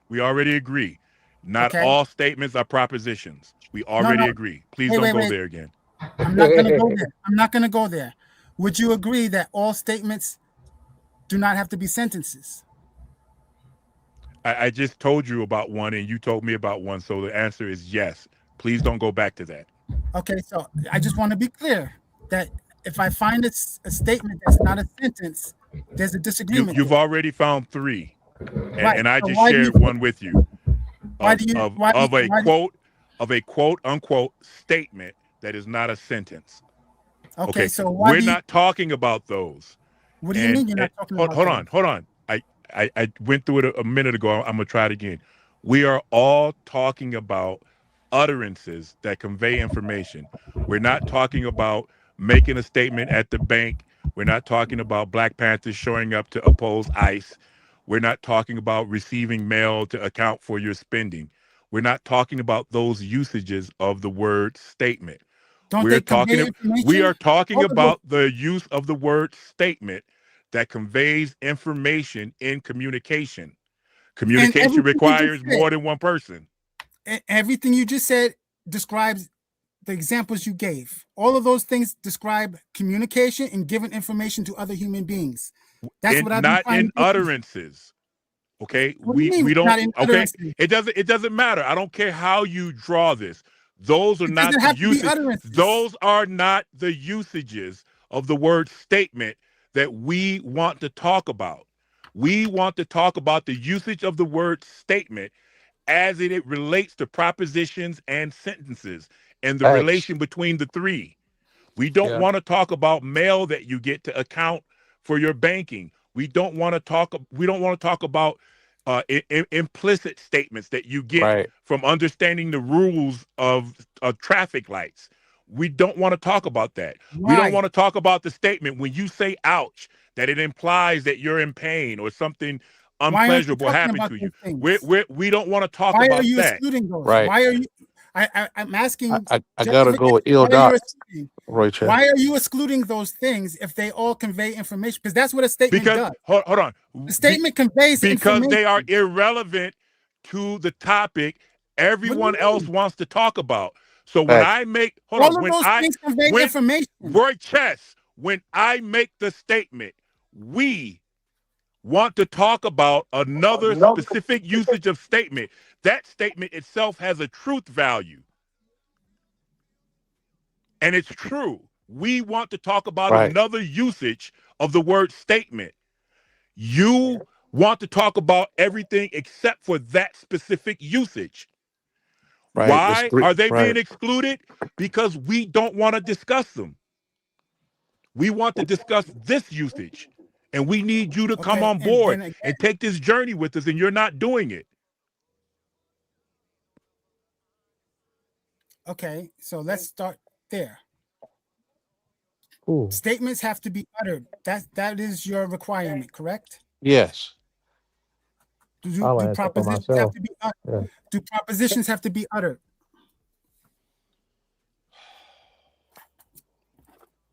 I mean, I'm going by your rules. I mean, honestly, I don't agree with that because they can also be written, so they don't even have to be spoken. I consider. Let me add written detail. I consider writing an utterance. Okay, written or uttered. Written or uttered are propositions. Do they have to be written or uttered? Do propositions have to be written? I consider writing an utterance. Right. I will going forward. I will make a distinction. I'll say written or uttered, just so I can be in line with everyone else. A proposition has to have those qualities? No. I was answering A1's disagreement. Well, I mean, and you chimed in on it. Even if it's in your head, you speaking to yourself, so it's still uttered to you through the mind's eye. No, so yeah, we're going with that too. Yeah, a proposition doesn't have to be uttered. No, it doesn't have to be uttered. But we're on this side of, we're talking about utterances. So propositions can be uttered. Those are the ones that we want to talk about, the written ones or the uttered ones. Right. So we can all 3 experience what you're thinking. See, otherwise we wouldn't be able to have a conversation with this mental variety. So we're gonna have to go with something written or spoken physically. Gotcha. Written or spoken. Okay, fine. So how can we physically ascertain what do you mean in relation to your contributions to this subject matter? I can makes sense. I can work with that. Right. In that strict confined context. Somebody's making noise. I'm sorry, that was me. My apologies. Yeah. So in that restrained context, we can then say the idea of propositions and declarative sentences are very similar, and they seem to be expressing the same thing, even though they're not. That's so. I would say a proposition expresses those things, and that's what I would go with because that's part of the definition, right? So we should be in a line that a proposition expresses those things that you're describing. I think that theism is a proposition when it takes the form, I believe God exists. In a conversation, the theist is proposing the existence of God. And Right. also in that statement, there's a relational value that God exists is a true statement, but also I believe that this is a true statement. So there are two things happening there.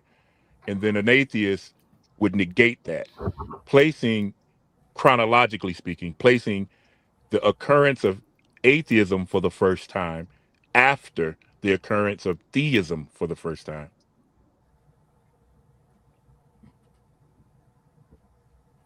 Okay. So what? Okay. So I'm just gonna ask this. I'm not gonna go back to the other stuff.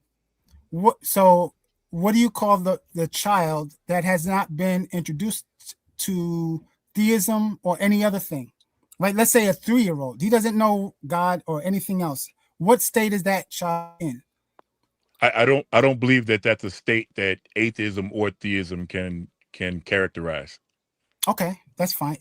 So, do you have a name for that, or you don't? I mean, we don't have to, but if there's a name for it, we can label it something. Well, if it's a 3-year-old, and being real technical, and this is my personal belief, this is not something that I try to sell to people rather than I just describe it to people.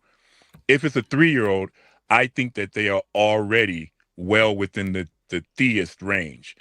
So if, but I don't think that they have a way that they could characterize the theism, but I think that they already have the blueprint for believing in the supernatural and in divine things already. So if you pressed me on it, what would I call them? I would probably say that they're more theist than anything else. But if you want me to be precise, I wouldn't give them that name either. Right. So they would be outside of the category of theism and atheism. Would it be wrong to put them in agnostic? Well, agnostic is a knowledge claim. It's a position about knowledge. It's not a position about belief. What do you mean? What do you mean by that? I'm not familiar. I don't. You haven't discussed this, right? Earlier, right? I don't remember if you did, because this is new information. Like, I don't think that I did when I came back on. Agnosticism always occurs in a discussion. Now these discussions are adjacent and they overlap. So sometimes people invoke them together and replace one with the other and do a lot of creative things. But agnosticism exists inside of the domain of knowledge. Theism is about belief, what you believe is true. And so, atheism is the negation of theism. So what I'm asking for is a little bit more detail about. You said agnosticism is about knowledge. Why are you classifying it as that instead of middle ground? Is there a middle ground? So what I'm trying to get at is that there has to be some middle ground because it's neither the left-hand side or the right-hand side, right? Atheism is on the left, theism is on the right, for instance. And there's the baby, the 3-year-old is not either on the left or on the right. So he's somewhere in between left and right. What are we going to call that? First, I think the structure that you just built is incorrect, and it doesn't have to be. I don't know what you would call it. It would be one more than a false dichotomy, maybe a false triad. Like, why is it a those false things?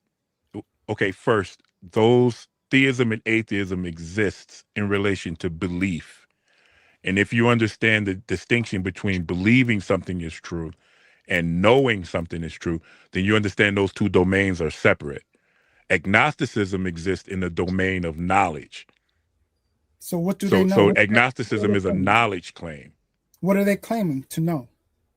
I don't think the baby claims to know anything, and that's actually the structure of our conversation when we were discussing the state of being undecided.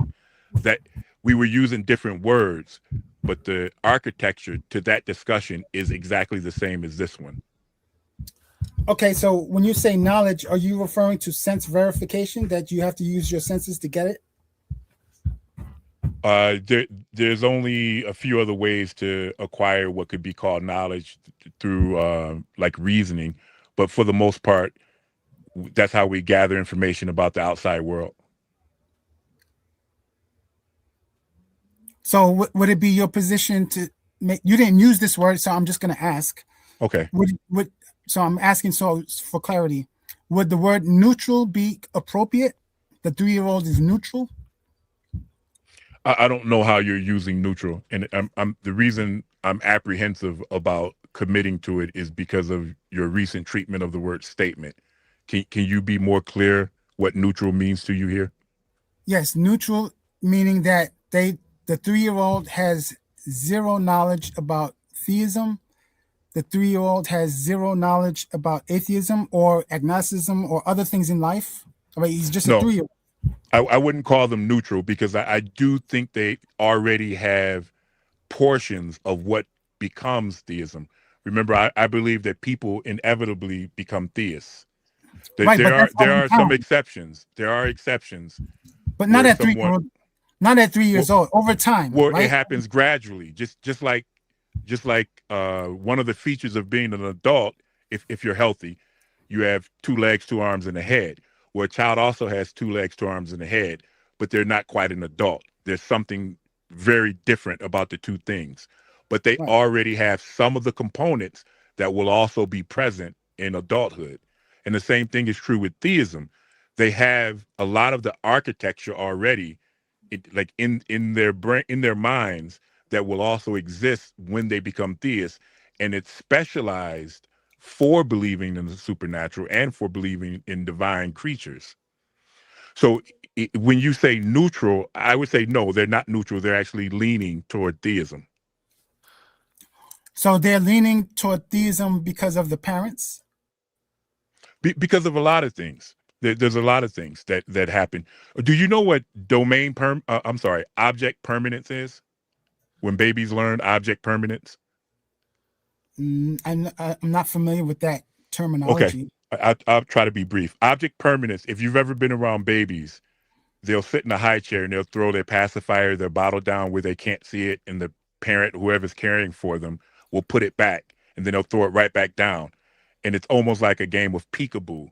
Something disappears from their sight, and you put it back, and they get excited because they've never been into babies. So they don't understand that when they can't see something, it still exists. So it's an exciting thing for them to understand. Babies begin creating a cognitive category or a domain that's more or less like a nowhere place where things go when they don't see it. And their entire life is only what they see: the house, their mom. This is why their mothers are everything to them. As they grow, they begin developing that nowhere place and that blueprint. Morality goes there. The boogeyman goes there. Santa Claus goes there. A lot of things go there. Right.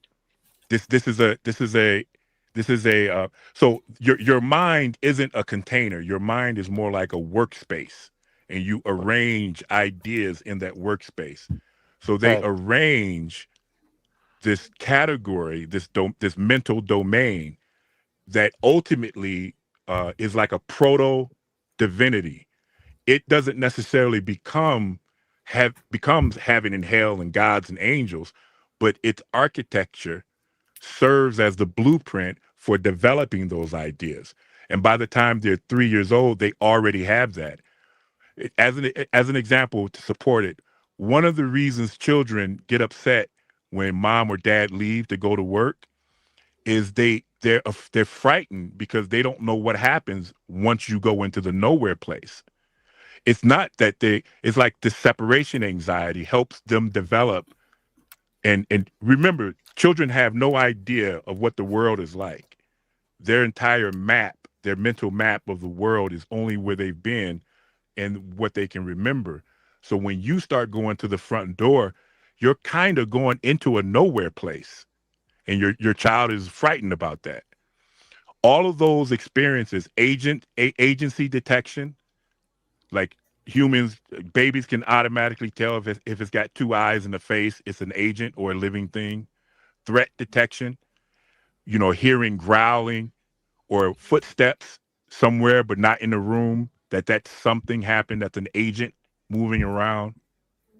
Babies develop all these tools and they help construct this divine place, the nowhere place, the agency detection, senses of morality, like unseen consequences. We teach them that too. Santa Claus making a list. If you're bad, you're not going to get anything.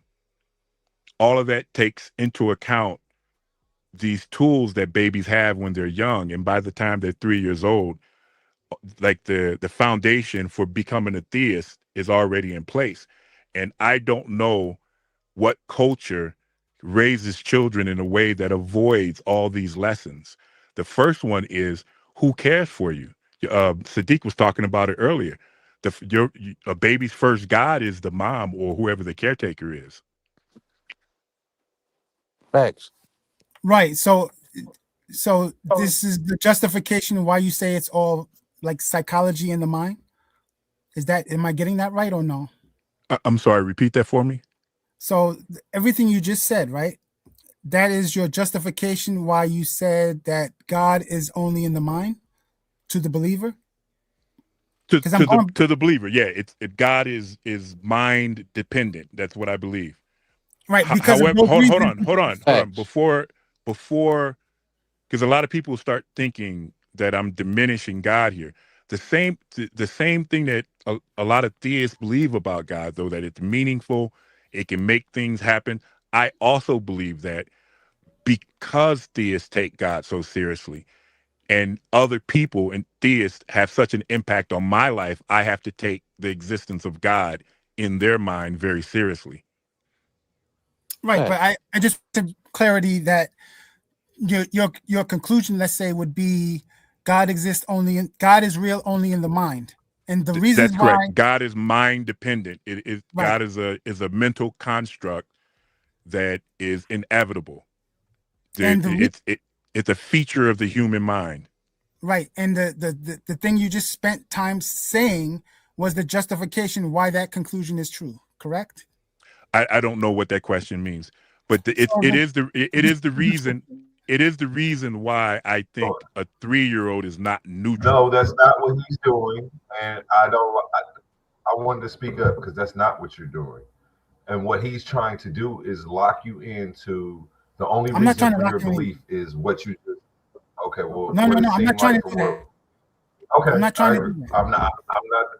If I'm wrong, you said it, and I didn't push back. No, I'm trying to understand. I'm trying to understand. But let me finish. What did I just accidentally dodge something? No.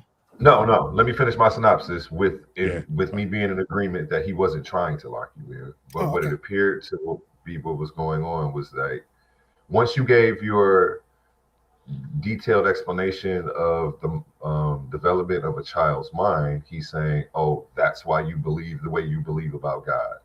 That's not trying to say, well, so because you learned that about children, this is the conclusion that you came to about a creator.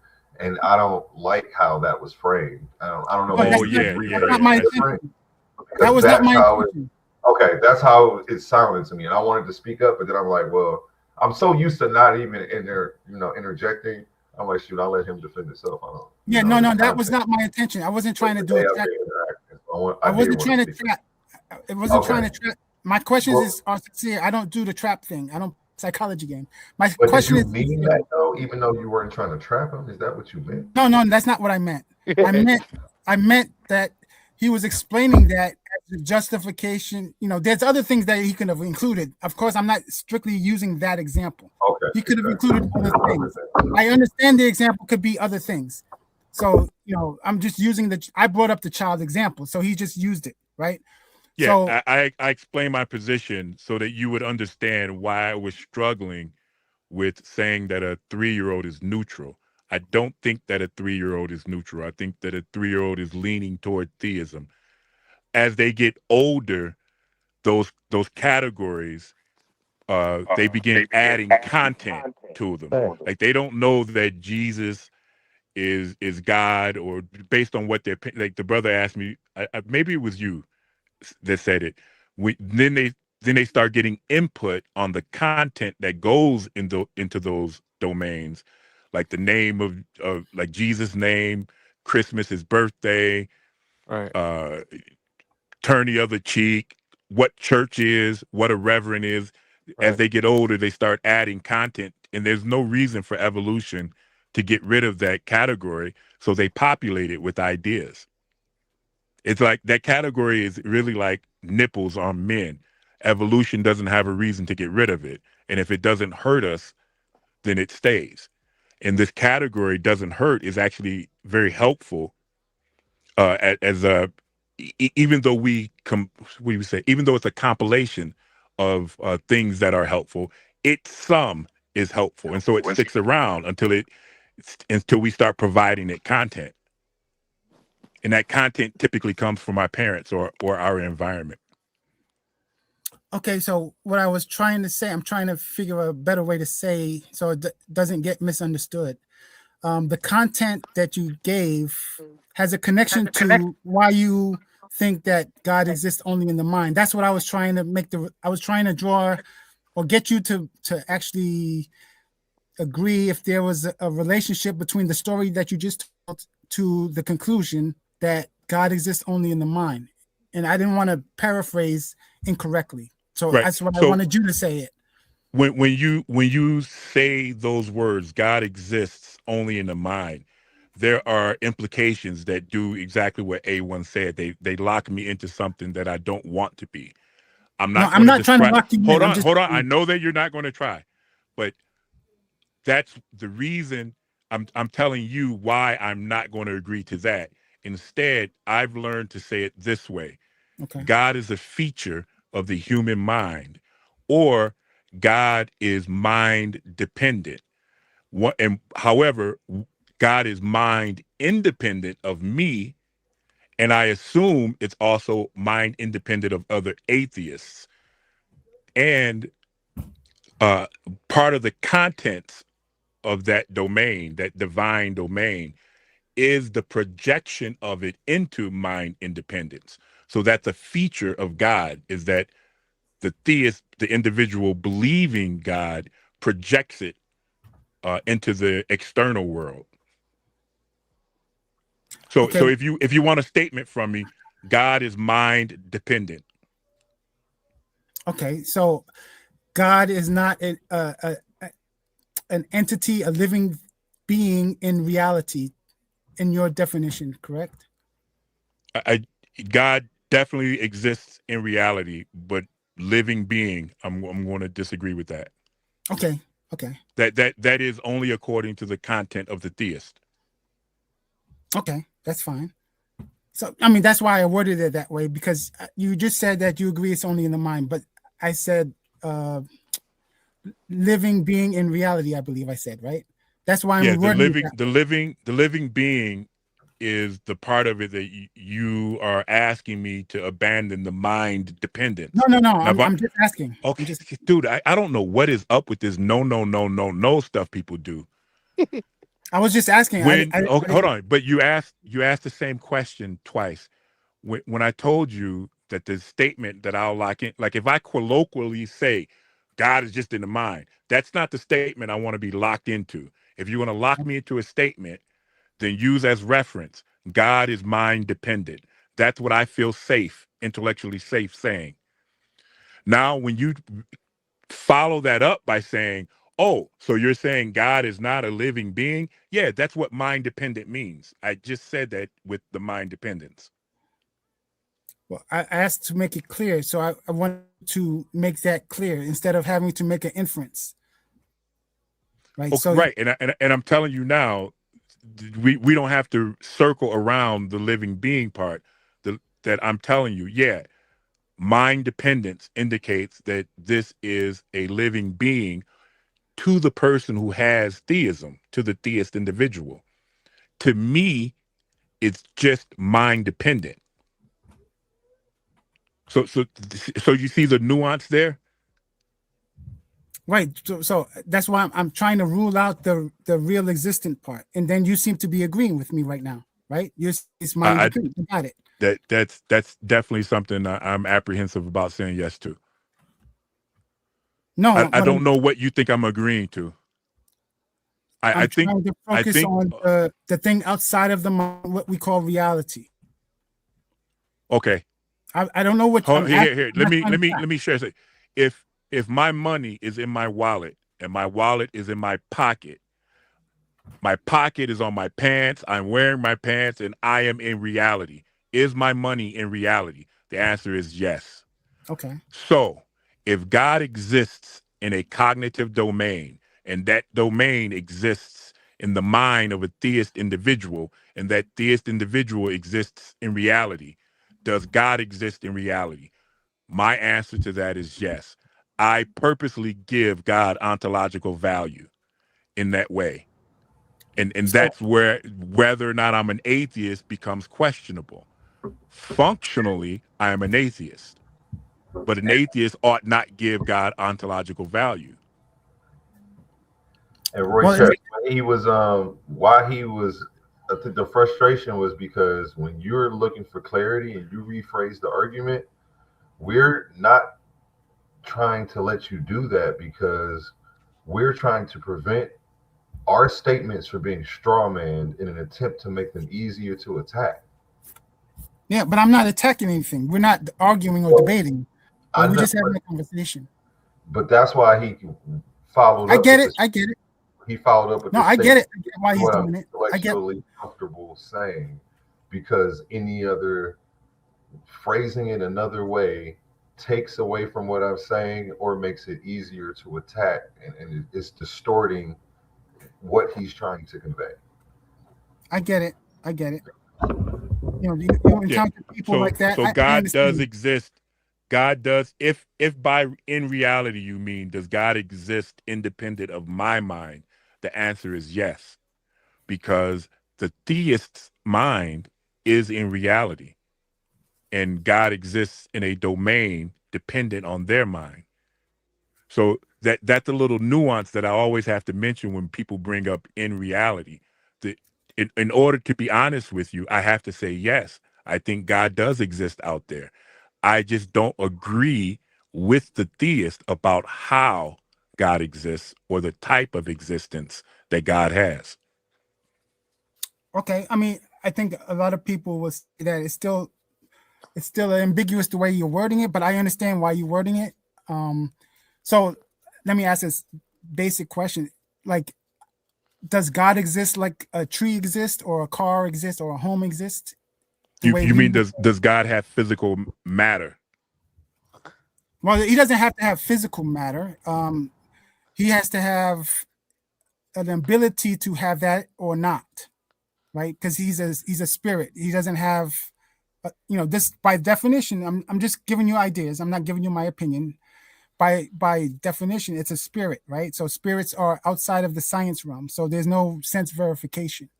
That's why I'm saying he has the ability to appear as a tree or car or something like that you can sense verify. That existence is what I'm talking about. There's a being out there that's outside of the mind, in the universe out there floating around, basically.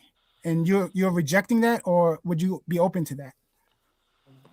This is wild to me because you said that you just accused him of having an ambiguous definition of something, and then you just described what? Well, it's hard to if you're only attributing if you're only attributing science to senses, then how do I describe the spirit? It's not that I don't get everything you said. It was just that you led with him being ambiguous, and then you went on to be ambiguous when he was being actually very clear, very definitive. No, his definition most people, when they say reality, they're talking about things outside of the mind. Oh, that's what you were referring to as ambiguous, not his God dependent. Yeah, mind dependent definition. the mind dependent thing is after the fact. So you were not saying that the mind dependent thing was ambiguous? That's what I thought. If I was confused, my bad. He's saying okay. So let me clarify. When he says he believes God is real and God exists, then he explains. Then he explains it. But the way the first thing he said was the statement that God is real, and then he says only in the minds. So when people hear that, real means outside of the mind in the scientific sense. The reason That's I why like I the way didn't he say put the it, words God is real. the reason I like the way he put it is because I've heard the semantic arguments and I've had them a lot with Christians, and it's like, well, people really believe in him, and it's like, so it's like that makes him real. That is No, not the belief in. I'm talking about something. The only way I could describe it is through senses. That's why I'm using physical objects. I know God is not a physical object, but I'm for the sake of the conversation, I'm trying to, God is real car. Like I'm trying to, because I can't describe spiritual things to somebody who only attributes science knowledge. So I'm trying to I make it don't. simple. I said that earlier.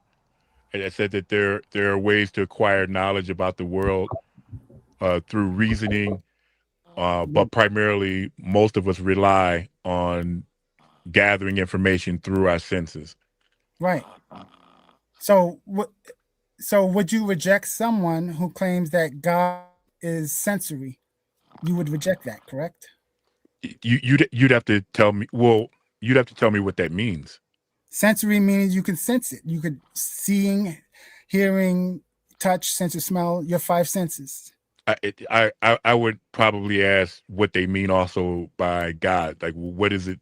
I Oh, would okay. ask them to describe what they're sensing when they sense God. Oh, they will tell you what he feels like, what he looks like, right? So God would be that all powerful, all being, they'll give you the rundown that they normally give.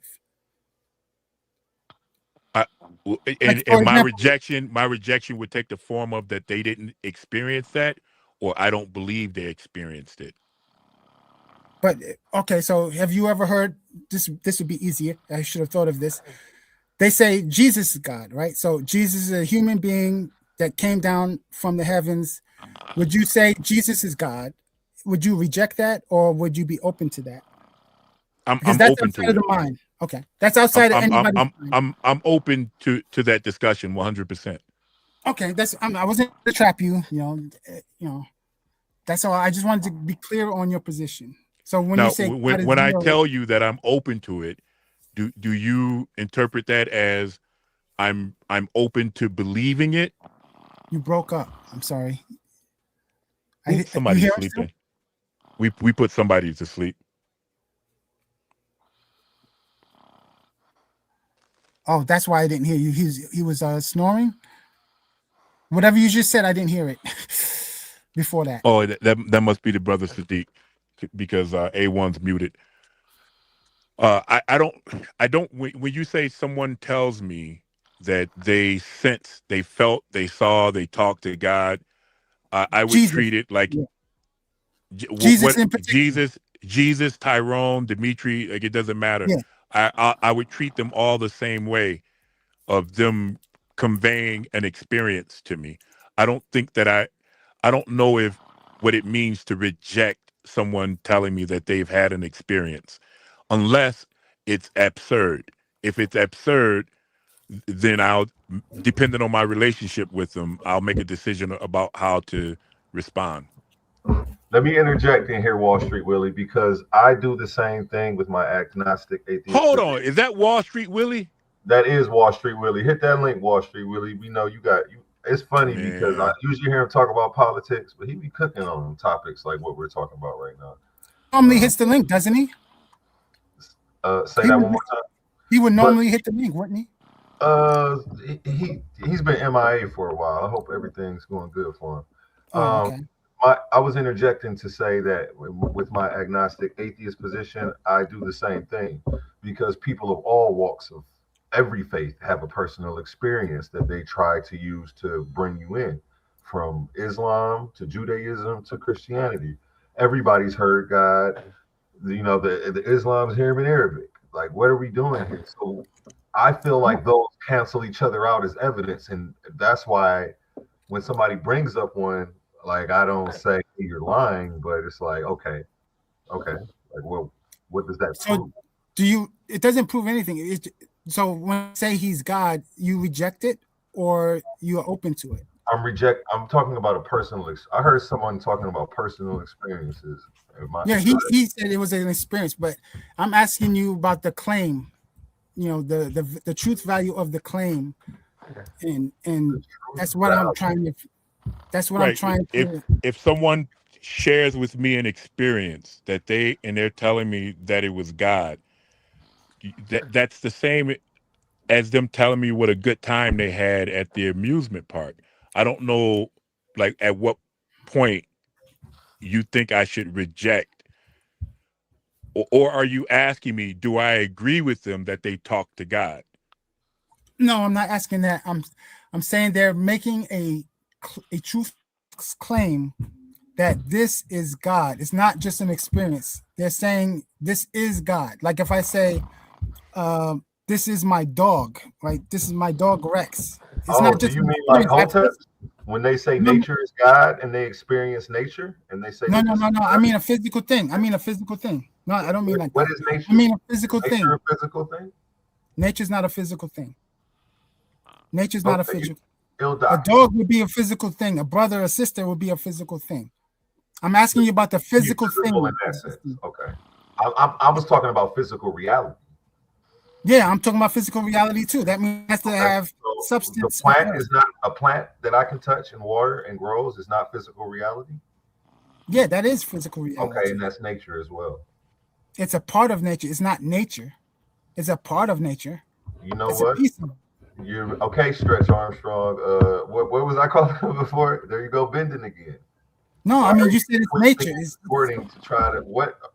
Now it's a part of nature. Abandon the point that because we had a point, and you went and played semantics instead of you're missing the message to try to prove the point. Like, no, I'm not trying to prove anything. Well, I mean, you're not, but you just get sidetracked on things that aren't the debate. But okay. No, I'm being technical because I'm being technical for a reason. Things that are non sequitur. What you're talking about is non sequitur to the point. So you're correcting me on something. Even if you were right, what you were correcting me on, it would still be non sequitur to the point, and we would have wasted 2 minutes stepping aside for you to be like, "Hey, you didn't dot your I there." No, because the context matters. So that's why I was clarifying. Okay, a plant is in nature. It's a part of nature. With the whole every plant. Never mind. I'm not even going to go into it. Because you can derive false claims. That's why I'm making that distinction. That's why I'm being petty. Because people will take that statement and then derive false things from that statement, because then you'll say, well, you agree with the statement before. Right? That's why I didn't allow it. Because they would say, well, you agree with plants or nature before, so they will come up with an invalid. But it was valid to my point, and what you're saying that didn't apply here. So if you being technical there was a waste of time, which is why I was saying it was non sequitur. No, it's not a non sequitur. That's not what non sequitur means here. Okay. I was talking about the physical reality of it. So both, it sounds like both of you. And here's what my point was. I said nature. You said nature isn't physical, and then I said I'm talking about physical reality, and you said so are you. And I said nature isn't physical reality, and that's how we ended up here. And then you started to get into some technical stuff that was non sequitur. Wait a minute. Say that again. You said nature isn't real, and I said yes. Right? I said nature isn't real. Not literally, like literally real. Like a dog is. That's why I was given that example. Nature is a general term usually. Right? Mother nature type of thing. That's a general term. It could include plants. It could include hurricanes. It could include rain. It could include all sorts of things.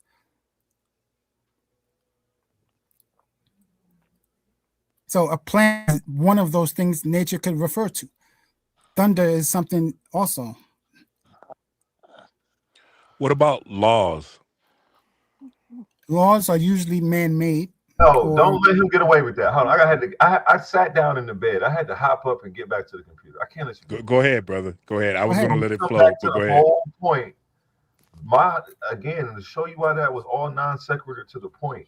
I was trying to. My whole thing was saying that, which you were saying that this is an experience and it's real. And then I was like, that's the same thing the Hoteps do. They're sitting down with nature saying it's real. And then, so that's why all of that was non sequitur. Your whole being technical, because you're missing the point. No, but I'm saying I'm not doing what the Hoteps do. You saying that that's what the Hoteps do? Like you're comparing me to the Hoteps. That's not what I was doing.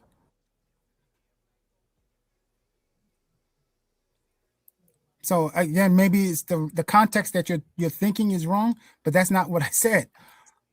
I'm saying literally like a dog. You did say physical matter wasn't reality or something like that.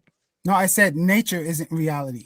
Yeah, you said nature is not reality. You did say that. Yeah, because it's not specific. That's just so general that it makes no sense. It refers to multiple things. It refers what was to the original point? Do you know what colloquially means? Hold on. Let's go back to the original point, because originally we were talking about a personal experience. And you experiencing God, and I'm like people like the Hoteps say they experience nature. And I said, that's no, how I got here, bro. Yeah, that was his statement though. And I said, no, that's not what I'm referring to. I'm saying I'm referring to God as in literal, like a dog. Like that's not an experience. And nature is literal because it's physical reality. So that's right. why nature is a general term. But it's still that's so general. You being technical, you're saying what's already understood. And you saying that nature is a general term doesn't negate my point, and that's why you don't have to say it to us. No, it needs to be said because you have to be specific. It doesn't negate the point. It doesn't have to negate the point. You have to be specific. It should, because if you keep saying things that don't negate the point, what you're doing is being Mr. Non Sequitur for the night. No, that's not what that means. Yes, it does. No, it doesn't. Why do you think that? Because we're trying to focus and okay. Then you go on a tangent on an argument, sidestepping the original, creating another argument a sub-argument under the original. And it's like, we wanted to stay on this. You're going left with things that we don't agree with. So you're forcing us to concede just to stay on topic with you. Because I'll be like, you know what? I'm gonna let it go just so that way we can get back to this. I keep having to do that, but I don't even want to.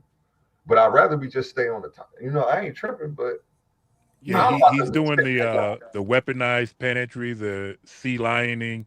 No, galloping from earlier, non sequiturs. There are no non sequiturs. I didn't make any non sequiturs. You made quite a bit. I think that you don't even care about the substance of your disagreement.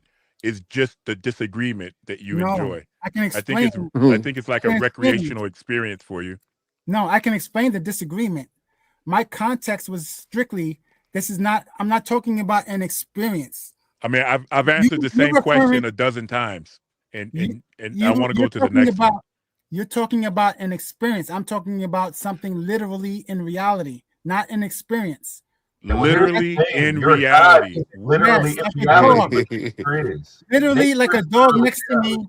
I'm glad I woke back up. You objected to his use of nature because it's too general, and you just said literally in reality.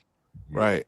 Is there anything that hold on? No, that's not general. Hold on. If it's not in reality, where is it? Right. It could be other places. What do you mean? That's why I'm saying it that way. Why is it that place in reality? No, it can't. Your God isn't in reality. It's only in other places. No, I specifically said I was talking about a scientific definition because I can't use spiritual. You're not understanding spiritual. You're not accepting it. I'm glad I woke up. I fell off for a minute. I'm bad. I woke up in the good part. I'm literally giving let me jump back in this real quick. I'm literally giving you a physical only. You don't have to. If you use spiritual and you think that I can't understand your use, then define it for me. Can I ask you a question? What is natural science? Right. There's several kinds of natural science. Again, that's a general question. Is that your answer, or is that a non-answer? Or is that your way of telling me you're not going to answer, or are you going to continue? No, I need more details to answer. That's not a sincere question. I just ask you, what's the definition of natural science? And you. Yeah, I hear you, Court, for sure. That's deep. Can you just look it up then? If you can't give it to me off the top of your head because you need more context. Yeah, I don't know. That said nature was too general, huh? I can't ask you the definition of natural science. It's the study of nature, sir, which you said isn't real. Oh my God! Oh no, nature's very real. Reality. Hold on. I didn't say that part. Either way, all of that was I kind of fell off for a minute. I'm back now. I didn't say natural science wasn't real. I said nature. You said science. I mean, you said nature wasn't. Yeah, I said that's different from natural science. That's not the same thing. I know that. I was asking you what's the definition of natural science, because natural and nature is implies one in the same context. Prove to you that nature is real, because you can't study what isn't in physical reality. Thank you. Drop the bomb. Yeah, natural. Right. Yeah. Right. Right. I never said any of that. So you didn't drop a bomb. I never said any of that. You said nature. The way you used it was nature isn't physical reality. Oh man. 100% you said that. I didn't hear. I was asleep. But yeah, that nature is very real. It's physical. Nature refers to many things. So physical things, right? Right. So it's not. Does nature refer to something non-physical? That's not in reality. Does nature refer to anything that's not in physical reality? No. Okay. Did I say otherwise? Look, I never said otherwise. Bro, I'm done. I now feel like you're adding things to what I'm saying, and I never said that. All I asked was to be more specific. You argued my point as if it could be anything else, but it can't. Oh, I didn't hear that. I wish I had heard that. Man. But I never said that. You were down, brother. You're making an inference I didn't give you. Man. You're doing that on your own. All I asked you, all you had to do was be more specific, so I understood you. More specific, but not technical. I don't have to be more specific when there are no other options for what I'm saying. You have to rule out options. You can't just leave it open like that. What specifics you want from A1 regarding nature, the existence of nature physically? For example, if he wanted to talk about a plant, right? Talk about the plant. You don't need to bring in nature. Okay. I think I can walk him out on this one. Let me wake all the way up here. Drink some of this hot tea I got over here. It's hot tea. I gotta wake up.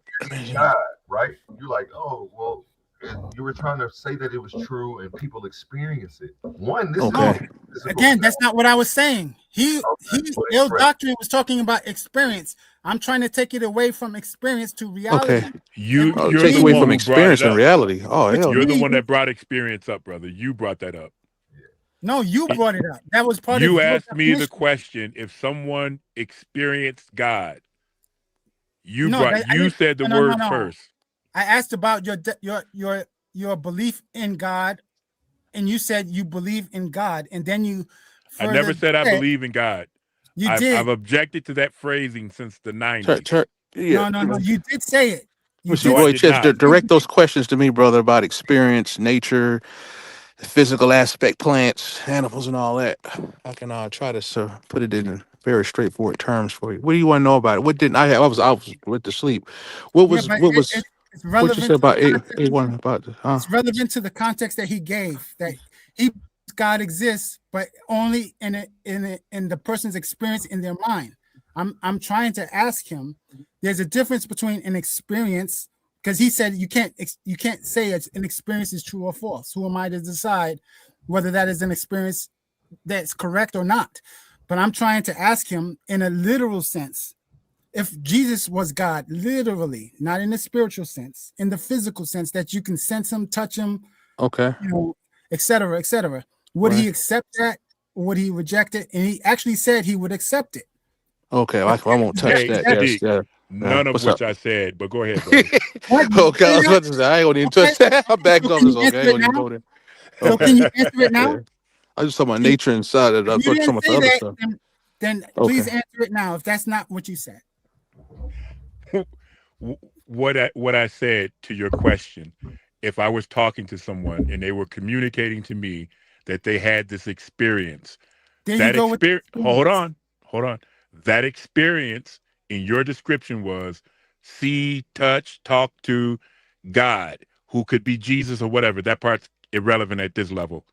Yes. And I told you that doesn't put me in a situation to accept or reject what they're telling me. It's no different than them describing some other experience they had, like having fun at the concert. Why would I reject that? That's not something for me to reject or accept. So then I asked you to clarify what you meant by reject or accept. Do I believe myself that they actually experience God? If that's the case, what are they? What is it that they think is God? And then that's when you got into the plant Right. or the tree and stuff like that. Right. And So I was trying to be I agree. literal instead of just experiment or experience, I should say. yeah, You use the if word if you experience. told me if you told me I'm not talking something, about an an experience. an experience about you, you had an experience with God and you described it in a empirical way, I would neither reject nor accept it. That won't be on the table. I'm assuming that we're familiar with each other. Then we're just having a conversation. I Okay, so wouldn't if I call them tell out. you, Like I'm not a militant atheist. I'm not going to, oh, that's bullshit, man. Like I'm not going to do that. So it to me, I'm telling you how I'm interpreting it. You're asking me about my style of conversation. And my style of conversation is not to point out that I disagree with them, that their experience can be characterized the way they're characterizing it. Like I wouldn't do that. okay, so this is where I'm saying it's confusing.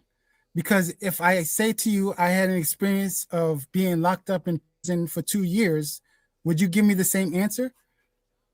What answer? There's no question there. You're telling me a story.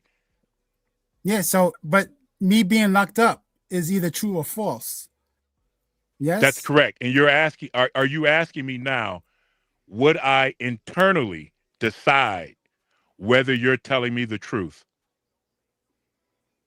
Yeah, and besides, No, you being locked up, Roy I'm not Chest, asking, requires other points of perspective I'm not to asking, corroborate you being locked up. When you're in prison, there's many dockets and records of you being placed there. You got judges that can testify and help convince Doc. You got the police officers that can corroborate you being locked up, the experience of you being locked up, and your testimony being locked up to Doc. And I can go on and on. yeah, but Court those are physical clerks, things. Those right, are physical things, right? Those right. are physical things, yes? But you So by that's what I, yourself, right? Go ahead. Well, go ahead. so There's those many are things you can physical say. things that Right, you're using to justify, right? He's not right. just saying, well, that's your experience. You're not just leaving it at that. That's what he's doing with God. So I made it literal. He's standing right there. He's standing next to me. You can touch him, somebody else could touch him. It doesn't have to be you per se. That is either true or false. So I'm If it's not right, if talking he's about right the there in front, experience. Yeah. if he's right I'm there not in the talking flesh about in the front of you, experience. yeah, I'm not just referring to the yeah, experience. I get See That all of what it. that he did. the you're asking me again about my style of conversation, and No, it'd I'm be the asking you same. whether it's It would be, hold on, real or I'm not. telling you how I'm interpreting your question, and it's going to be the same thing that Sadiq said. If someone told me, hey, I want to introduce you to God, here's Jesus right here, and he gestured to his left, it would be, my response to that would be more or less the same as if someone were to tell me, hey, not only did I serve 2 years in prison, I'm in prison right at this moment while we're Right. standing in front of my house or something. So my response would be more or less the same to those two things, taking into account what Sadiq just told you about corroborating information. Yeah, but those are not the same things. One is No, they're about an not. They're experience, two and one is different about things something in that I reality. brought up to show you a parallel so that you can understand like the relation I would have to that information because I don't have the words to communicate it to you. So I used two examples and I smuggled Sadiq's words in on my behalf. Right, but it sounds like you're avoiding the reality question, which is I'm taking as the physical Well, evidence. well, why don't you ask me the reality question? I did. Ask it again, please. Is God literally real the way a dog is real or a tree is real? That takes us right back. So you mean as matter, as Yes. biological matter? Yes. No. Okay, that was all I'm trying to do. I wasn't trying to trap you, man. I'm just trying to get clarity. That was it. Well, last time I asked you, were you asking me about matter? You switched from the tree and stuff, and then you ultimately started talking to A1. No, I told you that it could But be. here's the landscape. This is the landscape that you've brought us to. There are people who are Christians that agree with me. So like you haven't really set up a distinction between me as an atheist that I think you're trying to set up. I'm Because not there are many people who are also theists who don't believe God occupies biological matter. right, but I wasn't trying to set up anything. There was no point for me to prove. I wasn't That's trying to. okay. We also have an audience, and so I was Right, I'm trying not to trying to trap entertain them you. with that little Okay. I wasn't trying to trivial. I wasn't trying to go, oh, do you mean I wasn't doing that. I was just trying to clarify your position. I just wanted to understand it. That's Do I it. think that God is biological? In the simple sense where you would think in science, right? Can you sense them? Can you do, it's, and you said no, right? I mean, that's fair. I wasn't trying to. You're okay. I see what's happening. You're mixing up. I think the right word would be domains. I don't think God is important in the domain of science and biology. Somebody was doing this the other day, and I forget what it was. They were comparing. Does can you infer God versus, or can you make comparing science to God? And I said that God isn't important to me in the sense that I can predict the future or I can run God through the scientific method. Like that's not how God is important to me. God is meaningful to me in my relationships to other people.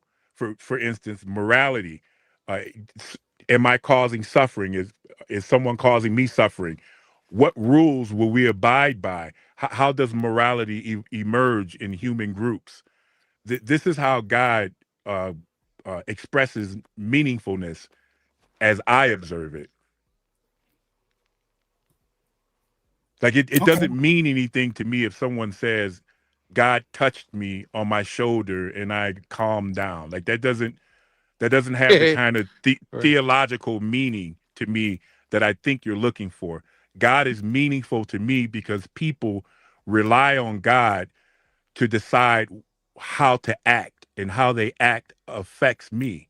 And how I act will be viewed by them through their God lens.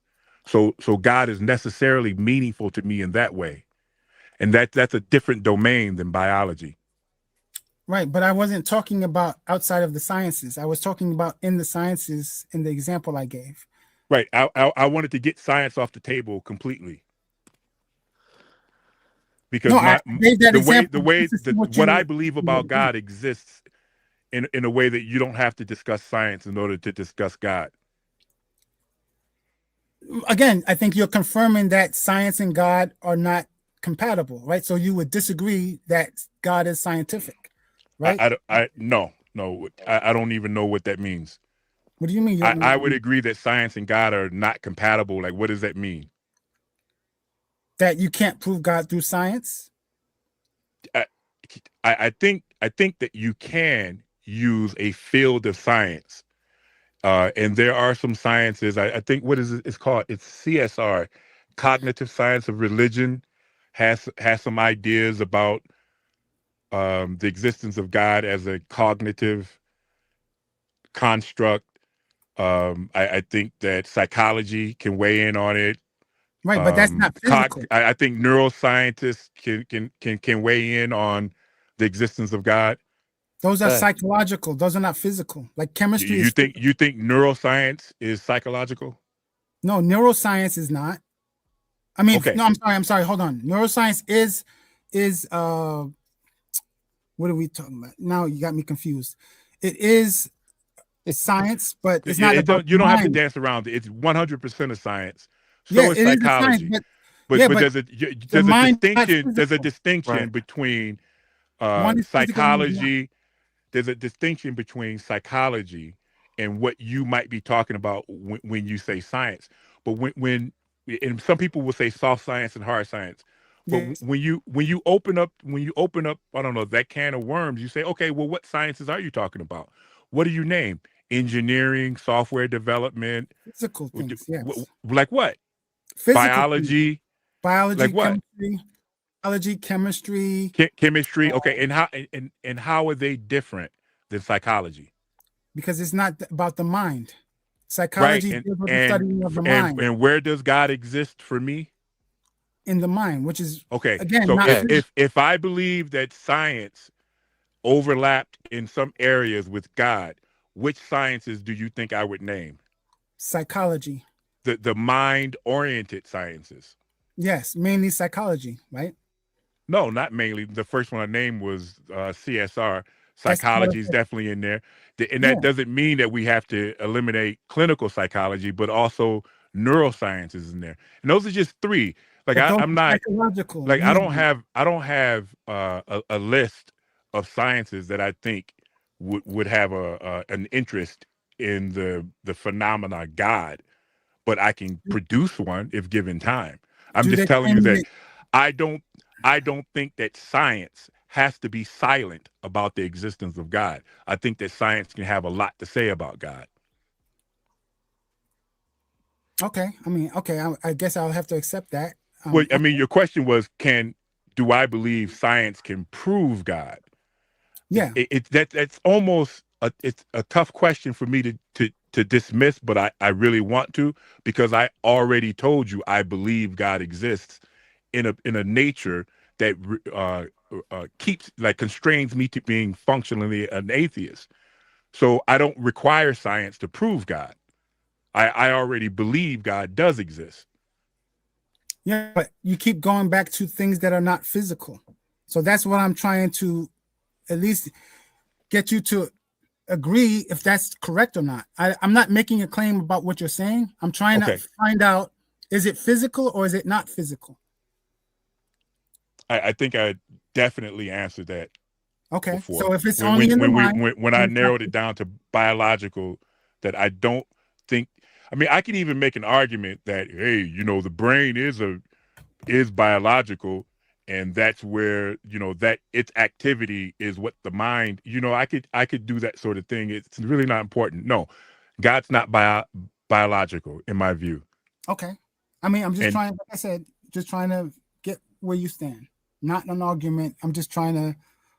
Right. Now, but don't forget about the other part that I said, that there are real physical, like directly physical consequences of God's existence that I have to pay attention to. Like what?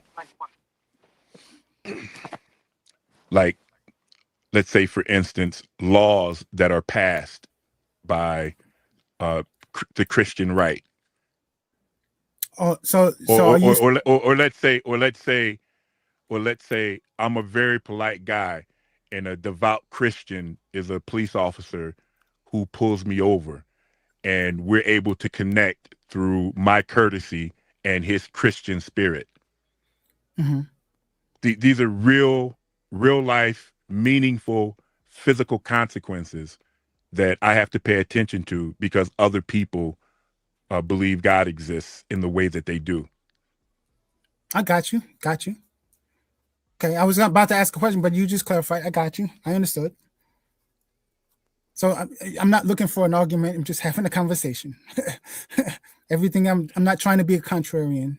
That's very interesting. I don't think that you look for an argument either.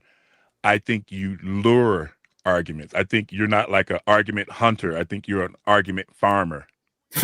Yeah. That's crazy. Hey, you're in the argument agrarian business. That's crazy. I get accused all the time of stuff, you know. I'm just trying to be clear. What's that part you said? Mind? Go ahead. I'm sorry. I was just gonna say real quick, and then I've occupied enough. I'm gonna go silent again. I was just curious what everyone's belief is. Like, you know, I've mentioned I'm functionally an atheist, and obviously there's a huge nuance to it. What about either of you? I don't, Sadiq and Roy Chest. Yeah, I unfortunately I was born like that 3-year-old. I was born indoctrinated, and specifically in the Baptist faith, Southern Baptist. So I've been that all my life. You're a Baptist? I didn't know you're Baptist, Roy Chess. Yeah. Oh, okay. Wow. Okay. Yeah. I mean, me. I don't know. There's still really no word for this. I guess you could say an amalgamation of many ideas, so to speak. I'm more of I would say. I guess you could say I am into spiritualism, mental spiritualism. You could say. Sounds like I don't know. I don't. Does anyone know for A1? Could anyone speak on his position? I thought he said he was an agnostic atheist. I don't know if that's correct. Yeah. Hold on 1 second. I'm agnostic. Yeah. Oh, agnostic. Didn't you say the whole thing? Though? We couldn't even get to an agreement on the term, so Oh, but you did use that term though, right? You did use the word agnostic atheist. Yeah, I say atheist because I take that. Well, I usually get forced in that position in debates. Oh, okay. I think it though. I didn't even know that. But you just say agnostic normally, but until you're forced into agnostic atheist. Yeah, but I'm about to start going around saying what Il Doc is saying because I actually look. I mean, that what he's saying is along the lines of what I've expressed in a few debates, and what I even have presentations on. Like, there's a dope book I have called The Christian Delusion. I have a whole presentation. I wanted to drop on that, but then I started a channel, so I stopped like doing all of that stuff. I felt like it was just a conflict of interest when you're running things, so I haven't done anything lately. But it's a book written by a bunch of different psychologists, and I don't know, maybe that's just where I'm at with it. I think that it's definitely in our minds, since we can't prove it, we only know about it because somebody told it to us. People are passing. It's a delusion that's spread through story, as far as I'm concerned, until proven otherwise. All of the religions, because even if you believe in one, you would agree with what I'm saying about every other one. So, if you're a Christian, then you would definitely agree that Islam is a delusion that they're spreading through text. I don't think you would disagree. I mean, well, you're so technical, you probably would. Like, well, that's a definitive statement. Like, I don't want to go down that road. But No, I won't. You get you get what I'm trying to say. So, What that Roy Chris? You said you said experience was fake. Somebody said it wasn't real or something like that. What? Say it again. I thought did you say I was asleep a little early? Did you say something about experience wasn't real, or was like from fake hoteps that say that helps them understand what God is about? I don't. Not in that context. No, I would say no. I said I was talking when I was talking about ill doctrine. I was asking about a real physical thing as opposed to an experiment. Or experience, I should say. I keep saying experiment for some reason.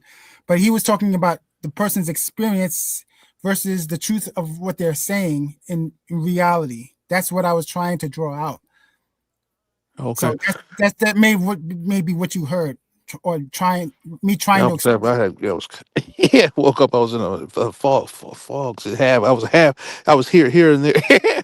I was between the physical and non-physical world.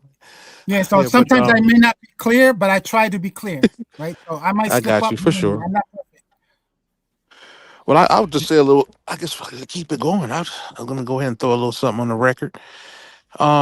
In my version, just a synopsis of my quick synopsis of how I believe and know is through direct experience.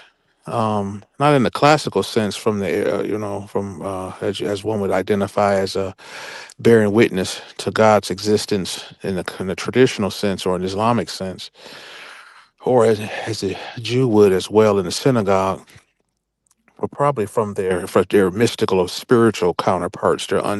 They're not so well known uh, spiritual counterparts. Uh, be it Judaism, those who study mystical Islam or mystical Judaism, or through the Kabbalah, or those who uh, those who are behind the Islamic exoteric, physical based religion is the esoteric, hidden, spiritual counterpart of the Sufi order. Or I would definitely line up with also with the Christian, well, not the Christian denominations that tend to focus physically on the physical savior per se, in an absolute sense, in an exoteric way as well, but a more of its esoteric, hidden sciences that's not so well known or not so well accepted by the Christian church, or meaning the Gnostics and so forth, and a few other schools of thought. And so, what a lot of these talk about is experience, um, and uh, and understanding concepts, to understand the divine, which is very complex. It's simple, but then very complex in its manifestation. It's just it's both at the same time. If we're to bring things from some, into a state of unknown to the known, it's as simple as up and down.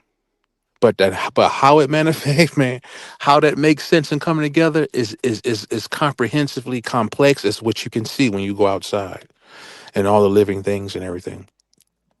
To try to summarize that, I don't know, it's just very loaded. It's a loaded scenario, but how the nature, I'll just start there. Most of the ancient religions, or ancient rather word that we didn't really use religion back then, but most of the ancient belief systems, or spiritual systems rather, understood the God, if you will, as a form of various natures, right? And so when we say natures, it's not typically what you think. It's in part what you think in terms of like a dog or cat having a certain set of semi predictive behaviors. Like we all have an idea how a cat, or if I say how a dog would behave or a cat behave, give or less, how it, there's is pathologically wrong with the cat or dog mentally. So that we call that a nature. It's exhibiting its nature. You can read a book about it, whatever, for those who study the nature of a cat, and you can learn it that way, or you can go out into nature, so to speak, and see it raw and uncut from an organic standpoint. But we noticed that was placed into that particular animal, that physical form, keynote form, indicates nature, particularly as it relates to function. Hence, form denotes function. Likened to a car, it has a certain form. Notice it has a related function. See, form denotes function, typically whether it's inorganic or organic material, right? This is critical to understand how I was taught, how I understand. We know that, be it from cat or a car, it takes particularly a mind of a set of constructs, right? Mental construct. That, like I mentioned before, the God is of a mental construct. And so this is where these functions come from, or natures it kind of allude to purpose in a way. But I'm gonna stick to let me go in the car a little bit. Notice the car has an illicit purpose. It comes from a mental construct, right? At the beginning of the day. And so it's brought forth from the unseen. The unseen is brought into the physical world, or what we call the natural world, to give rise to some kind of a nature that the car has. Mechanical, artificial, but yet it's given its purpose and how it behaves. In this case, when told what to do, via the driver, it allows its nature or its purpose to be expressed, and as we understand a car's function to be expressed. This is so the natural in that natural setting that the car functions in. It comes from it comes from a place that's outside of physical nature. So we have to go into a word called supernature, or the supernatural. Super mean outside of.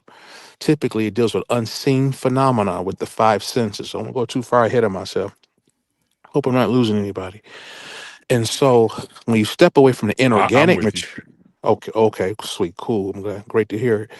I'm gonna go a little further. I'm known to go further. I'll stop and get a check. Then if we roll, then I go just a hair further. Now going from the, I'm gonna go into the. Let me go back. Let me see. Let me just hang out with the physical inorganic material first for a second. If we notice that the function of transportation arises from an archetypical point of thought in the mind of the designer, right?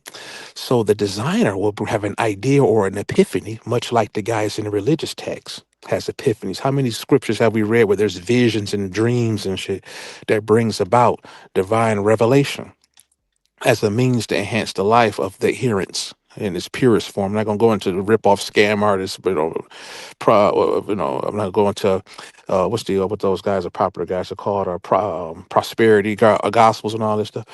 But the designer of the engineer, I mean, would liken the source of nature is in it to an engineer. Uh, the engineer that works for Ford per se brings about something different, but yet not different. Remember, there's no absolutes. And so the part where it brings something different is that this particular car, the 2024, 2025, hasn't been witnessed yet physically. Now, is it creating some? There's so many different things I can go into. Is the designer creating something uniquely different in terms of what it's creating? The answer is no. There's multiple car companies on the planet. No absolute. But yet it's unique because everyone's different. Each creation is different. So he has a different view based on perspective and how he thinks a car should look. And so I'm going somewhere with this. And so the car he produces is archetypical. It's just a point of creating something that represents transportation to get around or whatever. Yet they'll all look different from different car companies, right? Even they have different perspectives of the same thing. Their how is different. This is actually how I understand how the God to work, right? And so within us, it works a little differently. We represent different perspectives of this, like what we could say supreme consciousness and so forth. We're tuned into it to different levels. And this also companies across different racial lines, so-called racial lines as well. Some have more, some groups have more acumen, given the history of certain groups to tune in deeper, and some can't tune in that deep, and they're locked into the physical. Where we get into those who profess physical religions and worship that of what we call physicality and things like that, where we kind of get an idea who we're talking about. When you get to take a look at the central figures, that white figures or whatever. Which is exoteric, physical focus. But at any rate, the internal areas where the jewel is at. This is where all the ideas come. Because as we know that even the Christians would profess to show that we're so-called made in His image. See, which shows that there is some kind of a, what we call, how can you say, inherent crossover logic. We think kind of like it, right? Given that all is mental. So and this says it in a lot of religious texts. Now, we got to understand too. I'm gonna go into the organic aspect, and as well as the car. The car technically, once you begin to understand this stuff, it gets very heavy. Nothing's technically absolutely created. This is the power of the God. It is very heavy. The guy who made the material's been here forever. The what's been here, even in physicality, has been here, just been rearranged to put together in a new way.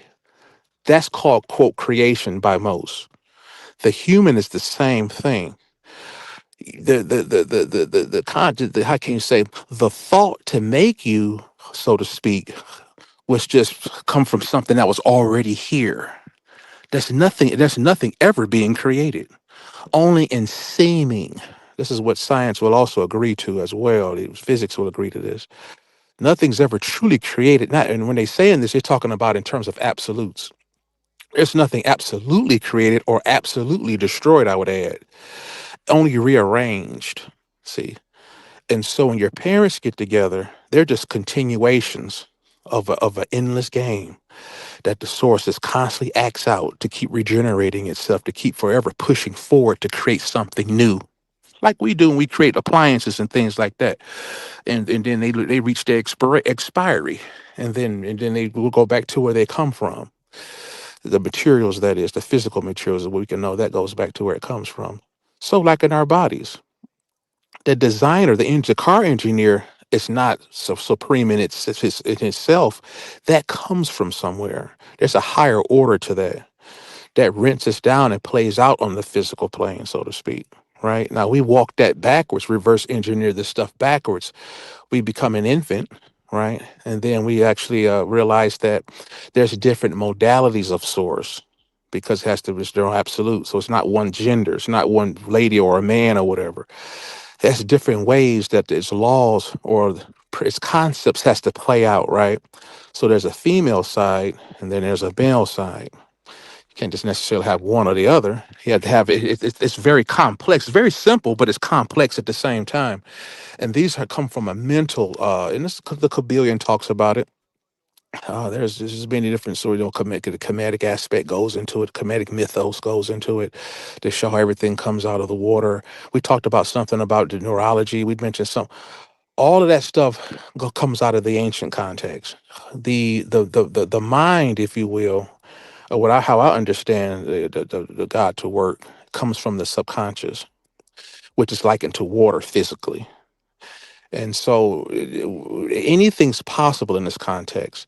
Science will say that the or that the space or out of, or that the potential, the field of potentiality comes from some kind of electronic foam or electron foam, which becomes real if one stares at it or focuses.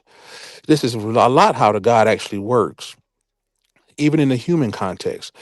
The mother and father acting on its behalf in love or whatever just simply thinks of you before they make you physically. This all was thought of before it became physical or you became physical. You're an element, a product of thought. See, and so they get together and basically join consciousness or whatever, and then infuse themselves, right? And then appear, and I can go much further into like why they behave the way they look, why they do. There's a lot of different things going on, and so and create you. There's a causative element to God, and there's a recessive element or reactive element to God. This is all shown in the various mythology around the world. God has a causative aspect, which which which causes things to come into play. That tends to be masculine, right? And there's a recessive aspect, or the receptive aspect, which is feminine, which is a vessel to bring things into play and all this other things. At its peak, if you go backwards, is really one and the same at its ultimate highest point and source. But that's so complex without advanced meditative practices under your belt. Most won't even understand up to what I said so far. But as it comes down into physicality, it separates and fragments like into someone who dropping a ball from the Empire State Building or from the sources at the top of that building. You drop it down, and that ball hit the ground, maybe, and it busts into 1,000 pieces, like into a big bang of sorts. And so it becomes very complex and a lot of things that one can't even believe that thing will smash into so many damn pieces and then expand out on impact and all this shit, right? You would never be able to contemplate that it was once a one unified entity. Point being is that all is mental. Everything you do it arrives from the mental plane. You can't do it before you even say anything on the call. You have to think about it first. This is actually how it moves forward through the different planes and matriculates down, as the mystic Jews would say, it comes down to Sephiroth, the Kabbalah Sephiroth or whatever, and to the physical world, what they call Malkuth, to be realized physically. Now we know that ain't now everything that God is not here, because you wouldn't be able to ascertain anything. It's just you would have everything here. You can't see and discern anything if you're dealing with everything. So, and this is why we have to use logic when we have these conversations, or we have to use logic to function if we're going to function in the constructive societal world. So, in the visual, we call physical world, most of what really source is, where I use the word source. We don't say God so much so, but it doesn't matter for this call. I say God. It holds itself back, so to speak, at its most grander state. You simply wouldn't be able to comprehend any. It's just too much. It's overwhelming. So we understand this world to exist just in the physical, or what we call the visible realm, that we understand through physical light, visible light, which is a small, less than 1% point of observation. That's a very limited. Our five senses offer a very limited glimpse just what the God is capable of doing. It's almost like you're blind. Some texts even say you're blind. We said humans don't hardly see anything. It's less than 1%. You don't really see anything. See, and so then but so basically we understand that when we know that all is mind, we know that everything denotes nature. Nature comes from mind. The way a man acts, for instance, the male energy or the masculine concepts or the assignment of masculinity, it contains a nature. It's causative. It's forceful. It's very logical. So typically, it has a specialty of logic. And to break that absolute, there's a feminine concept. This is all archetypical. The masculine archetype comes from a source mind, and it matriculates throughout nature, not just within the human body.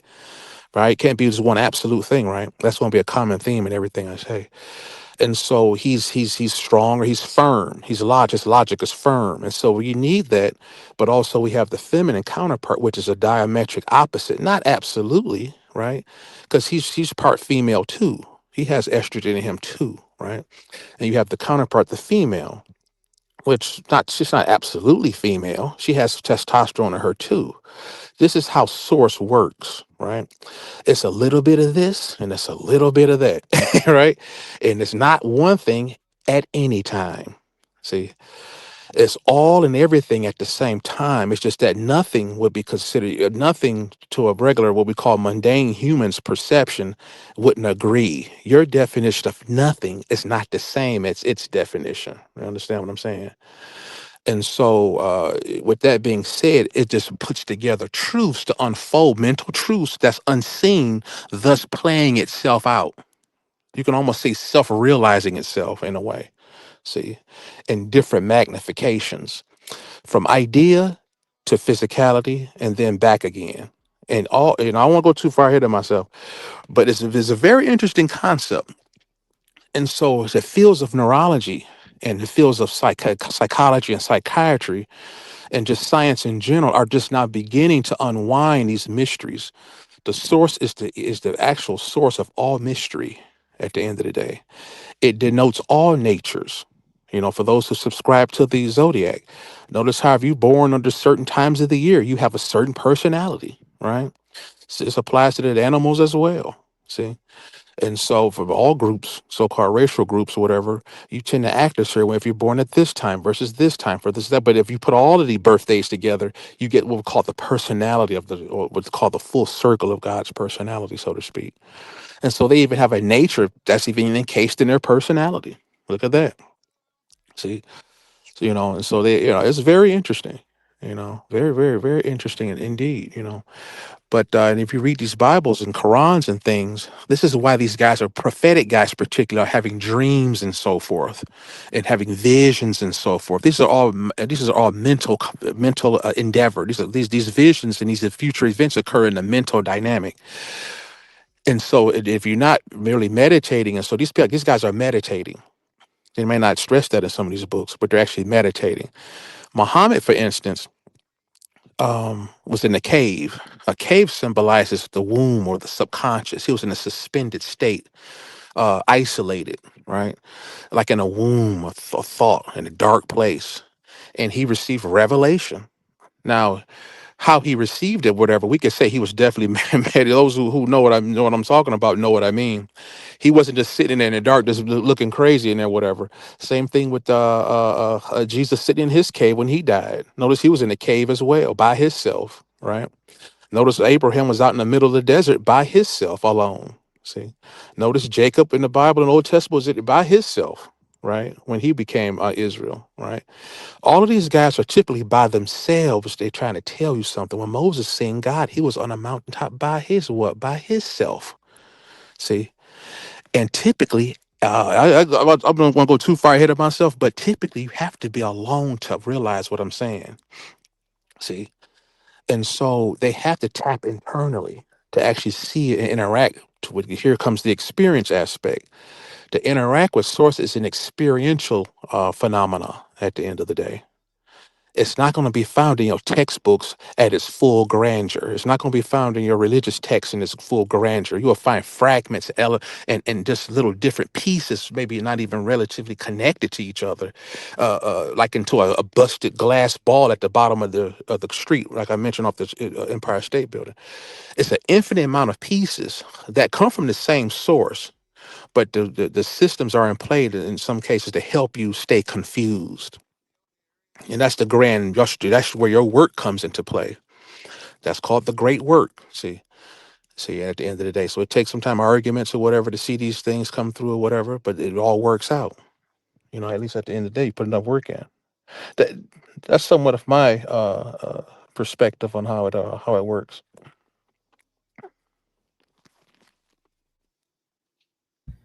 And that's why you say you're spiritual and not let's say Christian or some other religion sect. Right. Right. You'll see some of the stuff in the Christian doctrines. Like Yeah. for instance, they'll tell you like Jesus died. It's easy. I could easily just prove this stuff. This is very easy. It took years for me to be able to do this. Like Jesus, they said God had a son. Jesus died and all this, and he was born in a manger and all. It's so much. Man. If you guys want me, I can go into more detail. But and I'm really versed in the occult.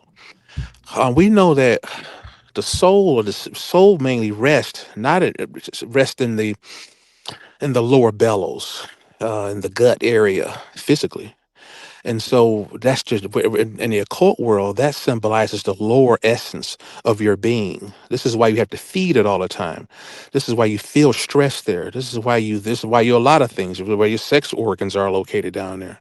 You typically have a lot of you have neurons down there. You have a lot going on down there. Your immune system, 46, most of your immune system's down there. And that represents the 3D world. That represents what we call the birth of Christ, right? And so that's considered hell, or so to speak. Notice how nasty it is in the gut and all this, like it is here, like on the planet. It's very nasty right now on the planet. Notice the flood took place on the planet. Everybody's fucked up. We were in the middle of a flood. Some would argue now, right? In mystical terms, metaphorical terms. And so thus needing a cleansing or a cleansing, or needing something miraculous to come through here to cleanse this mofo. So is your inner condition as well, like the religious text talks about. And so, or clean your temple out. There's a lot of ways you can say it, but it comes from the mind. To do it, you have depending on how much you know. The Gnostics was correct. And so you have to basically cleanse the area to help master certain mental elements about yourself in the mind of God, which we look at the mind, or your brain is considered the seat or the heavens of God. Complete with gray matter, like the clouds in the sky, right? When we having gray clouds up there, whatever. That's the heavens. And on earth is down in your lower bellows, which is where the first, which what some would say, where the first, those who subscribe to the chakra system, the first or the lower chakra is in the bellow. So you've fallen, kinfolk. You've fallen in a major way, and you fell down to feed the flesh, right? Through mental construct, through a form of ignorance that many of us play out through being on crack, prostitutes, or whatever, worshiping clothes. I don't worship anything. I know it's there. I know the source is there, but I don't worship it because it creates an absolute.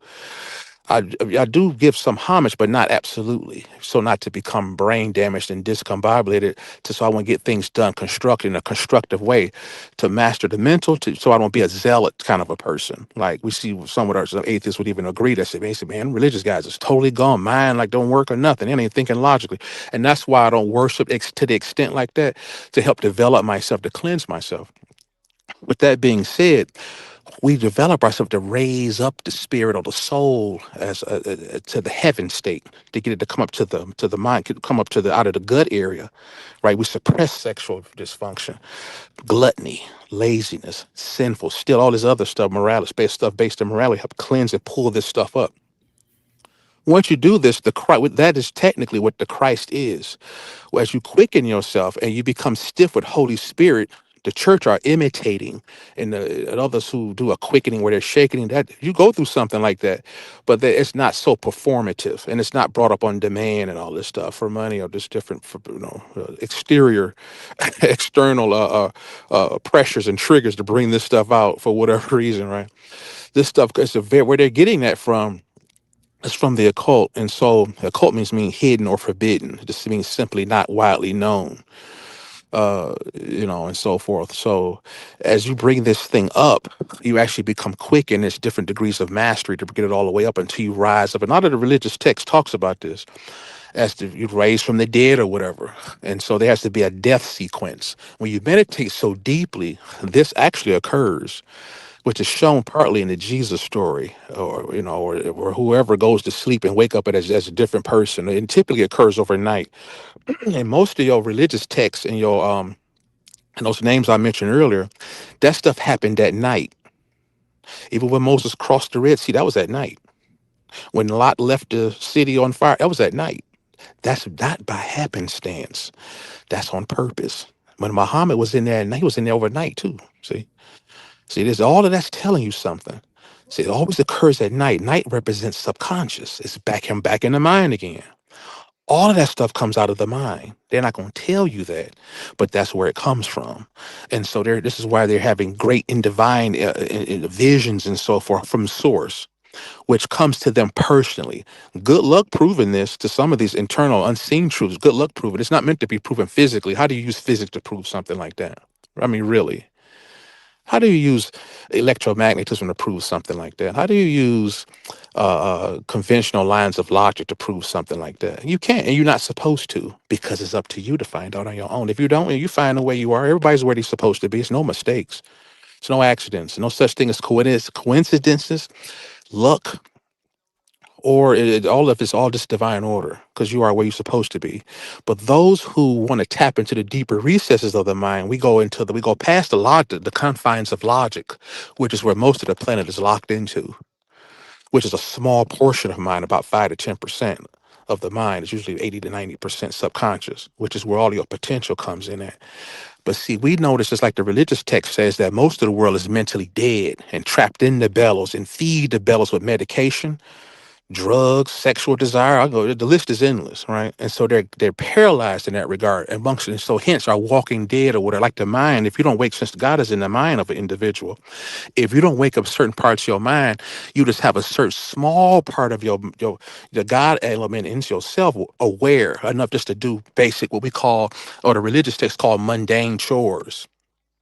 Pay bills, have a little sex, go to sleep, wake up, go to work, eat a little food, entertain yourself, have a little sex, and then that's it. You go to sleep, you do the same thing over and over again. It doesn't take much brain power. You don't tap into your God source that much, if you will, in that regard, by doing this basic shit, right?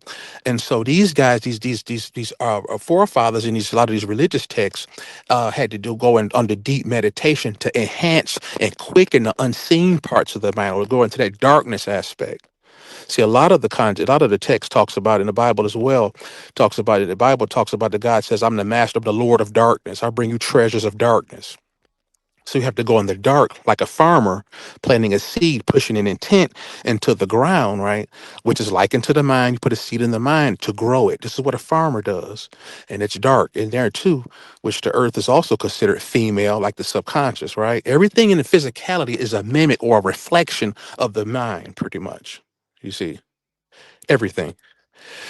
So everything. So the animals, all their behaviors is all in you, right? And so it's because you're part of the mind as well. So long story short, these things are in mind are used to grow out, bring things from the unseen down to the seen. This is all the religious text talks about. Even the Bible opens up like that. It says first there was what's the void or whatever, or darkness and all this stuff. Darkness is considered feminine. The void is considered feminine at the beginning of the day. Black is feminine. White colored bright stuff is considered masculine. So notice bright is light white. That came later. First is the lady, comes first, dark, black, deep black. Talked about the water. Water is considered feminine. I can go on and on about this stuff. So, but yet there was a masculine energy hovering over the so-called water, and to infuse it, liken it to infusing sperm into dark women energy, into her womb. That's also a version of planting a seed as well. I can use many examples to make the point of how the archetypical functions of mind work, whatever we're doing, whatever function we're doing. There's a nature to that plays over and over again to push life ever forward, right? It's like an endless march, right? You never stop marching forward in some form or another, right? Breaking all absolutes all while you're proceeding, right? Mind can take any form. Surely with the mind, or with the mind of God, if you will, all things are possible. That's really what they're talking about in these holy books. See, there's many mansions. Like you guys have many different minds and perspectives. Those are mansions, right? Different states of being and so forth. This is why your versions of hell would vary from person to person. You will have different dreams, right? All is mind. You have different dreams, that means different things. You're all on different pages. No absolute, right? And so likened to that, the male energy infuses into the water. I put the spirit into the water and it's became alive, and then land appeared. Land coming up out of the water is like masculine. You see this in the Kemetic mythology as well with Ptah. Water sitting on a hard rock or whatever island, appearing out of the endless depths of the infinite water abyss, which is considered feminine. As you read the Bible more and more, you'll see this mythology, these coded words, or from the occult world really, all through the Bible. Once you understand that, you can read that book back and forward, making a lot of sense. See, we can read Revelation, the book of Revelation, no problem. Daniel, no problem. Make perfect. I know they talk about unicorns and all that shit. All that stuff is occult. See, for instance, when there's a thing of scripture says, and it talks about the mind, have it right to the occult, right? Actually, like we talk about, let's say, for instance, the unicorns, for instance, something I could pull out any scripture in the Bible to talk about unicorns, but they more or less, all of it, it's like 10 or 15 different scripts that talk about, relate unicorns to being a God chosen people. Them having having features of a unicorn's horn and all this shit. What they're saying there, for instance, note the unicorn's horn placement in your traditional unicorn cartoon that you see on TV, whatever. It's a horn in the middle of the forehead, indicating the pineal.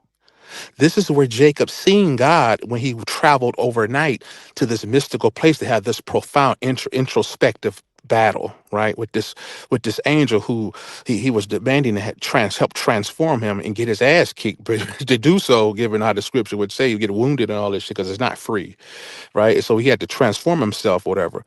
But this all occurred in the land of Peniel or pineal. And so the unicorn horn in the Bible book places a horn deceptively clever on the forehead, which we see, which is a mythical creature and a mystical creature. It's not a literal creature. That's what some of the atheists and some of us get confused. Like, man, Bible tripping. I'm got that made up animals and that. I'm dragons. All of that shit is legitimate if you understand the hidden code behind the shit, which comes from mind. With the unicorn horn, it's placed in the middle of the forehead just cleverly. And it shows that they said one with the, and we can pull up scripts. Anybody can just Google, Bible scriptures, unicorn horns or unicorns. It's going to say, if you have one cannot come into my kingdom unless you have that of the unicorn, or activate the magic of the unicorn's horn and all this kind of stuff. They're just telling you to activate your inner eye, as Brother A1 was talking about earlier. The inner eye, or your first eye, paradoxically, is what we call the north. The Masons will call the North Gateway or the Northern Gate, or like we say, Santa Claus come from the North Pole and all this shit. That's the key, the gateway up out of here. That's how you get out of here, right? This is your source in the heaven, so to speak. And so once you open that, then you begin to understand some of what I'm describing here. Until that's open, what I'm saying sounds like flat science fiction, sounds ridiculous, utterly insane. And it's supposed to. All your holy books and your prophets and your holy books will appear utter madmen until it's understood by the adept, spiritually adept of their day, of their crowds, their respective crowd or whatever. And so this inner eye is the most, because it's in the mind and it's an eye. And a lot of your drugs that we take currently in foods actually target that to calcify, including your COVID drugs. I don't want to say too much to get us kicked off this damn thing, but this is the reason in part why some of the drugs used, I would just say for certain conditions, were picked up apparently out of nowhere. I can name them. I was gonna name a few of them. And so if you look at the side effect profile of a lot of these drugs, it's meant to attack your brain, which is your immediate conduit to your mind, and particularly to handicap you from reaching your higher mind during these particular times on the planet, which some Christians and most religious guys would call the end times, which is not absolutely true. It's just this is a moment of transformation on the planet. Yeah, it's the end time for some, but then a beginning for others. As we say, Genesis connects directly to Revelation in this day and age. At any rate, and so that's not happenstance. They're looking at it to incapacitate that particular part of the mind, because that's the secret. You notice they never teach you about that first eye. It is a literal eyeball that the eye of Ra that you may have seen. Some of them have seen in the Egyptian context. That's what they were drawing on that wall over there. That's considered the seed of God once you arrive and get it out of the gut and the piss and shit. So as Christ was born in the manger, or a pit, which place is piss and which is piss and shit. That's where, and those who don't know what a manger is in the Bible, and Jesus was born is an area where animals like use the bathroom and shit. And I can go more into that, very deep into that, why that's the case, on top of the other reasons I've already outlined, which is basically gets very interesting. And so, at any rate, it shows the mind state of a person who's mentally, spiritually dead in the quote unquote word of God, if you will. In terms of in relation to reaching your higher self, you come into a world very low with low contexts. You take this dead stuff, don't know if it's true or not, different contexts that the world teaches in some of these educational, conventional outlets of education, and you take it and you worship your money, worship all of this shit. You get stuck in the lower sectors of your spirituality. Your soul is in your shit, it's in your damn intestines. You know what I'm saying?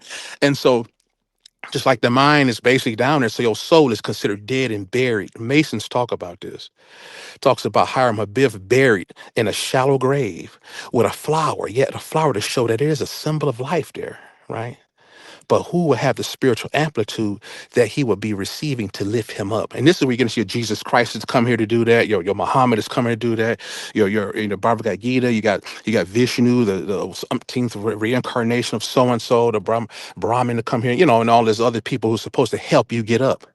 But you got to do it yourself because you have your own mind, right? And so, at any rate, so once you lift these things up or whatever, come out of the doo-doo and peace state, you rise up. See, and this is also ties into why Hathor is venerated in the Kemetic aspect. Notice how she's connected to the cow as well. It's the reason why the cow is deified in that particular science. It's also tied into why the moon and star is deified in the Islamic context. Notice the moon represents the female, and the star is actually the sun coming out, actually give rise close relationship to show mother and son in that context. The God essentially, it has a overly feminine context. It's over the subconscious, again, like I mentioned earlier, is a feminine nature. It's the source of all nature, mother nature. But as things come into fruition and to be born, it comes out in due time. Time is considered masculine, hence father time, right? That's why men want things done in a timely fashion. So this is all mentally done from the unseen, from what we call outside of nature, or from the super. Some call it supernatural, right? Right. The prefix word super, it means outside of, to bring about that which is hidden into what is seen, right? And so but there's a set of concepts and codes to do this kind of a thing. It's a very interesting conversation, and I can answer questions about it, no problem.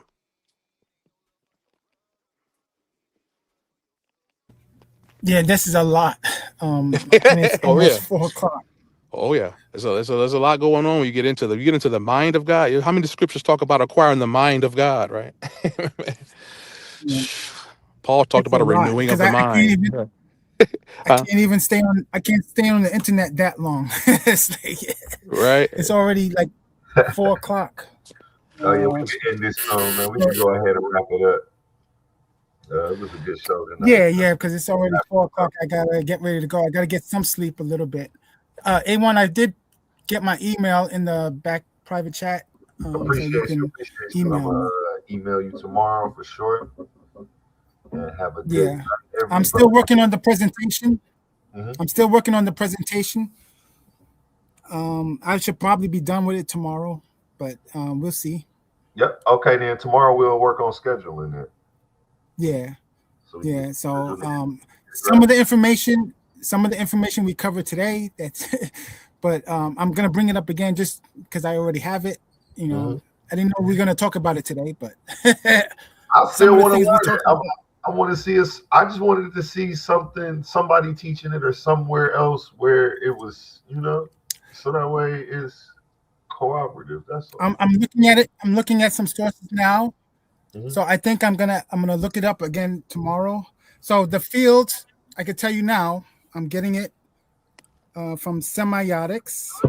That's a field. It's similar to semantics. It's similar to semantics, so it's dealing with how words work, and I know that they have a context of the word statement in the way that I was using it, and that's the important part. That is not restricted to only.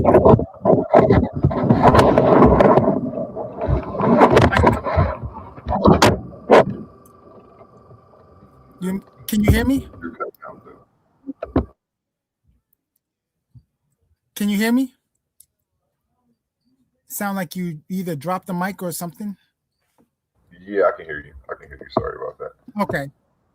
So there's a field that I'm gonna try to get a source for semiotics and semantics, and I think that that's gonna give you an example of statements can be outside of verbal utterances or written statements on paper. That statements can be actions and other things like that. So hopefully I can look into that more and give examples. But for sure, I think that we can agree that signs and symbols can be statements outside of just English sentences and verbal expressions. I mean, it should be very clear. It's like I don't but I'm gonna try to finish it up tomorrow. Now I'm debating whether I should do it in order because I don't want to put people to sleep. Like, so I might skip around. I don't know. Should I skip around? I'm debating that in my head. In order as well. I think it makes sense to go ahead and present it in order. I mean, oh man, are people going to be around after the first 2 minutes? Yeah. Just go with are people going to be around? Because I wanted to get to the good part where the debaters will see how they can use it, right, to shorten their brainstorm, right? Like that's what I really want to get to. That's the part that I'm anxious to get to. I want to start off with it, but so they can brainstorm very quickly without having to write paragraphs, right? So I want them to get an understanding of that you can brainstorm with this and then put it into paragraph form, which is why it's useful. So it will save time. Thanks. But I'm gonna put it together.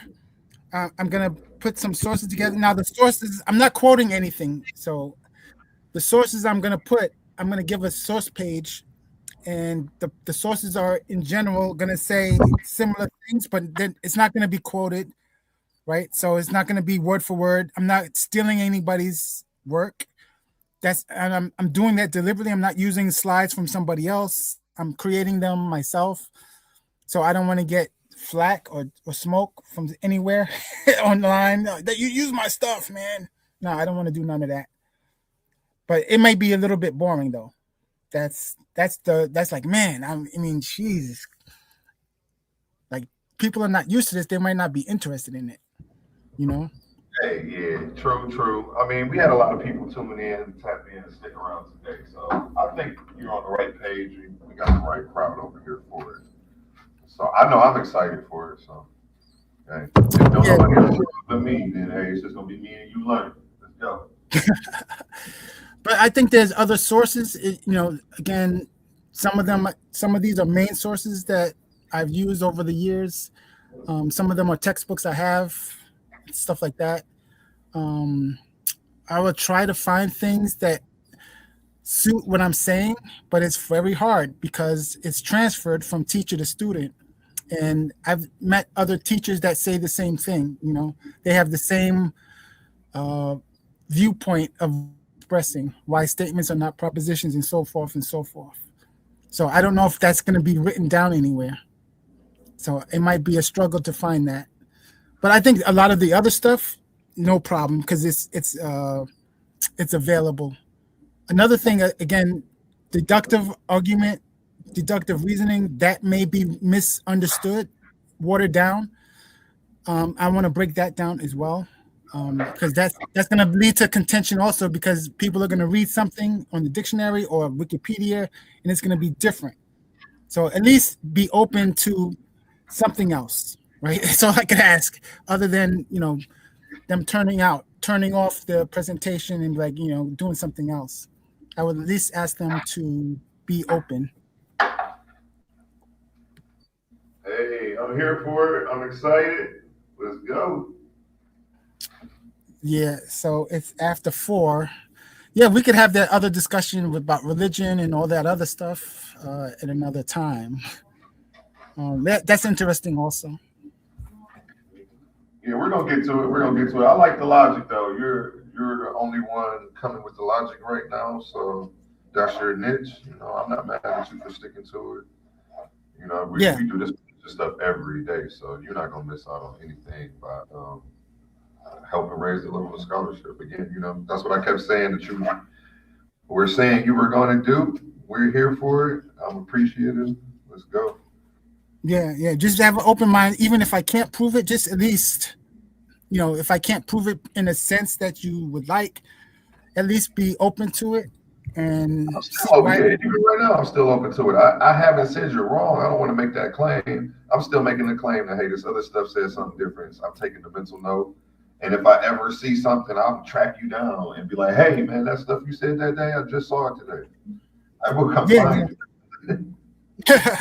That would be great, because, I've had a lot of conversations like this, and a lot of people are not receptive because of that. Like, you can't find it, so, we're not going to believe it. So I'm kind of used to it in a sense. It's not surprising, but at least you're open to it. So I'm willing to share the knowledge that I have, and you can take it and do what you want with it. I can tell you what to do with it. The debaters, hopefully they'll appreciate it, and they'll use some of it. And if they want to win, I would steer toward deductive arguments, because then the refutation round is going to be pretty easy. And inductive arguments tend to be iffy. You're rolling the dice. If you want a better argument format, even if you want to mix it, I mean, come on. It doesn't have to be either this or that. You can kind of mix it, but you still have more options than just, making stuff up and, doing things that people, the fallacy people commit and stuff like that. At least be correct about the fallacy. They're saying fallacies, everything, this fallacy, that fallacy, and they can't substantiate it. And I wanted to clarify some of those things as well. But I think you're going to do something on fallacies too. So I'm not going to overstep that, but I'll cover some basic ones. You can still do whatever you want it whenever, because it won't be overstepping. I wasn't going to be teaching when to use them. Well, I kind of lightly, but you're going to do it more in-depth on that. And I was really just teaching the fallacy so people can start to recognize them by title, and just little short videos. They weren't going to be long. So yeah, you wouldn't be overstepping or stepping on my toes. Sounds like a plan. Yeah. So I'm gonna just give some knowledge base, so that, because everybody's not getting this. You would pay thousands of dollars, because I'm trying to cram a lot of stuff in a course, right? This stuff can go more than 2 years worth of material, right? Like it's crazy. Like, how in depth am I gonna go? I'm trying to do things that the average person might not encounter. And if they do encounter it, they're not stuck in the headlights. Like, they're in the headlights. Like, what's that? You know? Hey, So that's what I really want to, why I'm doing it. Because I want debaters to go to somewhere else. Because I've seen this. I don't know if I said this before. I've seen somebody go to another platform on YouTube and get demolished. He's the only black dude in the entire place, right? Nobody on the forum, nobody on the panel is black, nobody in the chat is black. He gets invited over there, gets demolished. And you know, they call him all kinds of things. You know, they might be somewhat called racist. They're making racial slurs, and like, it was bad. So I'm kind of putting in my mind why I'm doing this. Because if you go somewhere else, I don't want you to get curb stomped. They'll bring up words like illicit conversion and stuff like that. Have you ever heard of that fallacy? Yes, yes. Oh, no, I okay. haven't personally. No. Okay, so I mean, there's certain terms that like are not thrown around in the streets. Ad hom is, everybody seems to kind of know what an ad hom is, but there's a technical definition that I want to cover. They might know what a I don't know if they know what equivocation is. Sometimes I hear that wrong. They accuse of non sequitur sometimes, and it's not a non sequitur. So I'm trying to give them some kind of familiarity, so when you hear these terms, it's not a surprise. Like, you just made that up type of stuff, because they're gonna call you stupid. They're gonna call you all kinds of names. They bring up terminology, and you're not familiar with it. You don't know what basic propositions are. You don't know what a contradiction is. You don't know what a contrary is. Right? Like, so it's like they're gonna call you dumb. They're gonna call you. It's gonna be bad. It's gonna be, a tragedy. You're not gonna want to go to other platforms where you don't know people. But I want you to be able to stand strong no matter where you go, right? So it shouldn't matter. You got to go to a black platform or a Spanish platform. If you go to an all Chinese platform, it should be the same thing. You stand on your square. Right. So that's why I want to get this out, because some people are not familiar with it because they didn't take a class or whatever. But at least if you don't get anything, you'll remember some of these terms that I'm going to go over, even if you don't remember the definition or the explanation. You're going to hear the term, and then somebody's going to bring it up and be like, I've heard that term before, even if you don't know what it is. But then you can look it up. But you're going to be familiar with it. That's the minimum. So you're not a deer in headlights and surprising you to humming, and you don't know what to do. So that's my main goal, to cover things that are common and some basics, right? So, Yeah, I hear you. I think Ill Doc's trying to get back on. Oh, okay. Hold on. Yeah, Sorry, I'm he over just here sent making it. brownies. Yeah, at 4:19, he Sorry, just yo, sent the Doc. I'm over text. here making brownies. My back's turning to the laptop.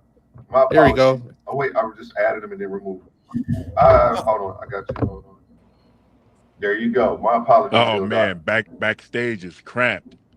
Oh, I was here the whole time, and okay. How long have thank you you, been back Sadiq. I here? appreciate you, brother, for Thank you, sharing what you Sadiq. did. How long have you been back here, Ildot? I wasn't really 5 counting, 10 brother, minutes? but for a minute. But Okay. I never left. I well, I did leave for a second. When I dropped down, I was running to the truck so I could run to the store real quick, and I, plugging into my truck did something, so I had to log back into StreamYard and get back on. So I was gone for 30 seconds. The rest of the time I've been here. Okay. I was going to ask you if you were on the road because your audio sounded so good today. I was like, maybe he's sitting somewhere. How has it changed at all? No, your audio sounds like you got the best Wi-Fi in the land and on a landline or something today. So. Oh, you don't hear my truck running in the background? I don't hear any of that. Nope, you sound crystal clear. Oh, good deal. I got this. I'm on that Rode Wireless Pro mic. Whatever you're using, keep using. I promise. Only thing that I did different is in the settings for StreamYard. I switched it from my iPad, from the iPad mic to the external mic. Okay, that's working. Keep doing that. Because I know we I were will. talking about this is what's the best you had so far. My audio sucks, but yours is good. Yeah, you sound like you're on a regular mic tonight. Usually, you're one of the loudest, most clear voices. I broke my headset this morning, and I didn't realize it was broken until I was live. So the whole time, I thought I was talking into the microphone on the headset, but it was actually recording on the laptop microphone because my headset is broken, and it didn't say like it wouldn't connect. It like tried to connect, and I guess it just shifted it, routed it to the other thing. I didn't even realize it until halfway through. I was over here tapping on the desk, and I had my headset muted, but it was still showing the green dots. And I'm like, what? And I'm like, wow, this is like halfway through this episode. I did the whole face off like that. Didn't even realize it. Hey, it happens, man. I'm not tripping. I think you're going because you've been having some equipment problems with the mouse and stuff. I think you're going to end up with a whole arsenal of extra parts. I'm about to upgrade everything I have. I have some nice stuff, but I go into graphics and stuff. I like just having extra space. I don't like anything lagging at all. So I'm about to upgrade it even further. It's time. I love computers. I do. I fix computers and stuff for people too. So I know how to take them apart and put them back together myself. Yeah, I know you guys were about to wrap things up. I really wanted to come up and appreciate Sadiq for spending the time he did and wish you and Roy Chess good night. It was a pleasure talking to you, brother. Yeah, thank you, man. I look forward to more conversations in the future. Likewise, man. I appreciate your talking points, man. So, before you go, I just want to say too, man. For an atheist, man, you give an interesting perspective on it. Some of the most interesting I've heard articulated. So definitely, man. Great in hearing your perspective, man. Definitely look forward to talking to you again in the rest of the family. I appreciate that, man. Roy Chess, what do I say, brother? Roy Chess. And he and I actually have history, but I think that our trajectory is going in a different direction. Especially considering how everything turned out tonight. But you know what? This experience in this community is my first time streaming. So the first time that I actually talked on the stream was, I think it was on this platform. So all the, what do you call them? Growing pains, I think is a good way to say it, that you get when you first start streaming. I have to go through all that, and I have to learn etiquette and like give people space for their personalities and stuff. That's a lot of stuff that I need to learn about doing this. And I didn't think that I would ever be on a stream for hours, but man, it is very addictive and really interesting. It's super easy Yeah, to it wake is. up and realize had an amazing discussion. Because these are the discussions we crave in real life, but it's so hard to find because people are the same wavelength. It's not like we all live on the same street or we all share the same occupation. Right. Sometimes sometimes you're the only person that who thinks the way you do. So a lot of people feel like they're the black sheep. That's why I address everybody as Titan family, because some people feel like the outcasts where they are, and then they come here and they get a sense of belonging, family, because people are looking at them like, who cares? Who cares about what you think about Tacitus, bro? Like they're watching the Broncos or whoever's playing on TV. Like they don't care about any of that, and they're actually annoyed by the conversation. So when this is a space where people can come and have that, and they don't have to deal with that. They can drop their guard, and nobody's gonna judge them for at least engaging in the conversations. We may judge you for other reasons, right.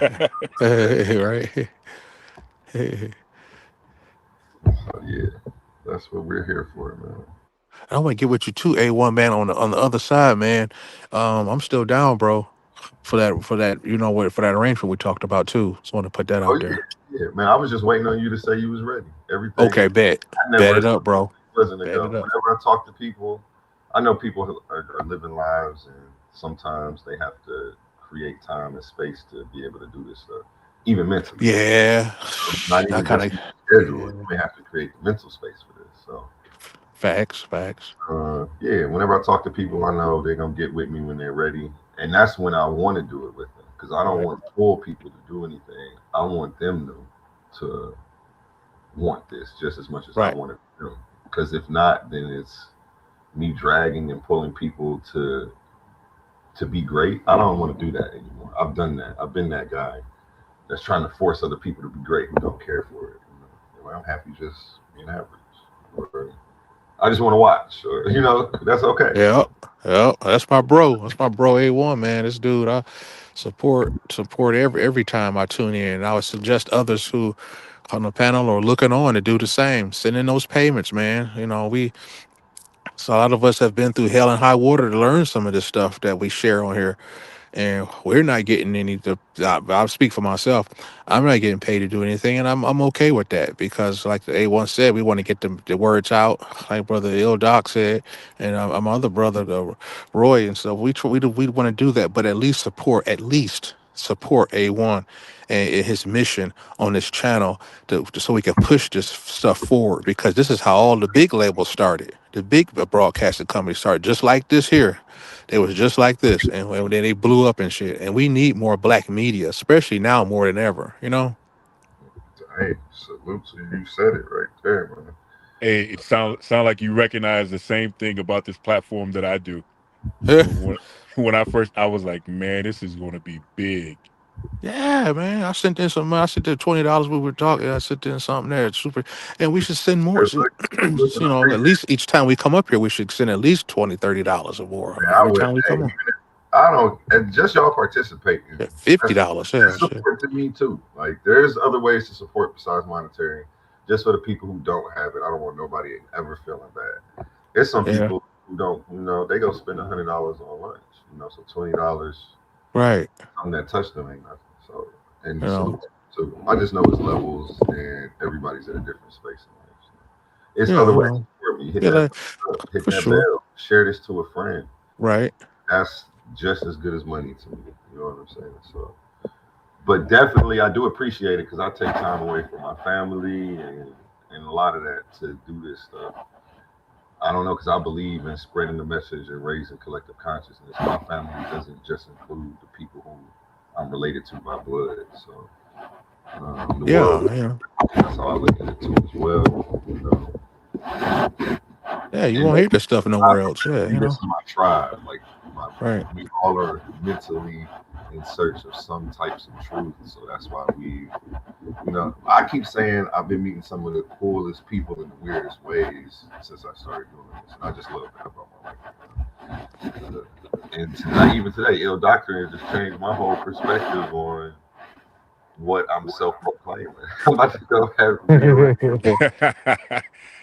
Hey, like man, I'm no I've been longer in so many agnostic. arguments about this shit. I am now an agnostic theist who believes that God lives in the minds of Right. you know. We gonna get more into it though. Hopefully he comes back. Yeah, yeah.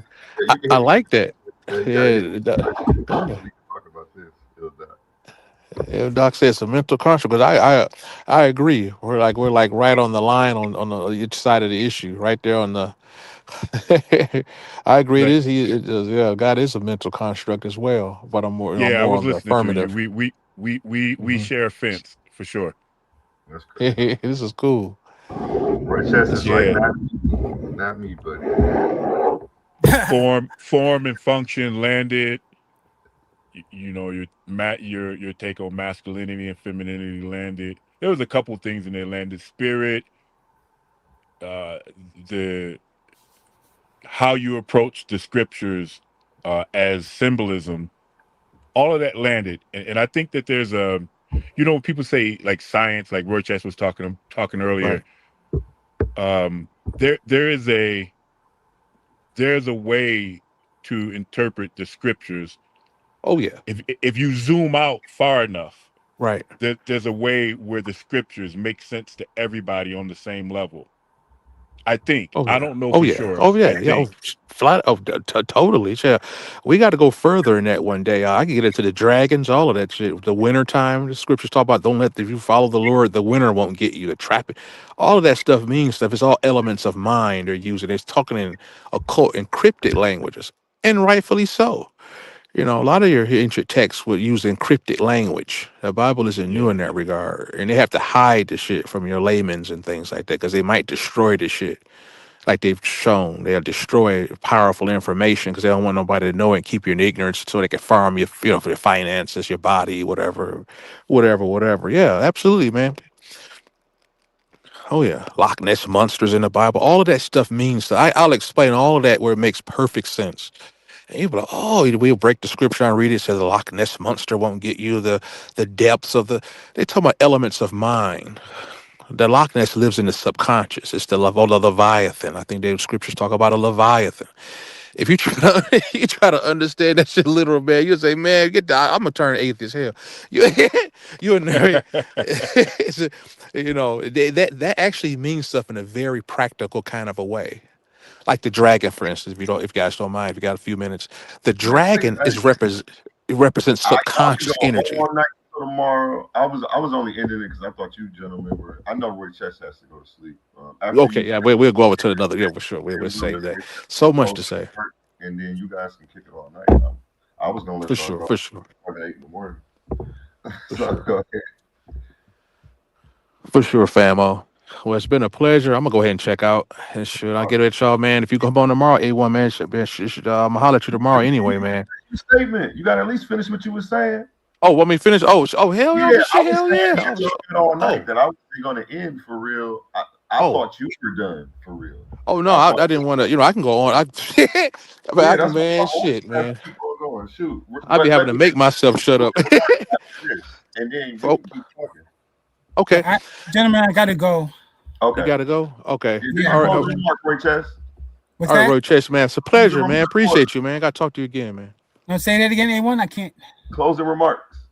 Oh, thank you for tonight. I had a good time, even though we had some bumps in the road, but it's all good. I think no hard feelings. Oh, definitely not. This is all in the effort of learning. Hopefully I can come back again. We can have another discussion. I could play the devil's advocate if I wanted to. I don't know if y'all ever thought about that, but um, you know, I have some skill. I mean, I think that should be evident. It's not just that I'm making things up. I can demonstrate my skill. I don't necessarily need a source in many cases, but I will provide sources where I can. I'll try to do that in the presentation I give. I'm not sure when. I mean, are we talking about like this week, right? This coming up week? I'm thinking maybe Tuesday or Wednesday. That sounds good to me. It's up to you though, but we'll definitely lock it in tomorrow. I'll put a calendar up. But yeah, I'm open. My availability is open. I need some content for this week, so that'll be amazing. Yeah, so it's just probably the worst case scenario is Wednesday. I don't know if I'm gonna finish it tomorrow. So the best case scenario would be tomorrow, Tuesday. It's in the next 72 hours. I think that I should have something. I'm putting my phone number in the back, so you can just call me. Forget the email. Just call me tomorrow when you finish it, and then we'll talk. Okay. My phone number is in the back right now, so go ahead and copy that down. I think Il Doctor and you got that, and I think Sadiq you already got it too. Yep. I think everybody here has it, but if you don't, you can go ahead and take it down. Okay, no problem. Like I said, I thank you for the discussion. I don't know if did we go off rail? Like what was the I'm topic? excited Was for you to Suave, come right? back because it's not that I think you're wrong. I think that you heard that somewhere in the classroom. I just want you to show it to me. I can't repeat it, and it's going against what I've been taught. I'm willing to accept it's misinformation. I just want you to show me it's misinformation. You know what I'm saying? Yeah, I mean, I'm gonna have to demonstrate it, right? So, like I said, understand that. I understand your demonstration, but man, people put on, this is the pseudo Olympics be back here. Like these people put on racing Yes, all I know. day. Like, but a scientist would say, hey, he made it tie together, but it don't tie together. Right. That's again why I'm doing this, because some people are making invalid inferences, right? So that's what hopefully this is going to discuss, right? When you can make the inference and when you cannot make the inference. Okay. And when you make an invalid inference, you can't say that the other person is wrong when your inference is invalid. Right? So hopefully that's going to be clear. But like I said, my heart is bleeding because I don't want to bore people. So don't worry about who's bored. Always you really don't just worry about the people trust the audience, who are man. uninterested and don't like you. Focus on the people who do like you and just pour into them, even if it's only one person. Don't worry about who ain't messing with you. And don't ever do that in life in any situation.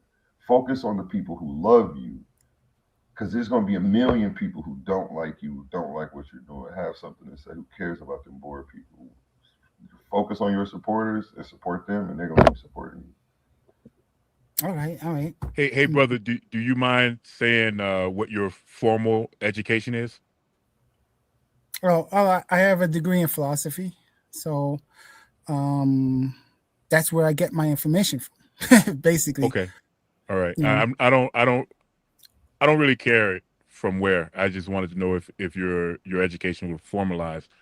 I'll Yes. tell you, I agree with you. There were some little bumpy roads there, but I hope to see you on Is That Pseudo game when it comes back around for a rematch, and and also to have more conversations. But don't let this smooth taste fool you. I'm gonna keep my eye on you, man. I'll be listening to what you say, and Yes, I'll be scrutinizing every word. that's great. I mean, I make mistakes from time to time. I'm not perfect. I'm trying to work on them, right? I'm trying to work on trying to be clear as possible. That's another reason why I'm kind of doing this. If I can get it down to a science, I'm going to get it down to a science where, when I speak, everybody will hear and understand me instead of me having to explain per se. I mean, but that's what it's all about. Maybe I should just work on my humor. I thought you were serious a little bit too, but I was laughing because I thought you were just he's just Yeah, I'm really bullshit, man. I guess my deadpan humor is just too dead. It's heavy on the dead. He can't wait to see you back around. That's what he's saying. Okay, yeah, okay. what I'm telling you is I look forward to talking to you again. Okay, no, likewise. But if you have a criticism, I will be scrutinizing what you say. Absolutely, and that will help me, right? I mean, I don't claim to be a know-it-all. I'm not saying that I know everything.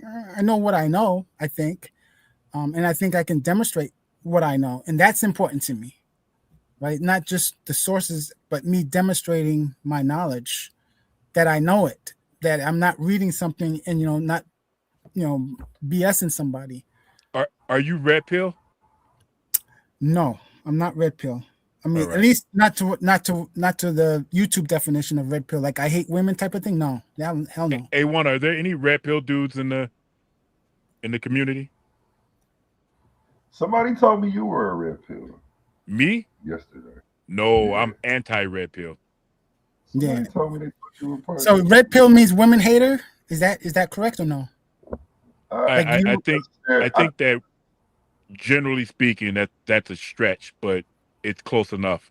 Yeah, okay. I was going to say I think you're demonizing it a little bit, but yeah, but you don't like women type of thing, right? Not necessarily. Maybe you don't hate them, but you're. I'm not a red pill, and I don't want to seem like I'm defending them, but I think it's what for everyone, because I actually listen to try to understand. So I would say that you're demonizing and saying that, but you're not doing it intentionally because you don't have the knowledge. Yeah, I'm not doing it intentionally. I think that that is a common misconception, but are they bashing women? That's not the place they're coming from and what they're expressing.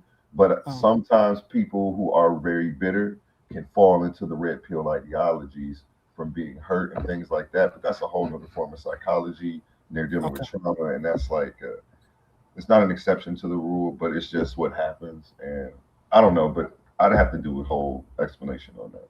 Oh, okay. But that's something different. But I do have me and my dad, who's actually a licensed clinical therapist. We have a show coming up called Bringing Mental Health to the Black Community.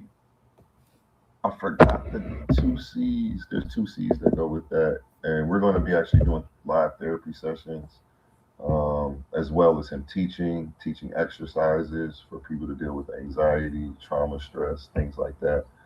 We're going to be talking about relationships, identity, healthy coping mechanisms, emotional regulation, things like that. So be on the lookout for that. He's also a judge in my tournament as well, my dad. So yeah, that's going to be coming up. The stuff like what I was just explaining, that'll kind of go along the lines of the psychology episodes that we're going to start bringing forth. Okay. So be looking for those.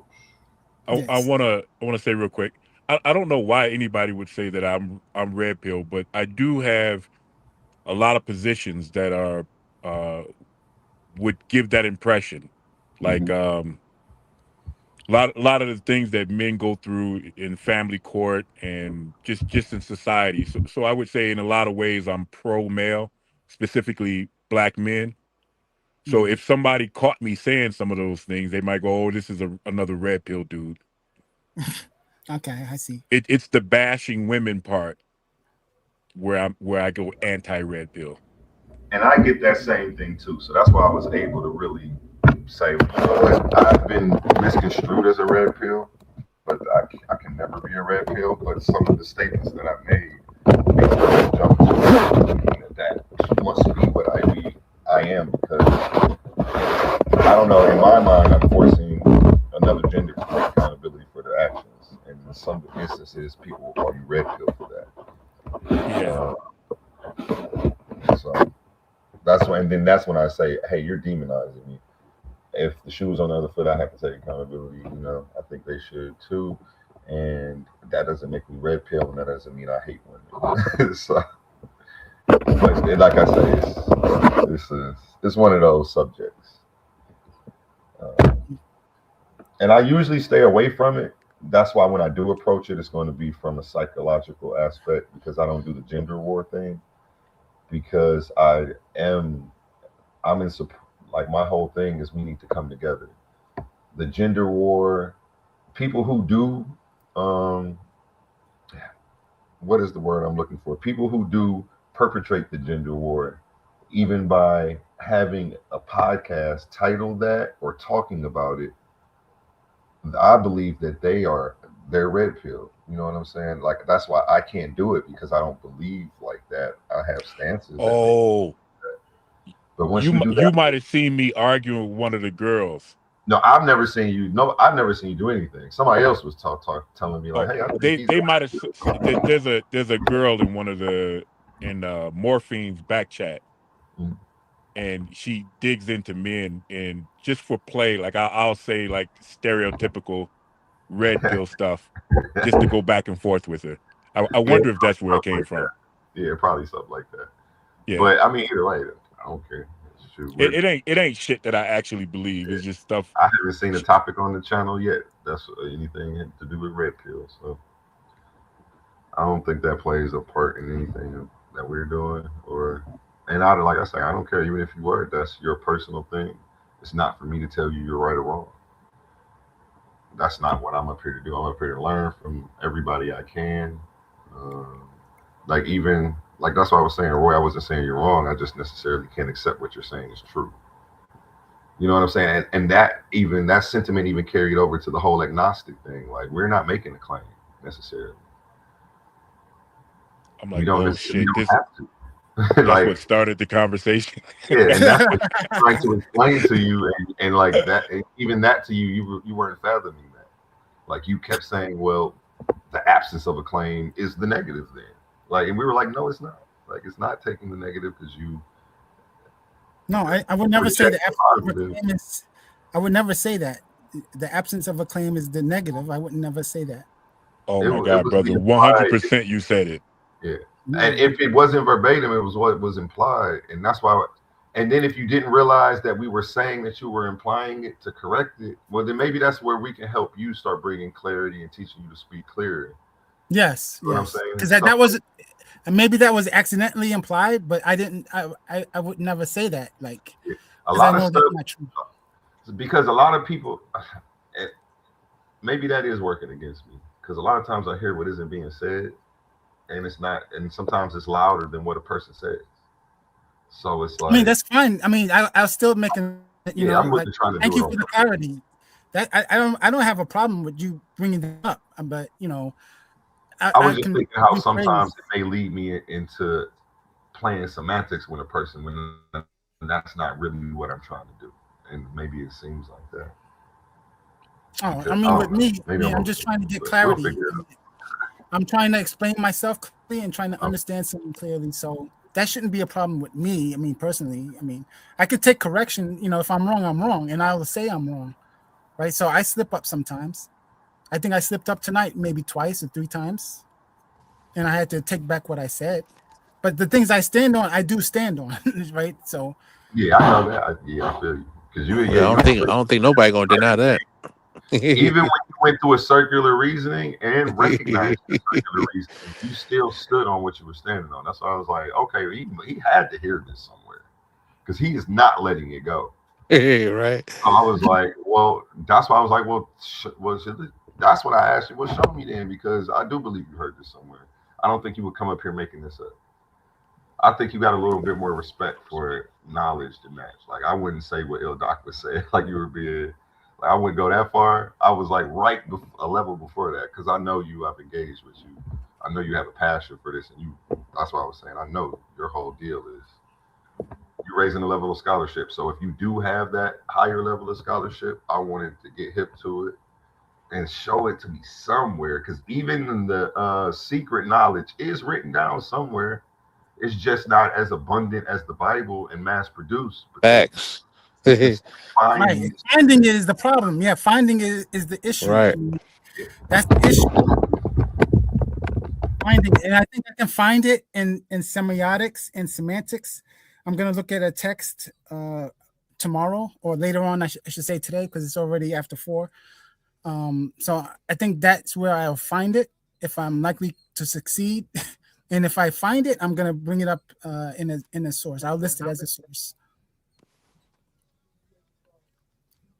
And I mean the whole thing about the statement thing is it's not limited to just verbal or written utterances. So that's why I'm standing on what I'm saying. So if you want to limit it to verbal and written, then there's nothing really. I think we will agree that a proposition can be expressed by that. So I don't think there's a disagreement on that. My thing is that I have to eliminate the other possibilities, which has to do with, proving things. It's not just proving things true. Sometimes you can prove things false. Sometimes you can prove things by the process of elimination. That's why I'm saying that you have to rule out other things. If I can't necessarily prove something true up front or directly, maybe I can prove it by indirect reasoning by ruling out the other possibilities, and that there's only one possibility left, and that has to be correct. But that deals with proofs, right? Like logical proofs.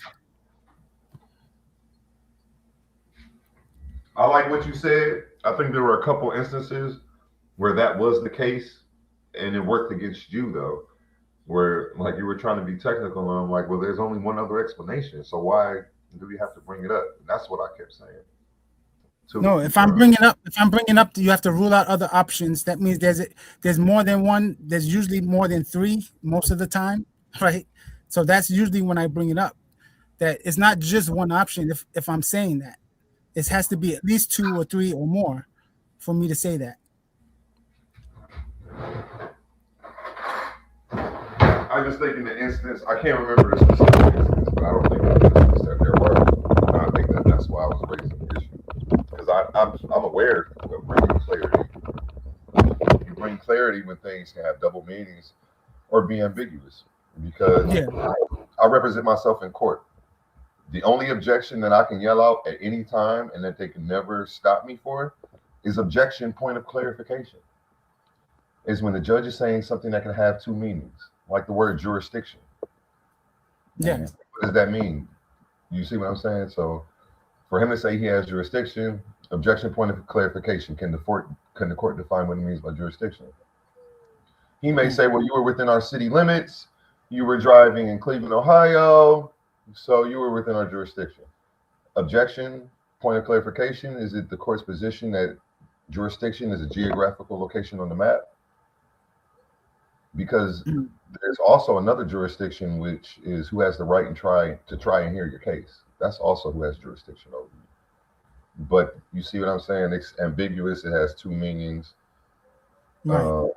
And that's so I know what bringing clarification is. But when I was saying that stuff to you, there wasn't another option. That's what I was trying to point out. But I don't want to drag it and beat a dead horse. Good job today. I appreciate you. You had me looking up a bunch of stuff that I haven't touched on in like 2 years. So you just refreshed my memory and knowledge on a bunch of stuff. And I'm still waiting for that source that I know that you're going to find eventually. I just hope it doesn't take forever. Yeah, I'm looking. I'm actively gonna look for it because that's probably gonna come up again. So I'm gonna be able to use the same source over and over again. So yeah, because I know you're not crazy. They don't know that you're not crazy. I know you're not. I'm like, I know he heard it somewhere because I know you ain't gonna play with it. They like, man, I think you just play. I've heard it from more than one instructor. So today. No, it's not just I heard it from one instructor because that would be crazy, right? That would be like you heard it from one guy and then you going hard like this. No, I've heard it from multiple PhDs, multiple. And I believe that too. I definitely don't even think you're lying, and that's why I really think you are going to come up with it. But I want to see if they're saying what you think they're saying, or if you're misunderstood. But once you get the clip, we're all gonna figure it out. Yeah, I'm not gonna be a direct quote, but it's gonna be close enough where you get the idea. You might listen to a YouTube lecture and the guy's teaching it to another class. But I'm thinking he's going to say the same thing that we read in all the other ones, where he makes a distinction but still comes to the same conclusion that I came to. Yeah, but the problem is that you can't find a source like that without sentences, without statements being sentences, right? None of the sources that you read stated that statements were different from sentences. So even when I Googled it on my own, every time I typed in what are statements, they say sentences. So it's like it's hard to find. It's hard for me to prove that when that's the popular thing. That's why I have to go outside of utterances, written or spoken, because I think you can definitely assume that certain actions, certain behaviors are statements, right? I don't think anybody in a normal sense would say no. That if somebody's walking around with the rainbow flag at the gay parade and they're condoning that behavior and they're claiming to be of that, right? I mean, you're going to make the connection. The average person is going to make the connection, right? Somebody who is against the government is going to make a pattern of behavior, and that's making a statement as far as enforcement goes, right? Because you're breaking the law in some cases. I don't think that's disputable. That statements do not have to be written or verbal. They can be actions and they can be other things, which is why I'm standing on what I'm saying. Yeah, I could agree with you on that, Roy. It's just that the mental variety that we were, we had a little time with. Yeah, now I see why L-Doc said that. Hold up. Now I see why L-Doc said what he said when he was like, brother, we don't want to hear about a bank statement or this statement because you did. Right. You said statements can be other things. We already know that, but we're not talking about right. that. Yeah, but that's the point. If you already know that, then what's the disagreement? Right? If you know that statements be other things, they don't have to be propositions. My point is, can you guys hear me? It's distracted. Yeah, from the point. I can hear you. I can hear you. Right. So it's distracted from the point. And then sometimes you say distractive things that everybody understands in a way that's confusing to a person, and they think they have to correct you. You know what I'm saying? That's why I was like, again, I don't leave assumptions I try not to leave assumptions on the table where I'm trying to be direct and clear so that there are no hidden assumptions. So it may be something simple, and I'm going to ask you a simple question, and you'll be like, "Well, I know this already," but I'm doing that to show you that the inference that's being made has to be either right or wrong, right? So it's not like I'm trying to trap people. Hey, Roychest, there's some irony in what you just described when you went back to telling us again about the statement. Because a statement is also what I described, that billing statement that you get about your banking. So we all agree a statement can be other than utterances. The irony is when he was going to his sources, he only went to sources that treated statement like written, like in writing or in utterances, because he thought that's the context we were using statements. I thought it too, and so did Sadiq. So if any of us went to sources, that's where we would have gone to. Here's the irony. If you really wanted to maintain that flexibility with the word statement or that range of semantics with the word statement, you should have allowed the dictionary, because that's what the dictionary exactly does. But you excluded it. The dictionary is not going to give the context that I'm using. The dictionary gives each one of those contexts. It gives it in the utterance, it gives it in the billing statement, and it gives it in the political statement through what I call the performative statement. It gives all of them. It would have also given the definition in philosophy and the definition in logic. It would have given you a math definition if there was a different one for that as well. So that way we can clearly see what context we were talking about. But we all knew what context we were talking about, as Ildoc just stated. So when you go left field to clarify when there was nothing unclear because we were all on the same page, it seems non sequitur. And it seems like a distraction from the point. But I understand you, but you understand that? Yeah, I understand that. All right. Okay. Yeah, so it seemed when you got to the point where you were like, no, a red light is, a political statement, and you revealed, let's say, the punchline. I felt ambushed the whole time. I felt like this was a big ambush thing that you were doing. And the reason I'm telling you that is not to reignite the heat, but maybe privately you can consider what happened tonight, and it'll help you achieve clarity when you're talking about it with other people in the future. And one of the tools you can use is access to the dictionary in that conversation. Because if we would have defined it, and then we would have also defined the context in which we were using it, because we would have shown, hey, we're using the logic definition for this, and now we don't have to go in a non sequitur argument for 5 minutes.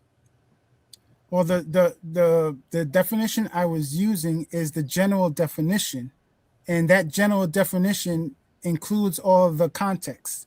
All of the context will so basically a statement is a form of communication that expresses a meaning to someone, right? So all of the things that those contexts do, they're expressing a meaning to someone other than the person who's providing the statement, right? It's you're providing an audience a meaning, whether it's through words, through symbols, through sounds, through sentences, right? I know that you're not going to give it up, but the context was established by the conversation that we were having.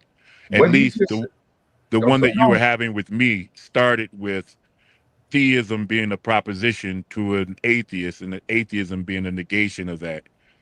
And that's how, for my conversation with you, the use of the word statement and sentence emerged. So we're already talking about utterances and not in a general way. And I felt disappointed because I'm using the logic definition for statement because we're talking about logic, and he's telling me to go to all of these logic textbooks about this, and he's using a general definition, which actually applies to everything, even checks. Right. So that's usually the philosophy definition, all right? So That's the reason why I'm saying is because there's a distinction there. They don't want students saying that propositions are statements because that is technically wrong. That's why I'm making the distinction like that. To say that propositions are statements because you read it is not correct. But That's they why are I'm going through this. statements. They are not statements. Ideas are not statements. A proposition, a proposition that is not shared externally is meaningless. No, that's not correct. It only Meaning, has meaning. It only has individual meaning and subjective meaning. Facts. no. So If it's meaningless, internalized, yeah, it's true. meaningless has usually has another context. But if you want to use that context, okay, fine. But Yeah, if it's it's It not has no usually weight standard. in a conversation. We're having a conversation. right, If you have a proposition that you don't share with me, it means right. nothing to in our conversation. Right.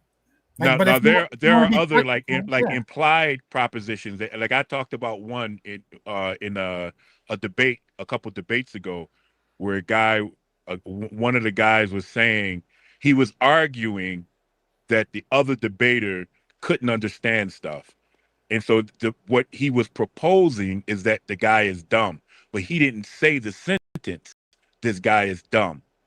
That because that proposition was implied. So that was an unstated proposition. It was an implied proposition, but that proposition still needed to be uttered in some form in order for the implication to occur. Implications that you don't communicate are irrelevant in a conversation.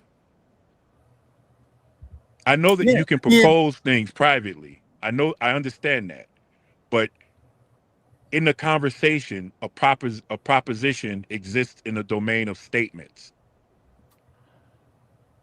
And that's exactly, if we were classifying this as genus and species, statement would be the genus and proposition would be the species. Like it's a subcategory of it. And even here, I looked it up again. It's saying they're the same, but there is a subtle distinction, and it tells you the distinction when people make one, what it is. The statement is the expression of the proposition in language, but the proposition is the meaning and the content. But propositions are still statements. Not all statements are propositions. Like we went over this.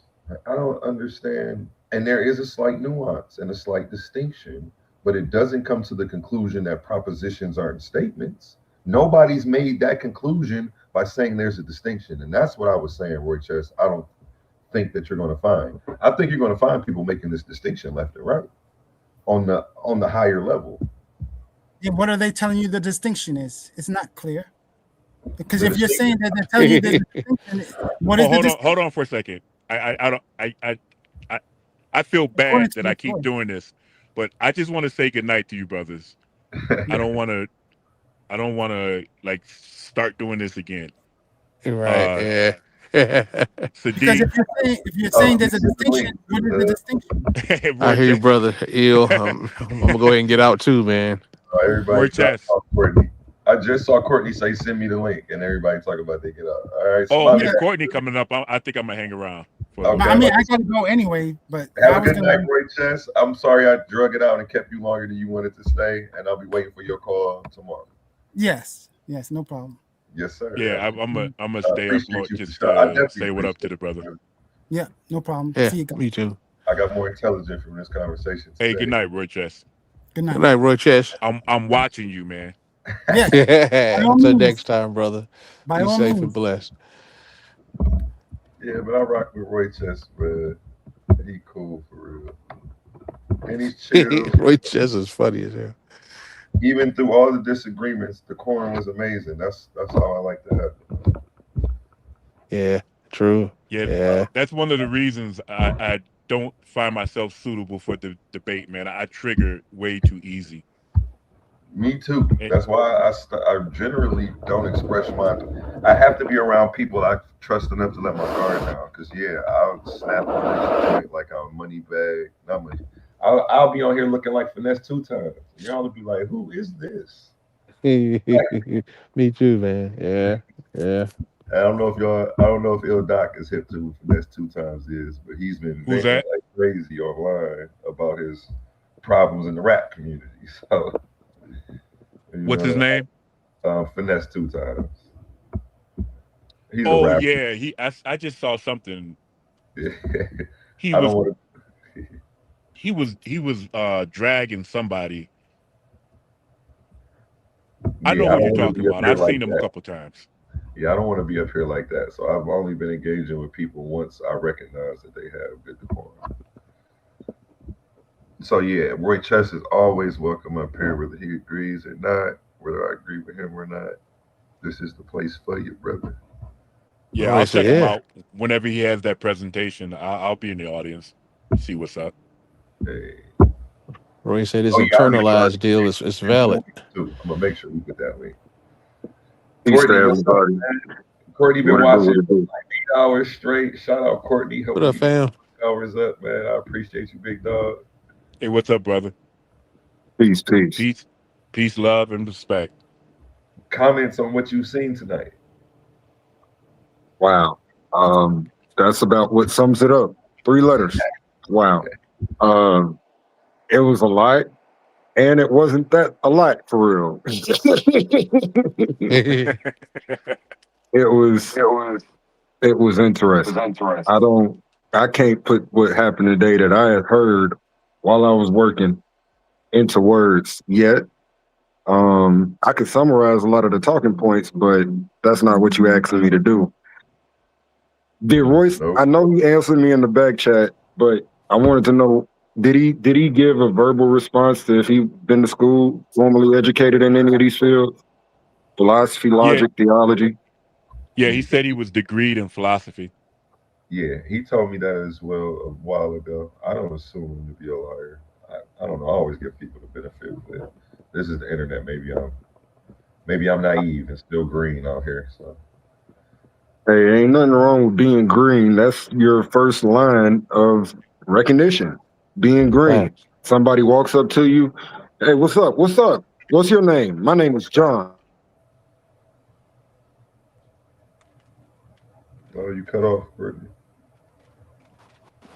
Oh wow, I didn't know I went mute. You But cut yeah, off. I was saying that yeah, that's your first line of affirmation. Direct encounters. Usually, if you're charitable, and I hold a charitable view when I'm in dialogue with people, you don't have any, you're not asking people, show me your birth certificate, show me your ID, show me your social when they tell you your name. True. Everything doesn't necessitate certain levels of evidence. Very true. Very true. I like how you put that. He seems seasoned enough around most of the topics. This one he threw me for a loop today. I was not expecting this from him today. I can understand some of the things he's saying. Yeah, I'm listening. Oh, my bad. I wasn't trying to interrupt you. I can't understand though some of the things he's saying. I disagree with a lot of other things he said.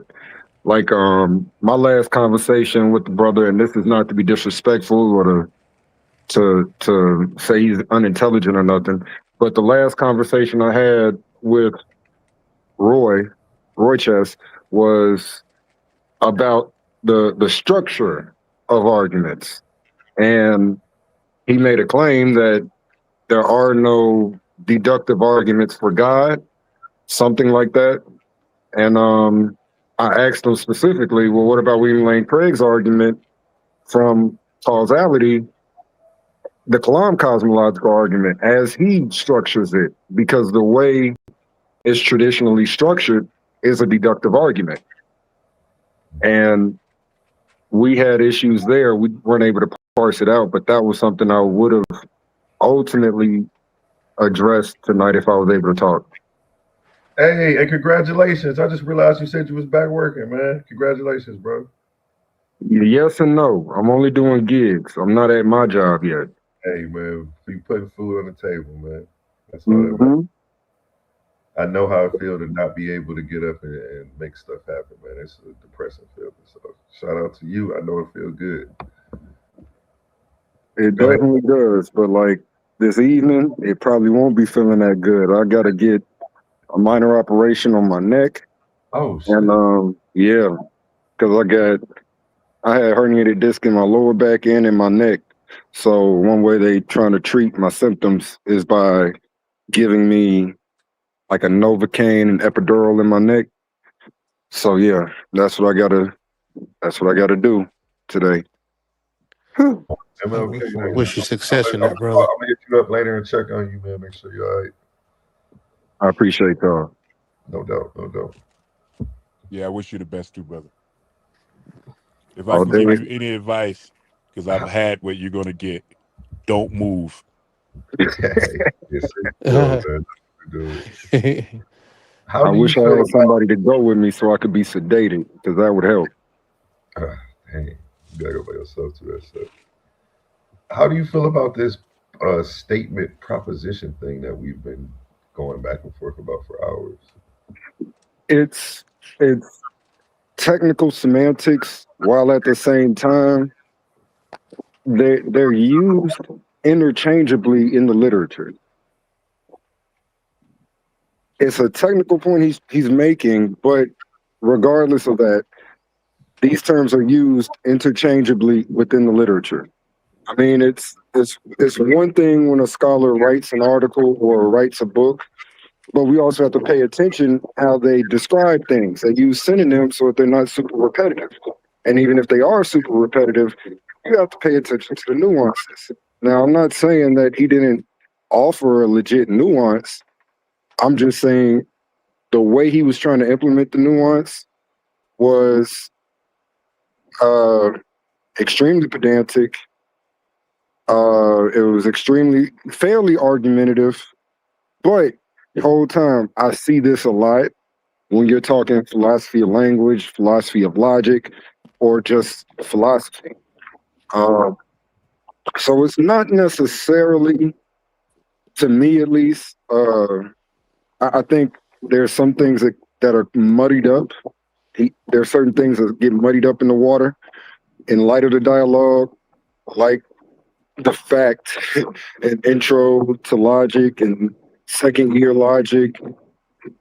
4 years of logic, you may never see that nuance if you're not, or let me change that. 4 years of philosophy, you may never see that nuance that logicians may implement, or philosophy of language scholars implement. No, philosophy of language is not linguistics. So these are all interwoven, related, connected issues, but sometimes the water gets muddy due to the technicality. And I think because propositions primarily function as statements, regardless if they're uttered or not, because you can write down a proposition and a written proposition is not uttered. But that written proposition contains content that is structured in sentence form for coherency. So, or statement form for, noun verb agreements and things like this to come through to the reader for the content to be comprehensible. So there's a lot of nuances there. Scholars will disagree about everything, you know, and I'm gonna leave it right there. Hey, I agree with you. They disagree about a lot, but they were not most of them in agreement about what I was saying on this topic. I agree. He does fight one. I'm gonna say thank you for bringing somebody from the other side, so that way I know he's heard it. I don't know. I know he's heard the nuance before. I don't think he actually heard how it's been implemented that way. I don't know. I don't know. I'm just I'm eager to see what it brings. And shout out Roy Chess. We can't be right about everything all the time. So even if he is wrong, it don't matter. I don't think there was any nuance. I think that he has a strategy that he follows when he engages people, and that strategy includes something resembling like a mutated Socratic questioning style. where he withholds information about his position and challenges you to find it. And I just think that it's not a really sincere way to engage people. Yeah, because when we And even though like my feelings, like, because I got a little emotional and wound up about it, like all of that settled down and like we cool, like that's still true. That I think that I don't know if he realizes that he does it on purpose. I think it may be his strategy. it seems like a strategy when I ask for a source and his response is, even if I can't show you a source, it doesn't mean what I'm saying is false. That makes it seem like a strategy. Yeah, which it's like, well, because propositions are true or false. Because as soon as Whether they're proven true or false, like he's taking yeah, advantage of a truth table, like a truth value of propositions that have nothing to do with whether or not someone is right or wrong in a conversation. Like he's expanding the relevance of like propositional value to areas of a conversation where it's not necessary if we're just guys hanging out kicking it, which we have moments of that. It just the content is a little higher brow than what you might find, in a man cave. And that's why I was saying, like, look, man, we're all on board to explore this. We need you to come too. But he wanted like these moral victories about the red light statements and the unspoken state. Okay. And you think that, okay, you give him the moral victory, but even then that becomes insufficient because now he wants to know, why would we exclude those? Like, bro, stop. That galloping I was talking about, just constantly just overwhelm you with questions and challenges, and you get so far away from what you were originally dealing with that it just gets frustrating. I agree. That other brother was doing it Agreed. the other night too. What's that one brother's name? I called him a sea lion. oh, I forgot who was the sea lion for You that. talking about Jay, King Jay? No, it wasn't King J. It's a really well spoken brother, but he would feign confusion and continue to Oh, ask Einstein. questions. It was Einstein. Ison, yeah. Yeah, he Yeah, would I feign confusion. Uh and then when you get frustrated, he would play like a victim role. Like, man, we grown men. We just talking. You don't have to be like that. And then he would say, because here's the truth anyway. And then he would tell you, like like the cycle was, ask questions, feign confusion, play victim, establish authority on the topic. Ask questions, feign confusions. Like I tracked him like for half an hour doing it over and over and over again. Damn. I was getting frustrated just being in the audience. yeah.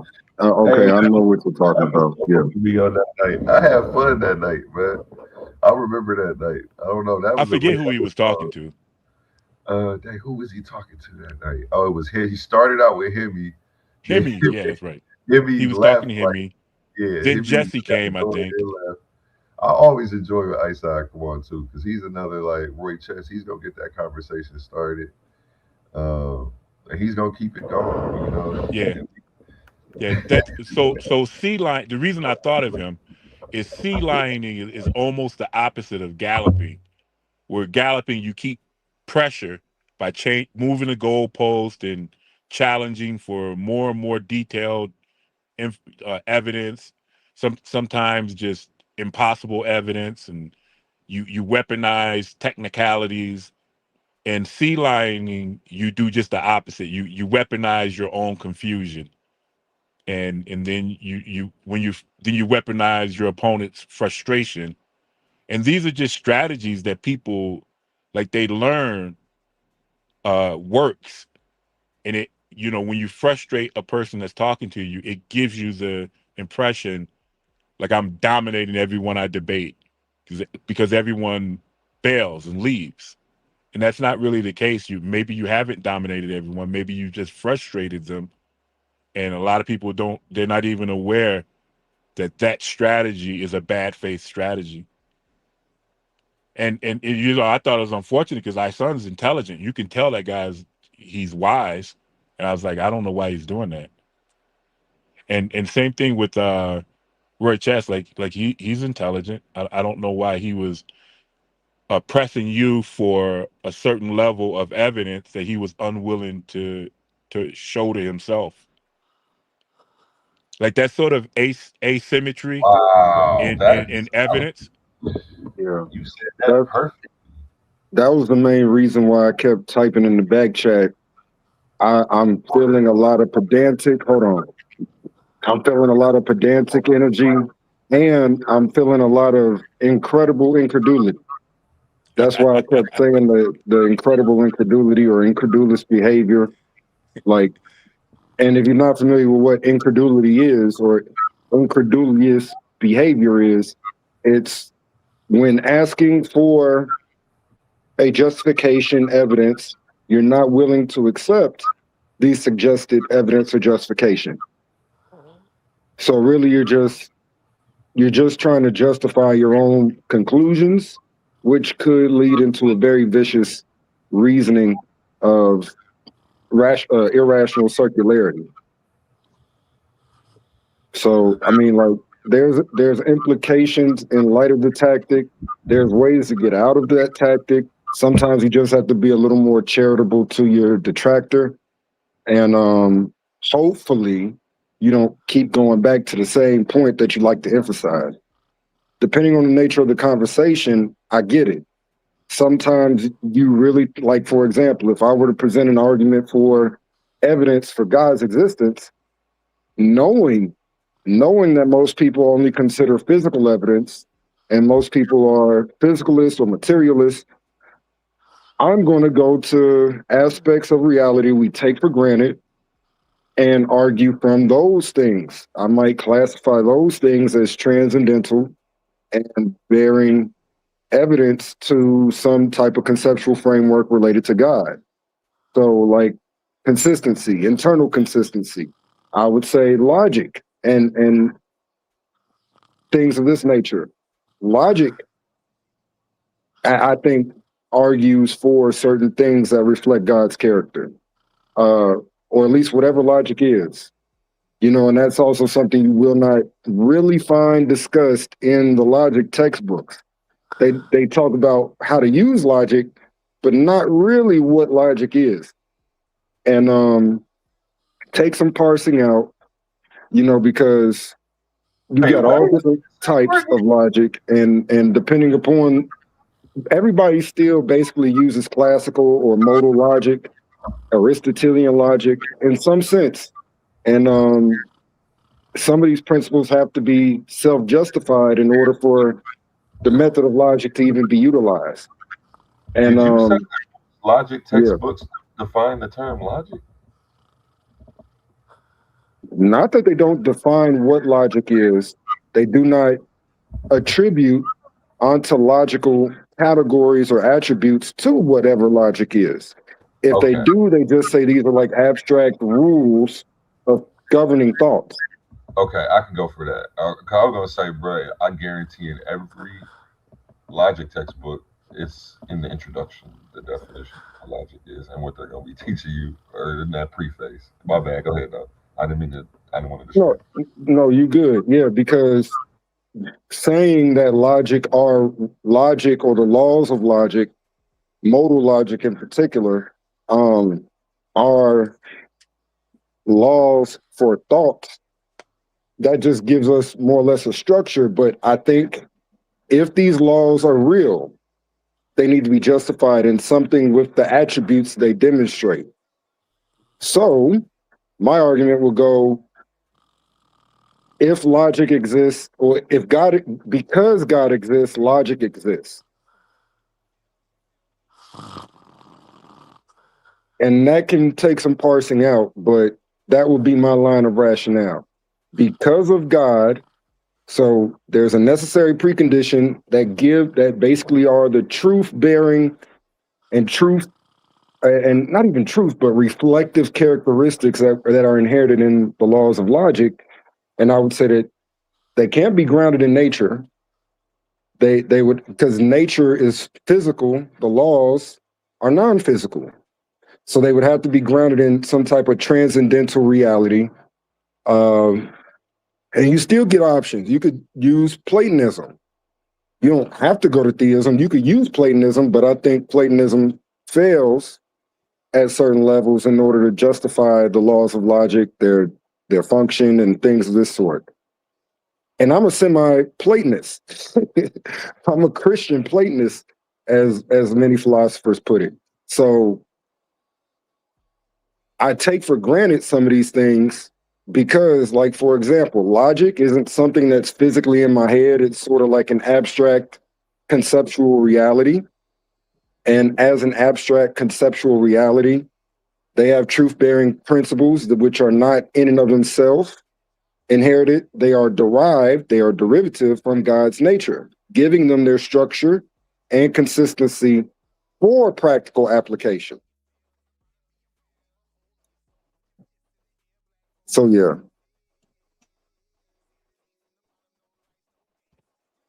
I know that might have just gone over a couple people's heads, but I think I was gonna say I agree. Yeah, it definitely went over my head, brother.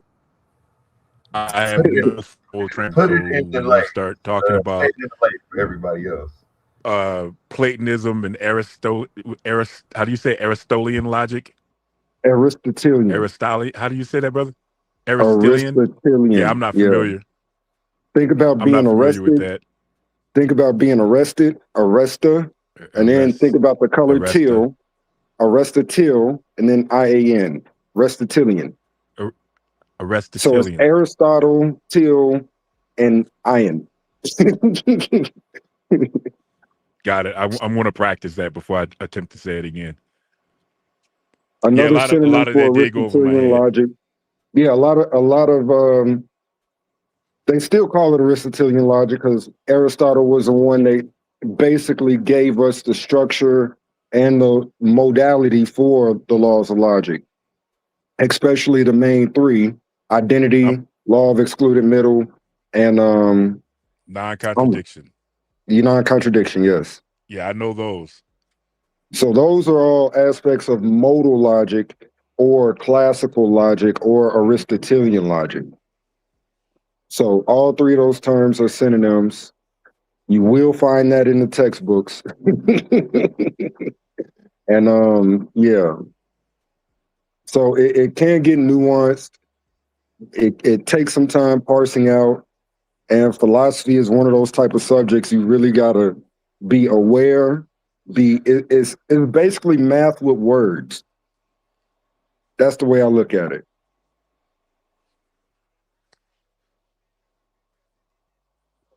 You know, but the words, in order for their coherency, they need something that is coherent in order to give them that structural content, that structural form for the deduction, the inferences, and everything else. Like for example, I would also argue against an atheist that the laws of induction, which are some of the foundational principles for modern empiricalism, those laws of induction actually disrupt, in a lot of ways, the theoretical framework for materialists. Because you can't justify, by means of science, for example, the fact of the assumption that the sun will rise tomorrow. There is an instance, scientifically speaking, when that sun no longer contains the gas and everything that is combusting within it or around it. So in those situations, you cannot really stand on certain scientific principles because scientific principles are justified by means of laws such as induction. I'll send y'all videos if y'all ever want to see like this argued better from a philosopher than me, because I know I'm summarizing, and it can get technical. I thought FYJ, I thought that was Sadiq. So that means Sadiq must be Michigan naturalist or something. Yeah, I think Sadiq is Michigan's natural living. I got Yeah. Sadiq. If you can hear me, I muted you. You were snoring for a second. I don't know if you went back up yet. I know we've been going about.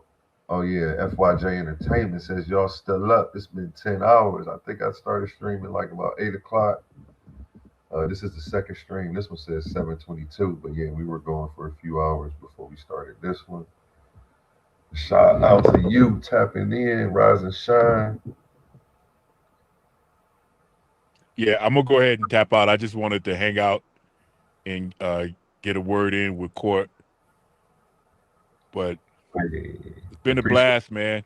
I would listen to guys talking for hours, and I never thought I'd be one of the guys. But Titan fam all day. Let's go, man. We appreciate you sharing your insight. Definitely shifted my paradigm today with some of the knowledge that you brought. So I'm looking forward to the next time you hop up here, man. Man, I appreciate it. Court and Sadiq, both you brothers have a good night, and I'll see everybody next time around.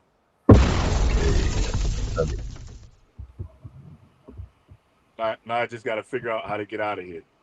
Just he did it. He got it. That link is in the chat. Morris Judicator. If you ain't got nothing to do, pull up, man.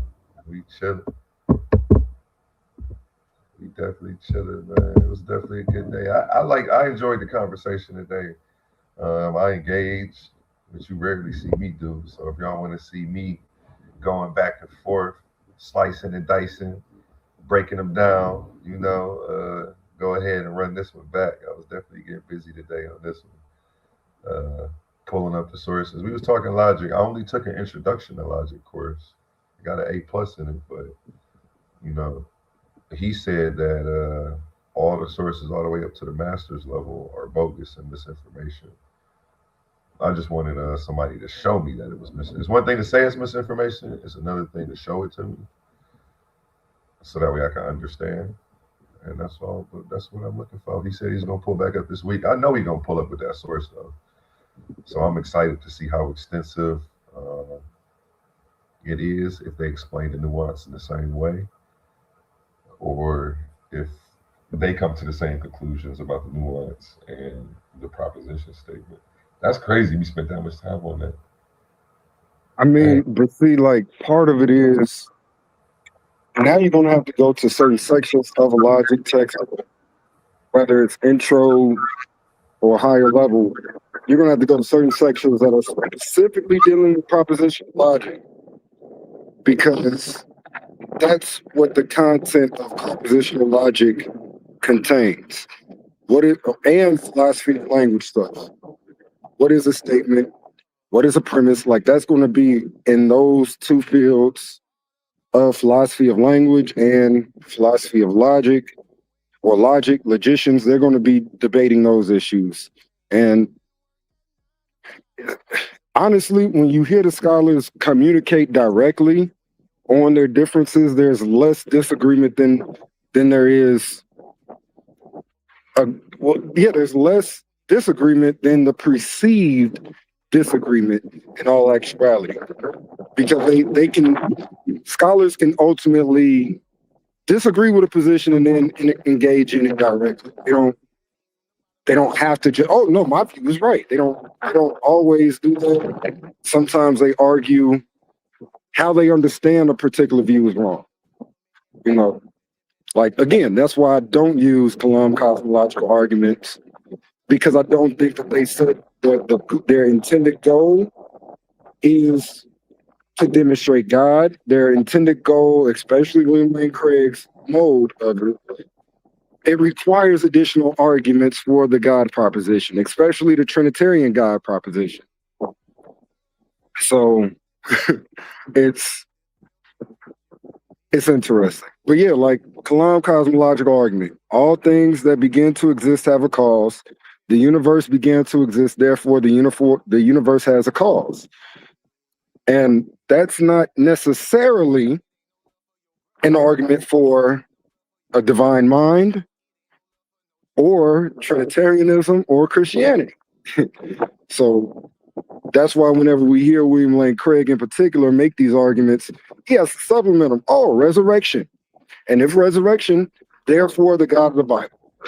So he has to argue 2, 3, at least 6 more steps using basic syllogistic understandings and deductive arguments to get the conclusion that the Trinitarian God exists. You know, it's not all self-contained within the Kalam cosmological argument.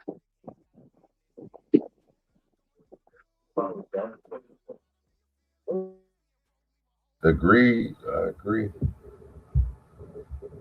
Definitely in agreement on that. We've been cooking today, Courtney. Let's get it in.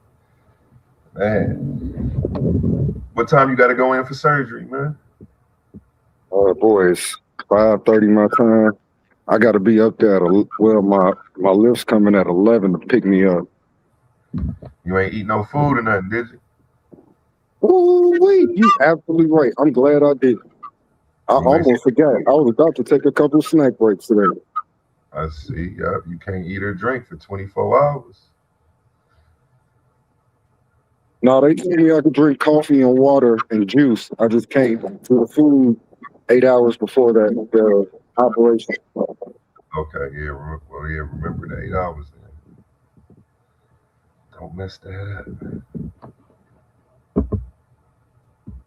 Yeah, today was a good day for me, man.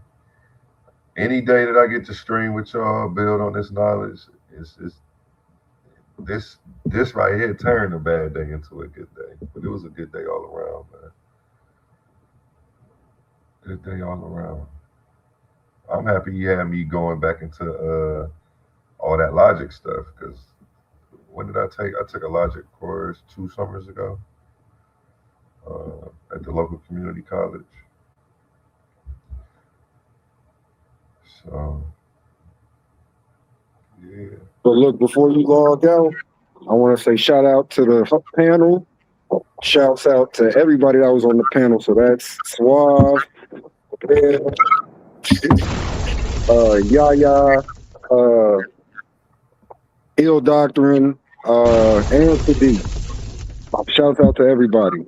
And last but not least, y'all watching and listening to this, like, comment, subscribe, and share. What are you talking about? Get active, tighten up. I'm gonna let you close out A1. Big shouts to A1 too. Titan stand up, y'all heard it from Courtney the Barbarian, man. Like, share, subscribe. Appreciate everybody tapping in. Appreciate everybody in the comments today. Appreciate everybody who hit the panel. Shout out to the Titans, man. You know, shout out to the Titan family, y'all who I do it for. You know, I wouldn't rather be with anybody else doing this than y'all. All my fans and supporters who support the channel. I'm not even gonna say y'all are supporters of me. To the people who support the channel for whatever reason you do, I appreciate you. Anytime you want to send any feedback, any ideas, you know, my inbox is the suggestion box. Feel free to use it. You know, we take everything with a grain of salt, but we do go through the stuff and we review the stuff. I review the stuff with my round table because we are working for you guys. So feel free to submit those suggestions to my inbox, my email, or anybody who know me. You know, tell them, pass that message on. Say this is what you want to see more of. Shoot, I don't even care if it's the constructive criticism. I love constructive criticism because I already think I do an amazing job. So I'll be wanting to hear, what don't you like? Tell me what you want to see. Tell me areas where you think I can do better at. You know, I'm all ears. And again, I appreciate all of y'all. Make sure y'all hit that website up, coliseumumarguments.com. Go ahead and get some merch. What I'm actually about to do today is I've been monetized for like 2 weeks. That super chat does work. I'm going to go ahead and throw the members only section up today. So I want people to be looking forward to that. What I'm going to do is sync the website so the merch will be on every YouTube video right under the video. You'll see the debater merch that we have for sale. We're also going to start doing pay-per-views. There's going to be a tier of the membership program where we will be giving away a free t-shirt and a free ticket to a pay-per-view every month. I think that's going to be the $15.99 one. You get a free t-shirt every month and you get a free pay-per-view ticket for $15.99. So make sure you look out for that in the next 24 hours. Again, appreciate everybody, man. I do this for y'all, man. You know I'm here to serve the people. As you see, you know, so we appreciate you. I'm going to go ahead and run some quick ads and then get up out of here.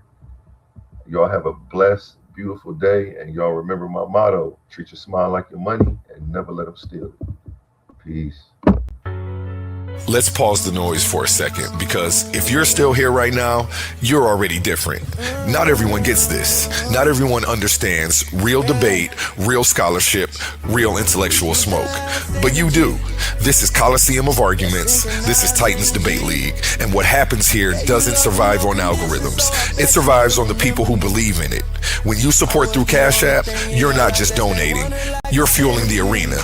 You're the reason we can bring in high-level guests. You're the reason we keep unbiased judges. You're the reason these debates stay sharp, fair, and uncompromised. This platform is built by thinkers, sustained by supporters, protected by the ones who know value when they see it. If this show has ever sharpened your mind, has ever entertained you, or has ever challenged what you thought you knew, then Cash App is how you say, keep this going. Not everyone contributes, but the ones who do, they're part of what makes this real. Coliseum of Arguments, Titans Debate League, powered by the people who get it. My heart is bleeding in a pool of blood, I'm drowning. Yeah, my heart is bleeding in a pool of blood, I'm drowning. I look in the mirror now. In the arena of ideas, words are weapons. Confidence is your armor, and every Titan needs their gear. From the Titans Debate League comes a movement born from energy, faith, and power. Custom debater tees, spiritual wear, and PVO gear guaranteed to uplift your spirit and elevate your mindset. This isn't just fashion, it's identity, it's purpose, it's power. Join the movement, step into the arena.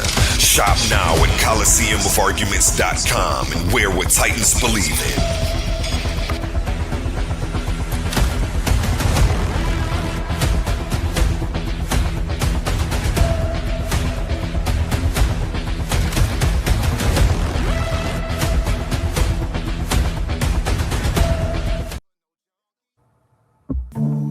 Amazing news! At Titans Debate League is now looking for interns. We are expanding our team and seeking driven individuals who are ready to make an impact. We're on the hunt for talented people to join our marketing team, and charismatic new hosts, and creative minds who can produce amazing content. If you have a positive attitude and are used to winning, because that's what we do here, then we want to hear from you. Join us and contribute to a culture of excellence and success here at Titans Debate League. Email us today, titansdebateleague@gmail.com. Looking forward to hearing from you. Where Infinity Gauntlet is a mere toy compared to the intellectual prowess build and destroy the cipher. Intellectual sword to slice you, or whatever device you recommend. Surgical precise pen, hand get heated, the room will spin. If man get treated, them goals gon' spin. Level heads with feet, paradigm the box you in. Got a pair of red dimes in the box you in. Don't matter, paradigms, your clock won't spin. Hear the sounds of the trumpets, start the rounds in the gauntlet. Get down or lay down when we're stopping.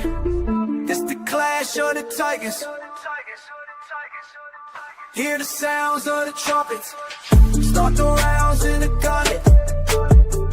Get down or lay down when we storming. It's the clash of the titans. Hear the sounds of the trumpets, start the rounds in the gauntlet. Get down or lay down when we storming. It's the clash of the titans. It's the clash of the titans.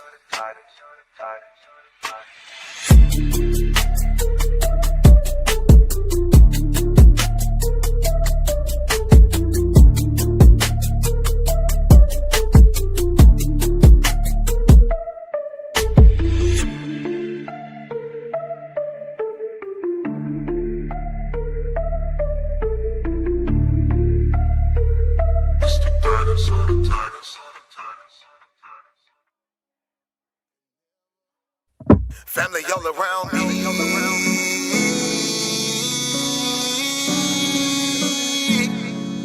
Family all around me. He my family, she my family. He my family, she my family. He my family, she my family. We are family. We might have the same last name, but that don't make you my family. I got some people with the same blood, and I know that they can't stand me. I got some people I call that ain't kin, that's gonna pull up and handle it. They take care of that business like family. We come from them trenches like family. They talking, you listen, that's family. They don't tell your business, that's family. They calling your phone, coming looking for you. They say that you missing, that's family. They don't need permission, that's family. When you hurt, they can feel it, that's family. Let them come while you're cheering, that's family. Let them come when you living, that's family. Family all around me.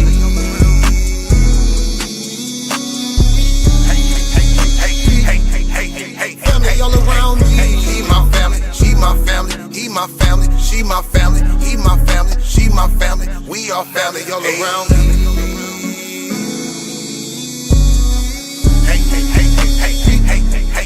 Family all around me. He my family, she my family. He my family, she my family. He my family, she my family. We are family. Hey, ain't nobody fighting around here. Ain't nobody shooting around here. Everybody that's around here, family. All love, no hate, be clear. No shade, all love, be real. You love them, you should know how it feel.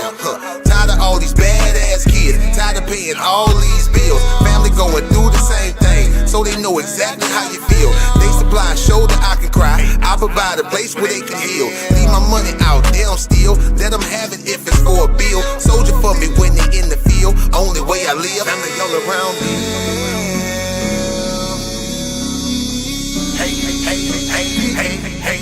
Family all around me. He my family, she my family. He my family, she my family. He my family, she my family. We are family all around me.